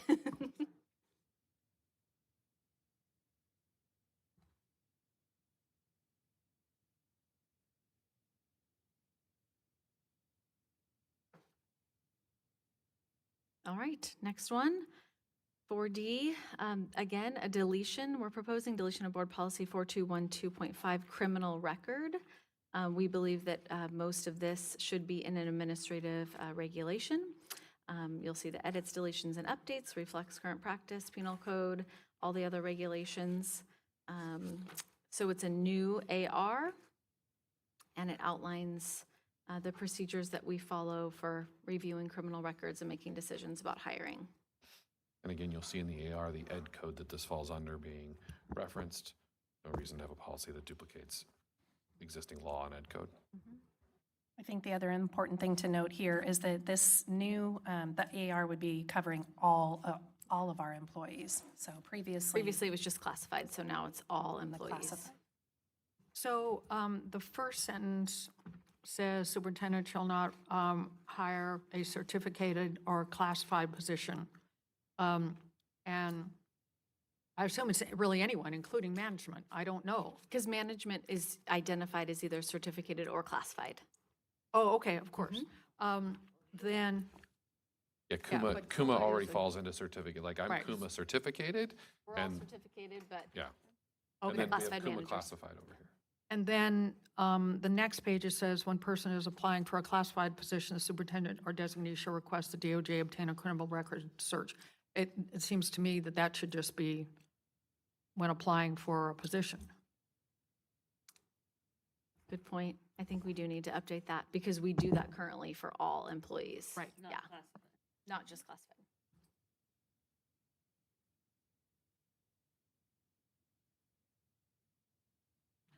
I have a question why it has to be the superintendent or designee as opposed to human resources. I mean, human resources would actually execute That's the this. designee. Right, so, So you have to be named on everything. yeah, pretty much. Okay. Yeah, yeah. Because ultimately, if something goes wrong, they're going to say, well, the superintendent told us to hire that person and not right. Like, so it's the superintendent or designee. I have designated HR, as have all my predecessors.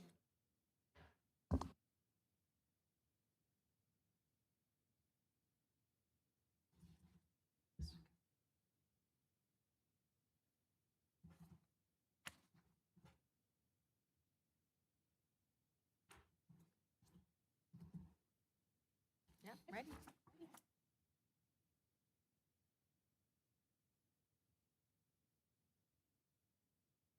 See you again, personnel. Sorry, number 5, personnel records. So this one again, proposing a deletion of a board policy, personnel records, because the contents really should be in an administrative regulation. You'll see the updates, edits, deletions to align with current practice and ed code requirements.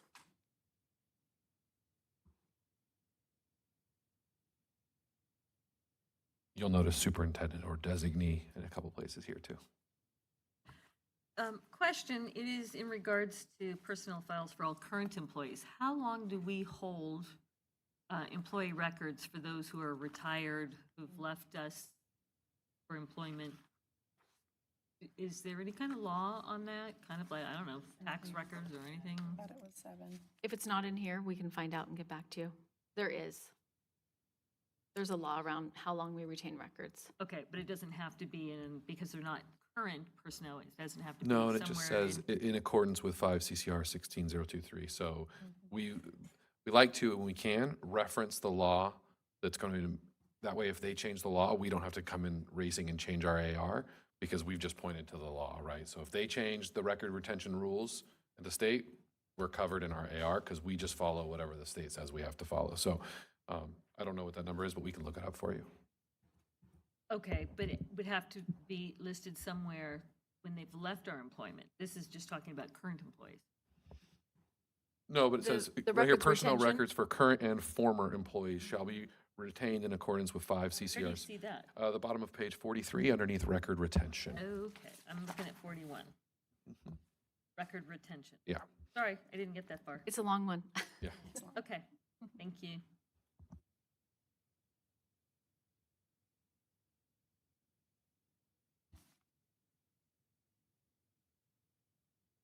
Are we ready for 6?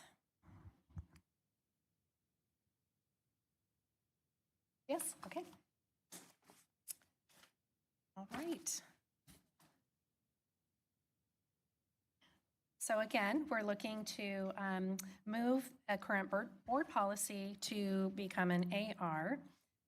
Really, the way that we conduct our employment references, districts can set their own policy on that. So we have done a lot of work over the last 2 years in, updating our forms, updating our processes, ensuring that we standardize how many references that we are requesting for particular job categories. So we're just wanting to move this board policy into an AR because it really is our internal administrative process. It is the how.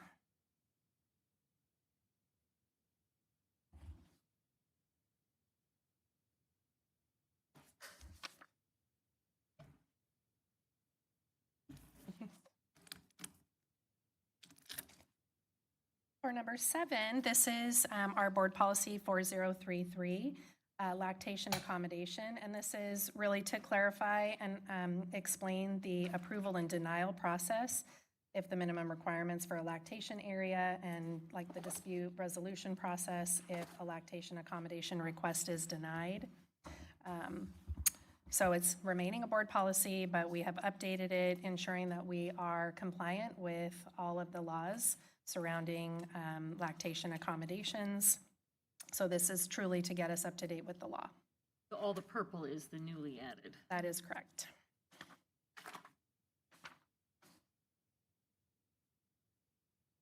In the last year, there have been several updates and changes to the law regarding lactation and the requirements for accommodating that in the workplace. What are the major changes? Providing space, and if I could be so blunt, that's not a closet. I was gonna say, not a or bathroom stall. restroom. Can't be a bathroom stall. A space, access to, hand washing, time, refrigeration, access to refrigeration, time, working in time. Most of the time that's, built in through their natural breaks, but if there have to be some accommodations, then we make those. It could also have preferential use, so if it's a space that's got multiple access, like the lactation accommodation takes priority in use of the space over any other uses of the space, things like that. I just want to kind of call attention to on page 54, item number 5. It's worded in such an awkward way that I'm a little afraid we could get caught there because it says, as access to a sink with running water and a refrigerator or a refrigerator cannot be provided, another cooling device suitable for storing breast milk in close proximity to the employee's workspace. I just think the way that is worded could make an employee say, well, there's another refrigerator. It's just worded in a way that just would make me think that there could be a loophole here. I understand the intent. I think it's fine. But I just don't like the wording. I don't think it needs to be worded more clearly. That's all. So it is labor code. We took it right out of the labor code, so we didn't write that language. Literally how it's It is. worded in the labor It is code? literally how it's worded. Okay. What part of it do you have a problem with? Okay. Seems fine to me. Well, does the device have to be? Could be an ice chest. Ice chest. Okay, It doesn't all mean right. it has to be an electric individual refrigerator. Okay, all right, I'm fine, I'm. But noted. And labor code is written, all these codes are written by attorneys. Attorneys didn't go to the same school I went to. And often have really, really poor grammar. Sorry.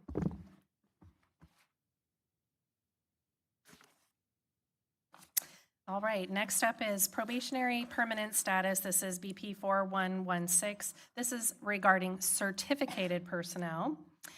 So this outlines our process for converting our probationary status to permanent status. and adds in the dismissal and non-reelect process for certificated employees. So all of the changes are here. We're really adding our process and ensuring that all of the ed codes regarding this process are outlined in this board policy. So we made it a lot more descriptive than what was previously There wasn't in even this much there policy. There was before. not very much there, and I think our employees will really appreciate having a more thorough policy outlined for them. So on page 60, the third paragraph starts out a probationary employee. And then fourth paragraph, sorry. And then the fifth, sixth, seventh paragraph under permanent status, those are identical. The only difference is, well, there's some very slight difference in wording, but what is being said is the same. The only difference is the first one that ends in 2 ed codes, the second ed code does not exist in the in the one under permanent status. So I think that just got inserted, and the other one, yeah, something like that. Take it out, whatever, I don't care. Move it down. Yeah, something like that.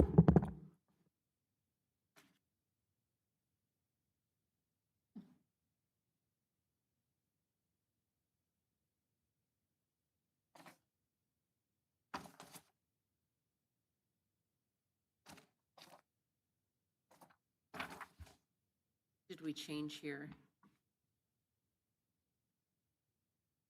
We just added it all. Was there never a dispute resolution prior?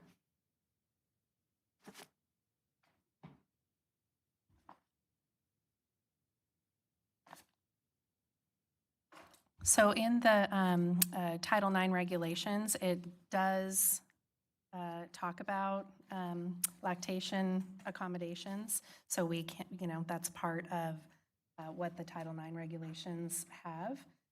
So I'm assuming for this policy, we wanted to ensure that we included that information. So that's new language that was not there previously.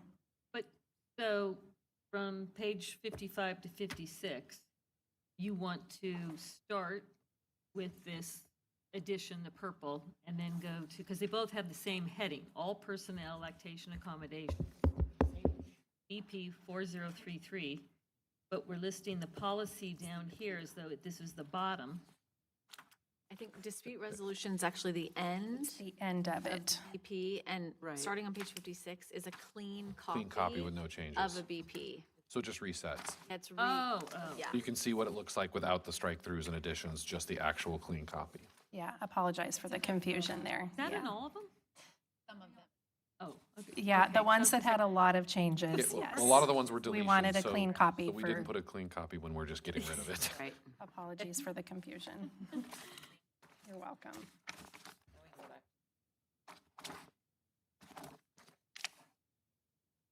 We're on 9. We were on 9. We just finished 8.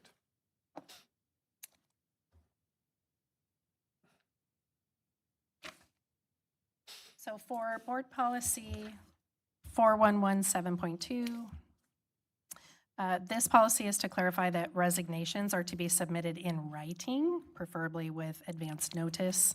Again, superintendent or designee to the superintendent or designee may accept the resignation. This also, retirement falls under this policy as well. So they actually resign from us, and then some employees do also retire, but they retire from CalSTRS or PERS.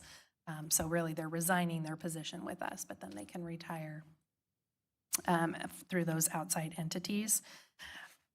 So that is the addition to this policy, is just to ensure that we have it in writing. And the date that they are to notice us, because we consider them under contract with us if they have not noticed us by June 30th of the prior school year. But does it say June 30th? Yeah. It just says after July 1st. Where does it say June 30th?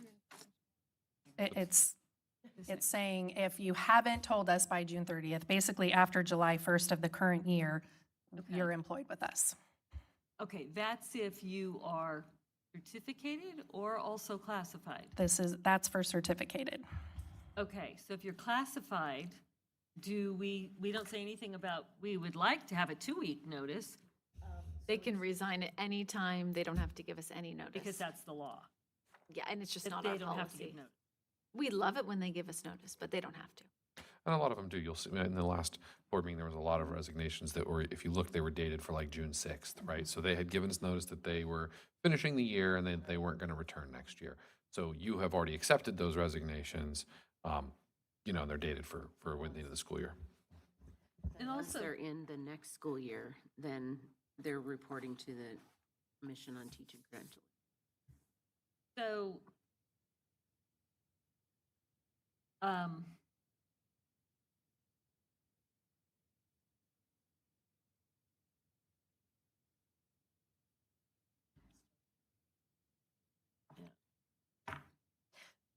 The reporting part to the CTC, that's really if it's job abandonment. So if they tell us that they're coming back and then they don't show up to work, then we report them.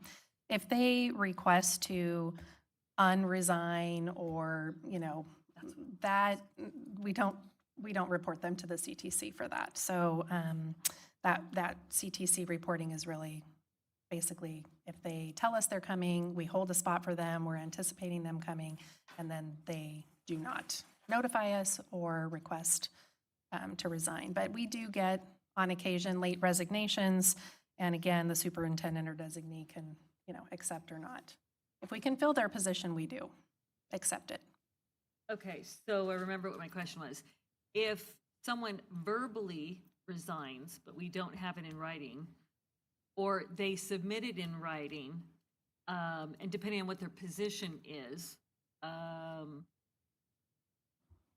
does it have to be something, in other words, once they submit something in writing, can they revoke it? Or once they've submitted it in writing, we've accepted it, and unless they change their mind and we want to keep the person, how does that work in terms of, we've accepted it and, we've already hired for the position, no, you can't come? That is correct. So we do address that. It's the second addition. The board authorizes the superintendent to accept it, and then once it's been accepted, normally HR accepts it on behalf of the superintendent, and then you all finalize that at a board meeting by accepting those resignations or retirements. Resignations, let's just use that term. It is considered, they cannot withdraw after that point because we have hired behind them. Okay, it's that in between. The superintendent has received it, the board has not approved it or acknowledged it yet. Can they rescind? No, it doesn't say that the board has to approve it. It says, once the superintendent or designee has accepted and set an effective date for this resignation, the resignation may not thereafter be withdrawn by the employee. So basically, verbal, like you said earlier, doesn't mean anything.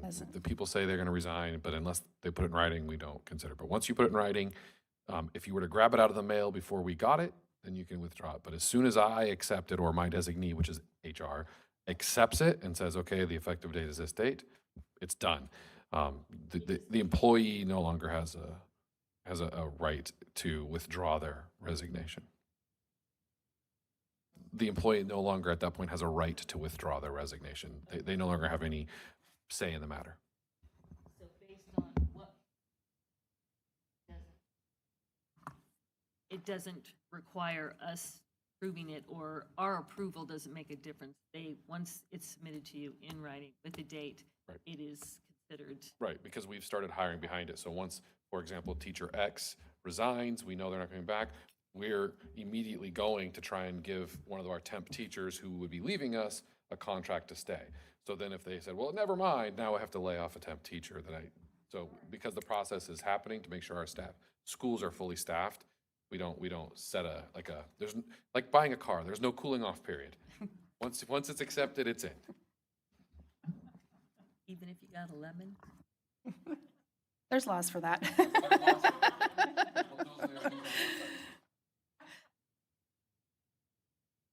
All right. Number 10, rights, responsibilities, and duties. So this is for certificated personnel. This provides the district's current practices and expectations for our certificated employees, and it does eliminate the requirement for each school site to have a standalone employee handbook.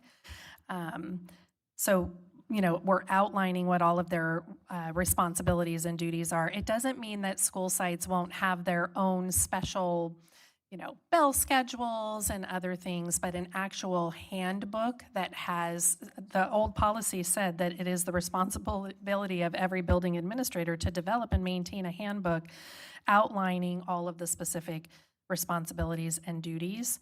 We have a board policy that can take the place of a site-specific handbook on that. This provides consistency. We know what the rights, responsibilities, and duties are for all certificated employees.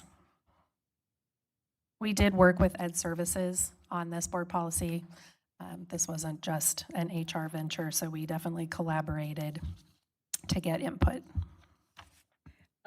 Does emergency responsive, you know, Darren's piece, that is a different handbook, because one of those is being developed, or I think the principal has to Yeah, that's a different. update the safety procedures. Yes, that's a yearly required update that has to be kept as a hard copy on site. So that's a very different handbook. Okay.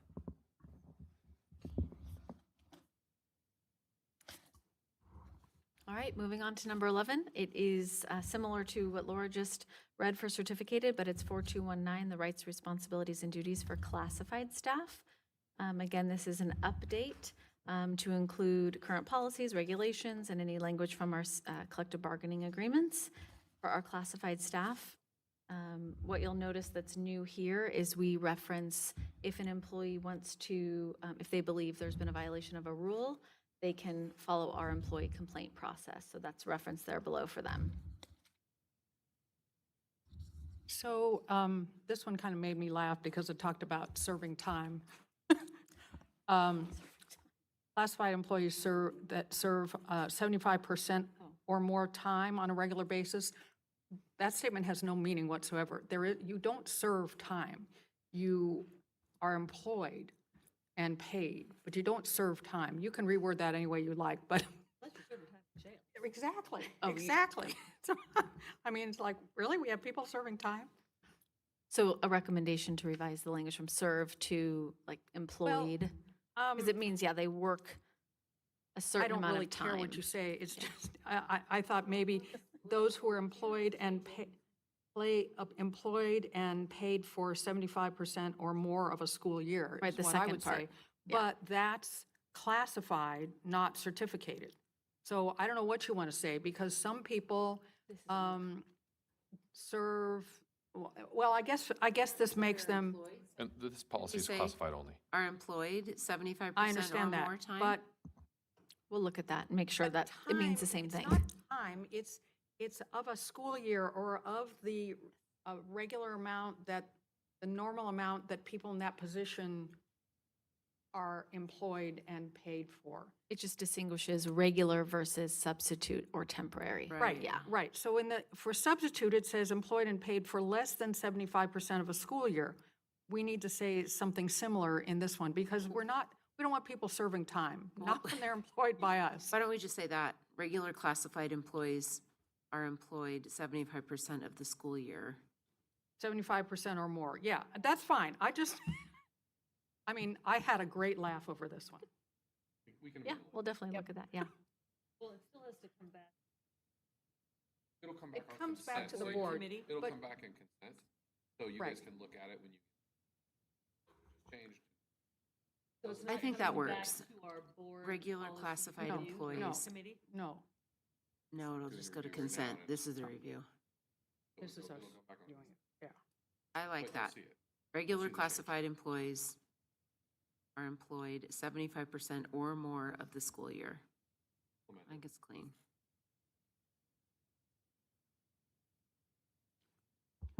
These are just some of these policies that were written and never touched since 1997. Yeah. And the good news is that after these ones, there are very few left. So our goal of going through the entire 4,000 series, because that has everything to do with personnel, we are, after these 27, there's just 10 more. 10 I think. more-ish, 11. 10-ish, yes. All right, number 12, this is a revision to board policy related to employees with infectious disease. So it's really just establishes the district's desire to keep all of our employees and students healthy, reduce the transmission and spread, defines infectious disease, and communicates any information related to non-discrimination, reasonable accommodation. And it covers all employees, all employee groups.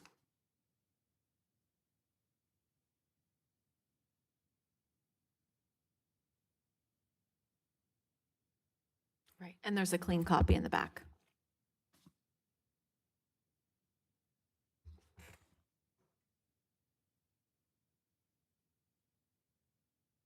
All right.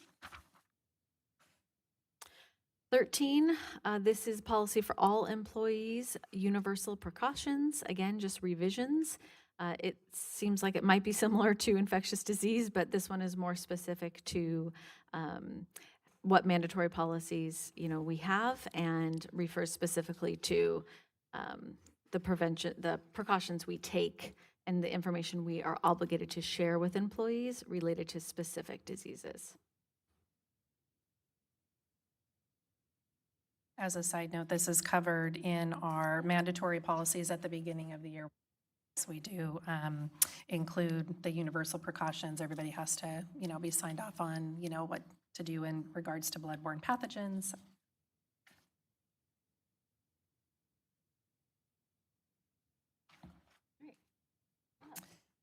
Okay.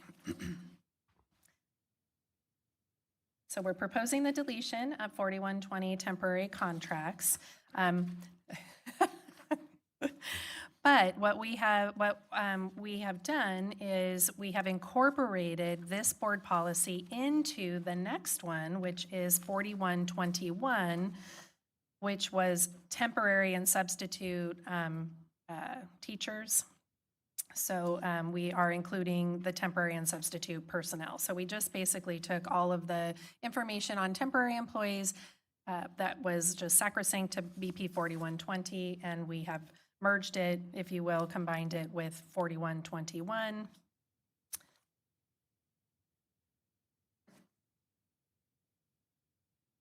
It is incorporated and just outlines, all of the ed code requirements, because really that's what we're bound by. Everything that we're going through right now with our temporary teachers, we are following the ed code, how we notice them, how we bring them back in priority based on the ed code. And a lot of that is very similar, not in bringing them back, but some of those ed codes also are in regards to substitutes, which are, for lack of a better term, also temporary employees. They're filling temporary roles. So a couple things here. It used to say teachers, and now it says, it just says personnel. Yeah, so there's a lot of things that just, I don't have them handy here, but that refer to appropriately credentialed teachers, school years, certificated employees, et cetera. So I just think this needs somebody looking through them again and making this in particular and making sure that everything we're calling out when it's a teacher or when it's not, because I think that didn't get thoroughly done in this policy, and I don't think I need to, rewrite it for you. However, I do want to point out that the last two paragraphs referred to when the schools of the district are maintained. And that makes it sound like, are we cleaning and taking out the trash? I think it's schools are in session, not maintained. I think that would be more correct and clear. But the rest of it, I think we just need someone to look at it again. Oh, I see it, second to last paragraph.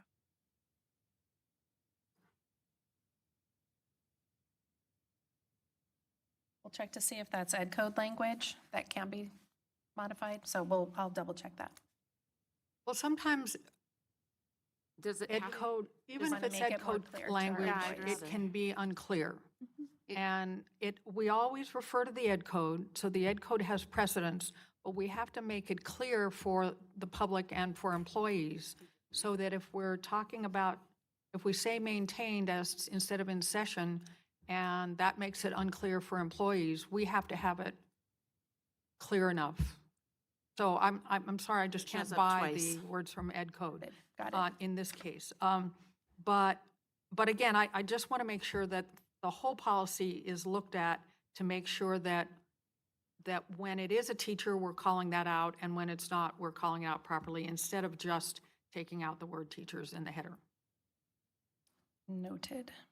Thank you. Yeah, so I think it shows up 3 times at least.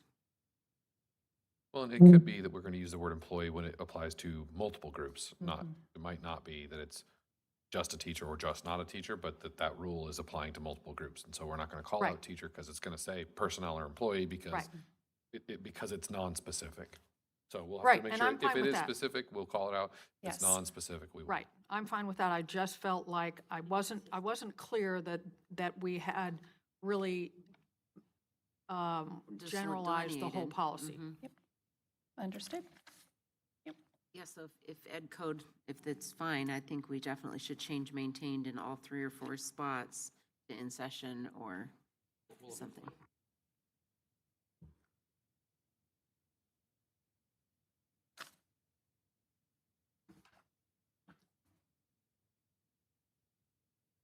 15 is on substitute teachers. Oops, we just did 15. So sorry. Thank you. 16. Student teachers. So many types of teachers. All right. So this board policy 4122 is to add the orientation and compensation rules. And we don't have an AR on the placement of student teachers. This is really, our board policy in regards to what we're required to offer them. So we are required to have them attend a student-teacher orientation. And the time for additional compensation from the contracting institution is to be completed outside of the regular workday. The compensation rules, if you're a master teacher, we've really outlined how that process happens. So they're not paid through the district. They're paid through the institution. Where do we have maybe the AR that goes with how do we place student teachers? We currently do not have an AR on placing student teachers. Yeah. Should is a different word. We should have a practice. We could codify the practice in AR, and it is something that Bob and I have talked about looking into, and where student teachers live, because part of it's under HR and part of it's under ed services, right? So who is the point person over AR and what that practice is? We definitely have a practice, but we could codify it into an AR. I remember when Laura Lyon went to HR, I had brought this to her attention. And that I had noticed in visiting schools, sometimes there was a teacher that had a student teacher that the principal and I did not think that that was the best example for what we want in teachers for CUSD. Yeah. But they I guess, I don't know if they get a stipend by having a student teacher or whatever. But then we have, master teachers, excellent. And I know it's more work. So just because they are a super great teacher, they don't always want to have a student teacher every year. But it's the placement piece that I think we should be more protective of where it is we're placing them. Best outcome for the student teacher and for us to give an example of what our standard is in terms of modeling our best. Yeah, so that is, like I said, something Bob and I have started talking about is what does that practice look like? What are the principal's roles in that? And what does it look like if nobody wants to do it? How do you then go about there? Because we do need to provide a practice for our incoming teachers. So this is the beginning of that, right? Requiring them to come to orientation as opposed to just showing up in their classroom day one and starting. But we will continue to work on this.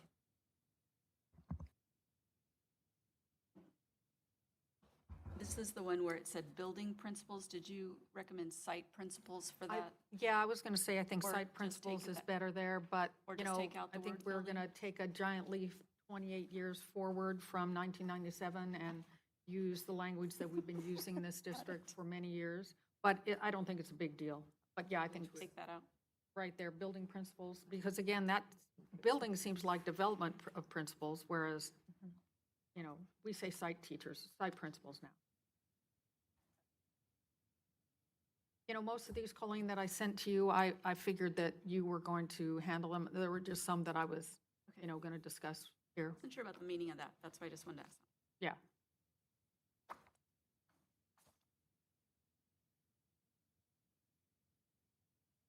Okay, the next one, number 17. This is really an outdated board policy about professional growth units. There was a time when teachers had to submit them to the state every 5 years, let them know how many hours of professional growth that they had had. That requirement was deleted or outlawed a long time ago. So they keep track of their own hours and they don't have to fill out these forms. Used to have a mentor that would sign off on everything, so.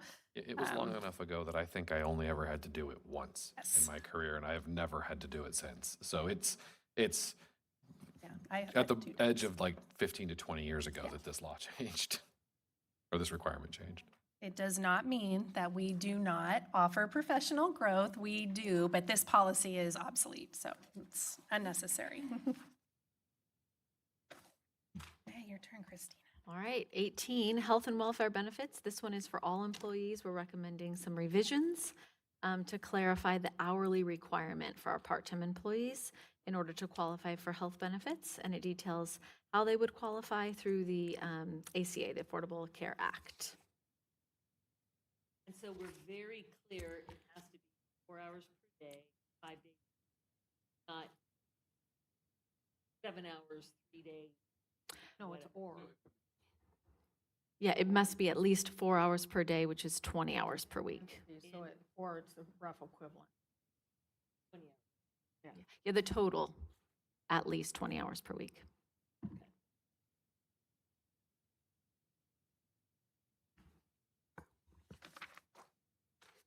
All right, 19, a revision to 4361, the board policy on leaves. So this one outlines all of the authorized leaves for all of our employees, certificated, classified, and management. And it also includes information where they need to, what supporting documents we look for when we're making determinations about authorizing certain leaves. Is the Family Medical Leave Act on here? Thank you. Can I Family go care and medical. leave. Back to health and welfare benefits. Is that the 20 hours per week? Is that a CUSD? That I don't see noted that it's a state. Yeah, no, this is not just the USD. This is state law This is related to, so if you look up the Affordable Care Act and you want to know more, and I can definitely give you more information if you're interested, there's only, you have to work a certain amount of hours to be eligible for our benefits.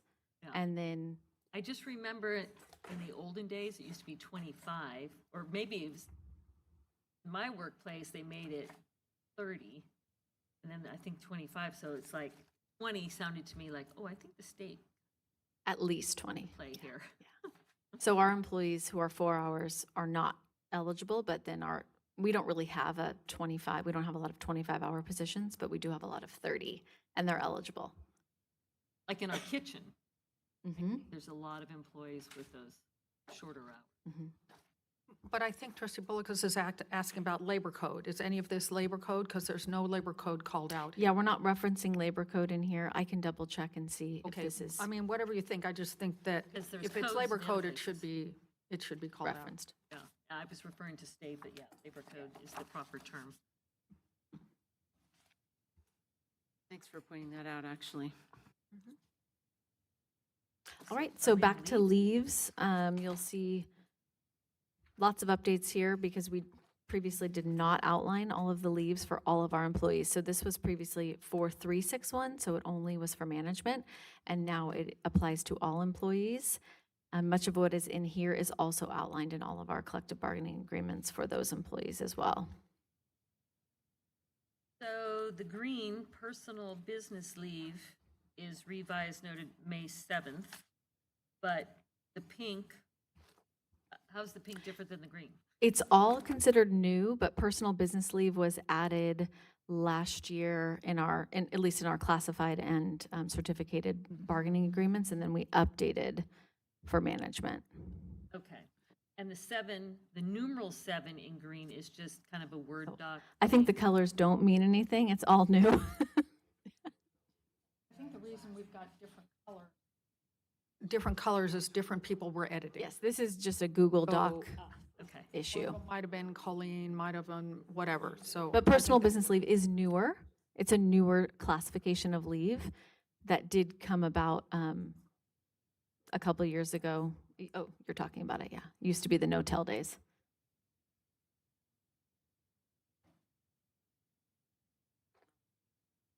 Yes. And everyone can access them.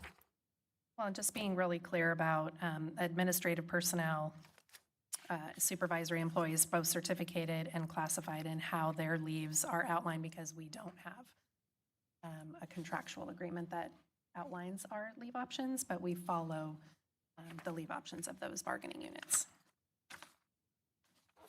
All right, 20 is 4,200 classified personnel. So this is a board policy that we have updated and revised to ensure we explain how classified employees have designated titles, working days, hours, and that they're expected to complete all of their duties identified in their job description.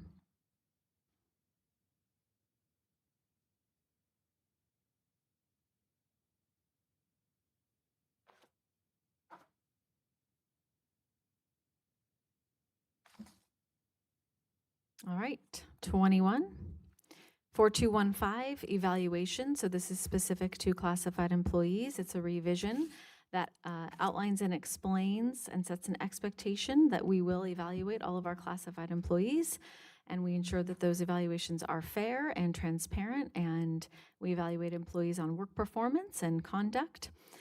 So if you'll notice, the previous board policy had one sentence, and we wanted to hopefully encourage and promote a little bit more detail here about how we evaluated employees, why we evaluate employees, and much of this then is specifically outlined in our articles for our classified employees as well.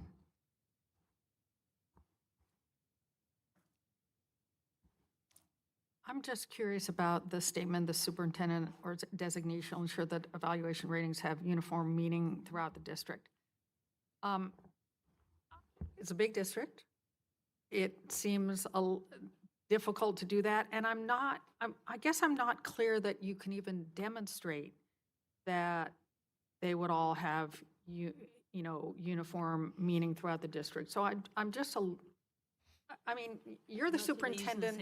Oh, I agree with you. I would actually prefer language there that said something like the superintendent or designee shall ensure that training exists to align evaluation or to enhance Or the goal uniform will meaning. be, yeah, because you're exactly right. With that many leaders, like this would imply that I actually have to go out and do audits of accountability to make sure that a satisfactory is a satisfactory is a satisfactory.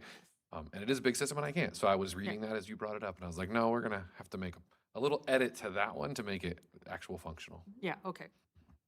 But we do have a standard, exceeds expectation, meets expectation, needs improvement, unsatisfactory. And then we do train our supervisors on what this means for each category. And I am aware of that because I hear about it from someone you might know. And I think it's great. And I mean, when I got on the board, we weren't even evaluating everybody, which when I figured that out, I was shocked. Yeah, in fact, I think the previous superintendent was shocked to find it out. But I just think that it's kind of a bridge too far to say, yeah, he's going to do it. We like the expansion beyond the one sentence. I'm making notes too, because the teacher evaluation, BP, and management, that will be coming in the next wave. So I'm making note. All right, 224216. These are revisions to the board policy Laura shared previously, 4116 for probationary permanent status. So this one is specific to our classified employees, and it talks about our need to hire and retain highly qualified classified employees. It updates the probationary period and timeline, and describes the release process. So this one definitely needed an update because there was some outdated language. We used to be able to extend the probationary period for classified employees. That no longer is the case. It is done after the 6 months, 130 days. So that is in here. And then, of course, it explains how we go about releasing probationary employees.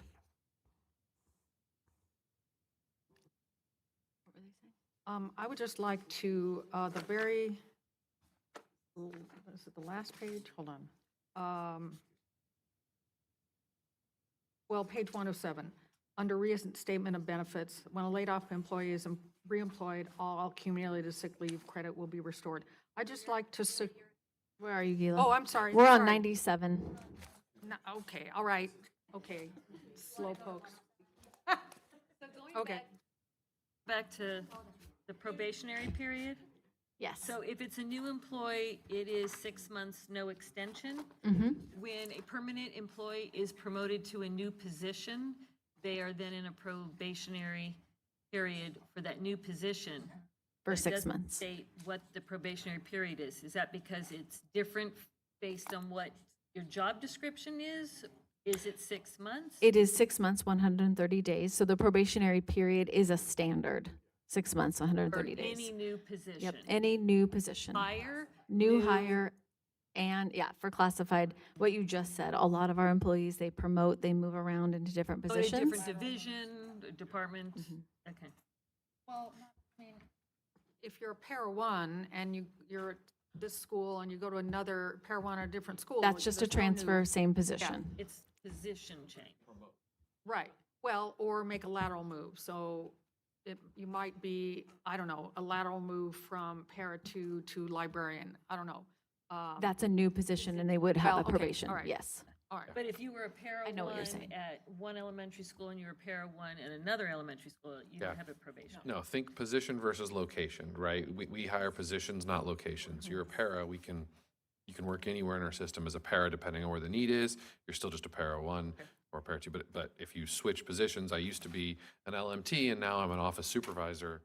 Even if you're at the same site, you have a new job. Yeah, and we want to know if you do it as well as you did the last one. Exactly. We'll make sure you're still a fit for this new job.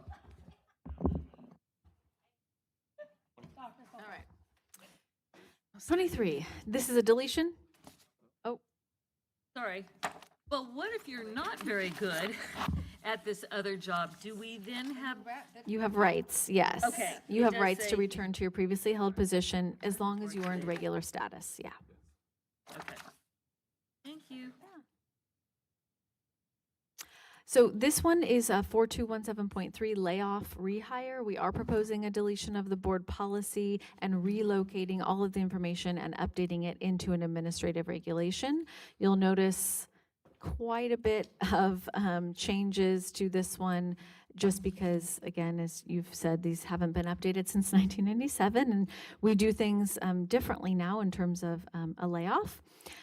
So all of this language in the new AR 4217.3 is reflective of Education Code and Article 15 in our contracts, how we determine the order of the layoff, seniority, who gets noticed, how they get noticed, how they're rehired, what rights they have, their reemployment rights.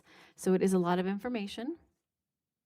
What time you signed your contract, right? So for classified, there's really no contract, so we don't reference that.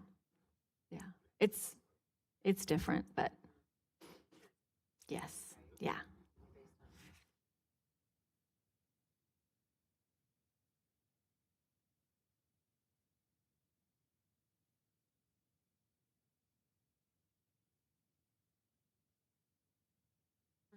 You don't have a layoff rehire, you have your temp probe. I believe it is coming up. Give it a minute. That's not in here. It's not in We're this not doing grouping. one today. Not today. That one I want to review.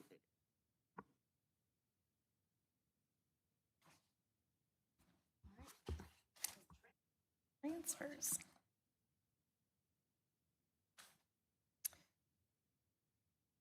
So the proposed revision for Board Policy 4314 transfers to establish the district's interest in using intentional transfers of management employees instead of a rotational process. So this is specifically to management employees.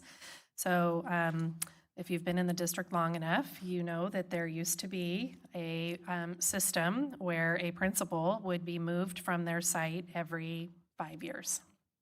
And it was in a board policy.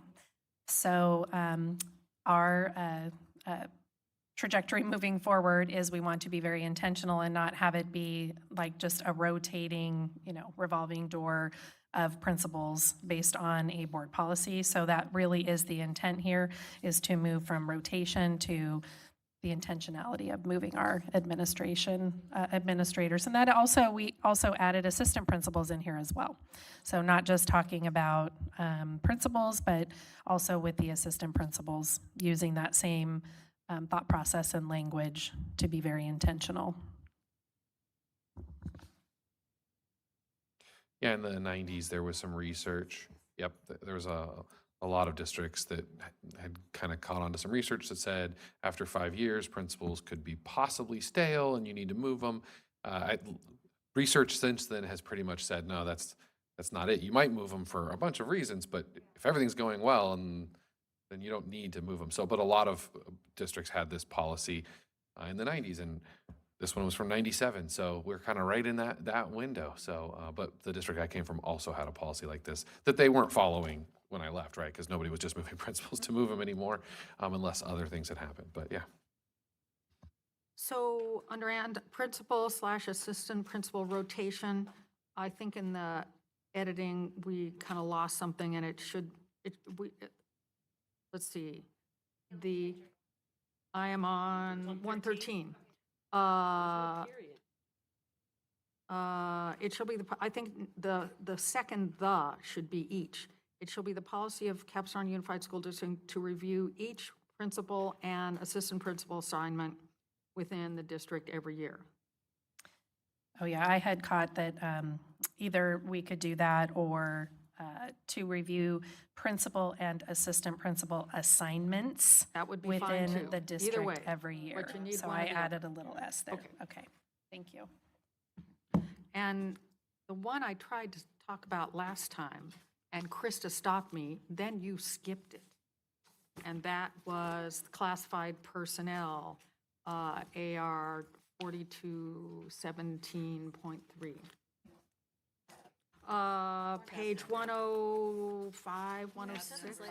Oh, tab number 23. Oh, yeah, we're there. We did it? So, yeah, Okay. board policy layout Sorry. PR. Yeah. Krista got me confused. Yeah, she threw me off. I just wanted to add a word under reinstatement of benefits, page 107. When a laid-off employee is reemployed, all previously accumulated sick leave credit will be restored. That's all I was hoping for. That's good. I think partly because it makes it a little bit sound like if you got laid off, you might be continuing to accumulate leave credit. And just makes it a little bit more clear that this is what you accumulated before you were laid off. Transfers, that last sentence.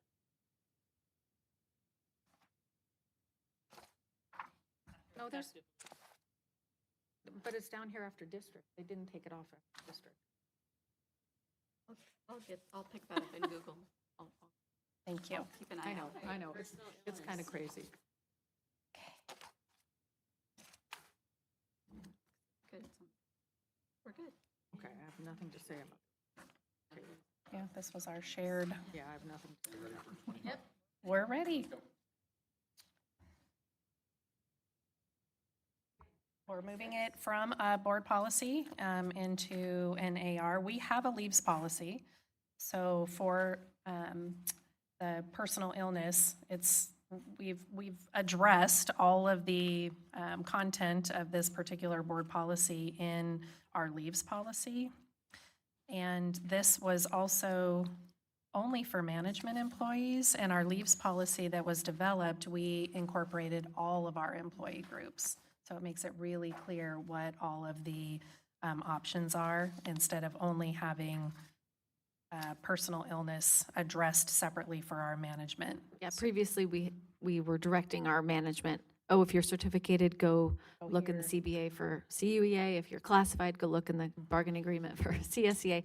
Now we're making sure management has an AR that addresses their leaves. This one's for personal illness. The next one you will see is for non-personal illness.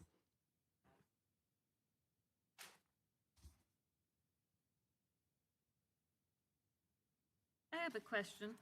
I notice on different policies where, on this one, 4361.1, in red, it says approved May 7th, today's date. And some others said revised with the date. Should I also assume that this is going to come before in a board meeting or No. on consent? So only BPs will come. So that's why they have the date of the board meeting. ARs do not need board approval. So the Right, that's ARs why are, it's today. yeah, that's why it's today. It's noticing you, here's where we're doing it. You'll approve the deletion of the board policy. So the deletion, as it got put into the AR, would have the date, would be on consent, the deletion of the policy, but so it won't have a revision date. But the AR is just that you've seen it today. So if we don't need to approve it, why doesn't it just say revised this date if we don't have to approve it? It can say The other revised. ones that we have to New. approve, one said revised, so So, I'm approving it. It's an AR for me. Because it's a new, for if they're new ARs. So if they're a revised AR, we would revise them. If we're basically deleting a board policy and creating a new AR, we're not revising it because it never existed, right? So Putting the date. we're creating, we could say created instead of approved if we wanted to. Well, it would say policy adopted that date. It's not a policy, it's an AR. Oh, if it's an AR. Okay, I Yeah, thought yeah. you So if said- it's a policy, it will come on consent and it'll be the May 21st date. So all policies will be the May 21st date, provided you approve them on consent. If you don't approve them on consent, then they'll get revised again and have a different date. But the AR, it could say created instead of approved, but Okay. that's fine. Had the exact same discussion, so we had to have our own clarification. So 26 is really the same as 25, what we just mentioned. We're proposing the deletion of 4361.2 absences and leaves. And we're outlining all of this in an administrative regulation, and it's for non-personal illness, injury, leaves of absence, so all the other types of leaves.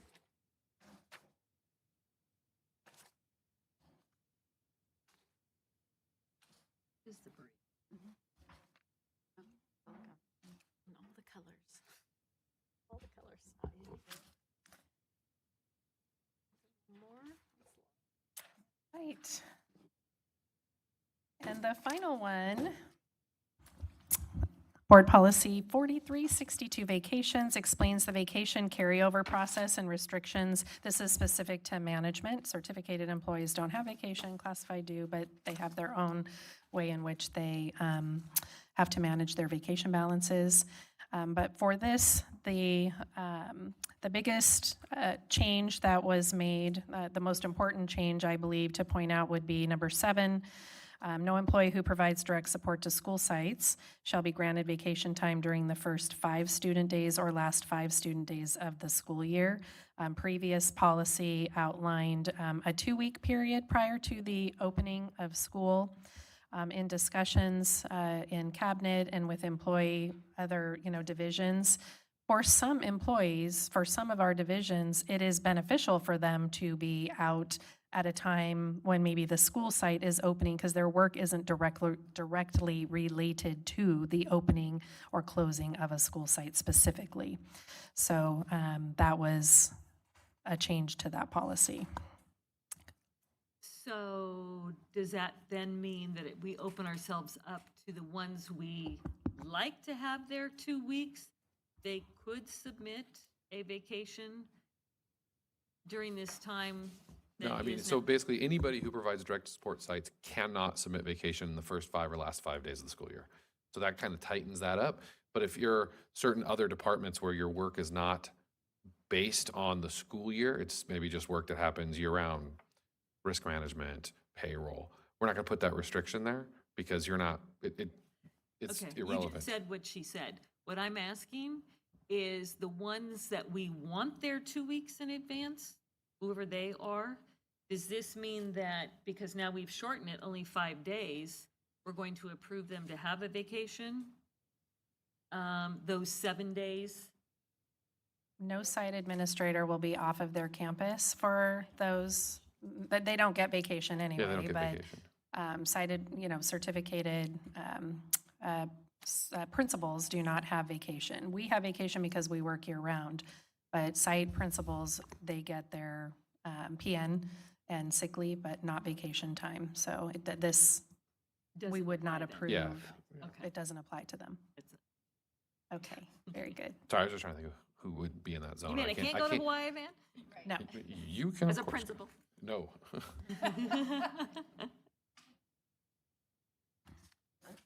And there you go.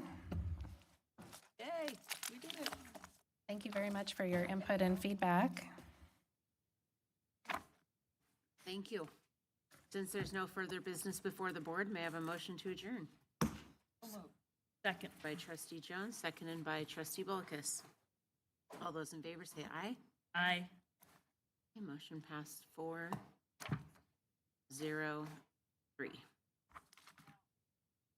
The time is now 4:29 PM.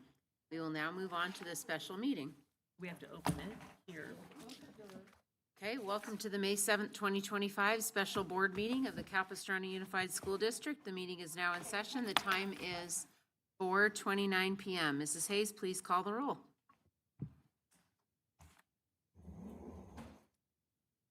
Trustee Castellanos. Here. Trustee Pritchard is absent. Trustee Zollinger is absent. Trustee Adnams. Here. Trustee Jones. Here. Trustee Bulkus. Trustee Davis. Here. Mrs. Hayes, before the board recesses to closed session, is there anyone who'd like to speak to a closed session agenda item? There are none. Okay. And since there are none, the board will now recess to closed session to address the following agenda items: conference with labor negotiators, CUEA, CSEA, Teamsters, KUMA, and unrepresented employees, and public employment and evaluation of performance. I'd like to move into closed session.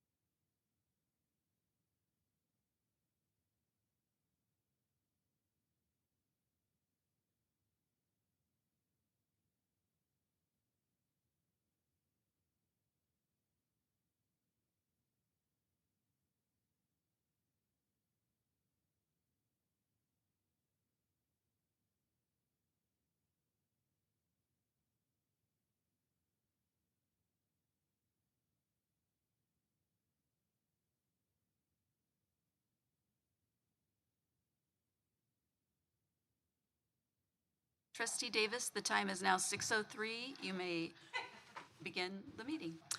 I'd like to reconvene the board meeting to open session. The time is now 6:03 PM. Mrs. Hayes, please call the roll. Trustee Castellanos. Here. Trustee Pritchard is absent. Trustee Zollinger is absent. Trustee Adnams. Here. Trustee Jones. Here. Trustee Bulkus. Here. Trustee Davis. Here. The Pledge of Allegiance will now be led by Miss Stacy.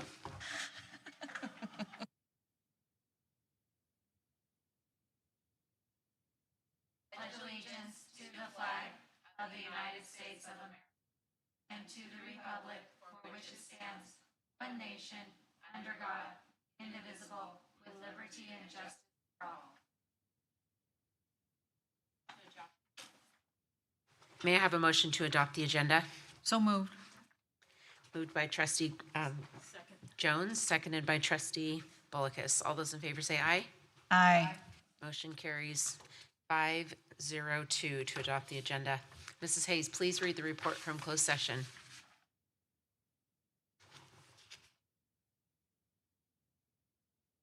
On agenda item 3A, conference with labor negotiators, no reportable action. On agenda item 3B, public employment and evaluation of performance, superintendent, no reportable action. That concludes the report. Thank you. Mrs. Hayes, do we have any speaker cards for this item? May I have a motion to approve the consent calendar items 10A? So moved. Moved by trustee Adams, seconded by trustee Bullicus. Mrs. Hayes, please call the roll. Trustee Castellanos. Aye. Trustee Pritchard is absent. Trustee Zollinger is absent. Trustee Adams. Aye. Trustee Jones. Aye. Trustee Bullicus. Aye. Trustee Davis. Aye. Motion carries 502 to approve the consent calendar. There being no further business before the board, may I have a motion to adjourn? So moved. Moved by trustee Jones, seconded by trustee Bullicus. Mrs. Hayes, please call the roll. Just All in favor? Yeah, that's on me. Aye. Motion carries 502 to adjourn the meeting. The time is now 6:07 PM. Shortest open Thank board you. meeting. 4 minutes.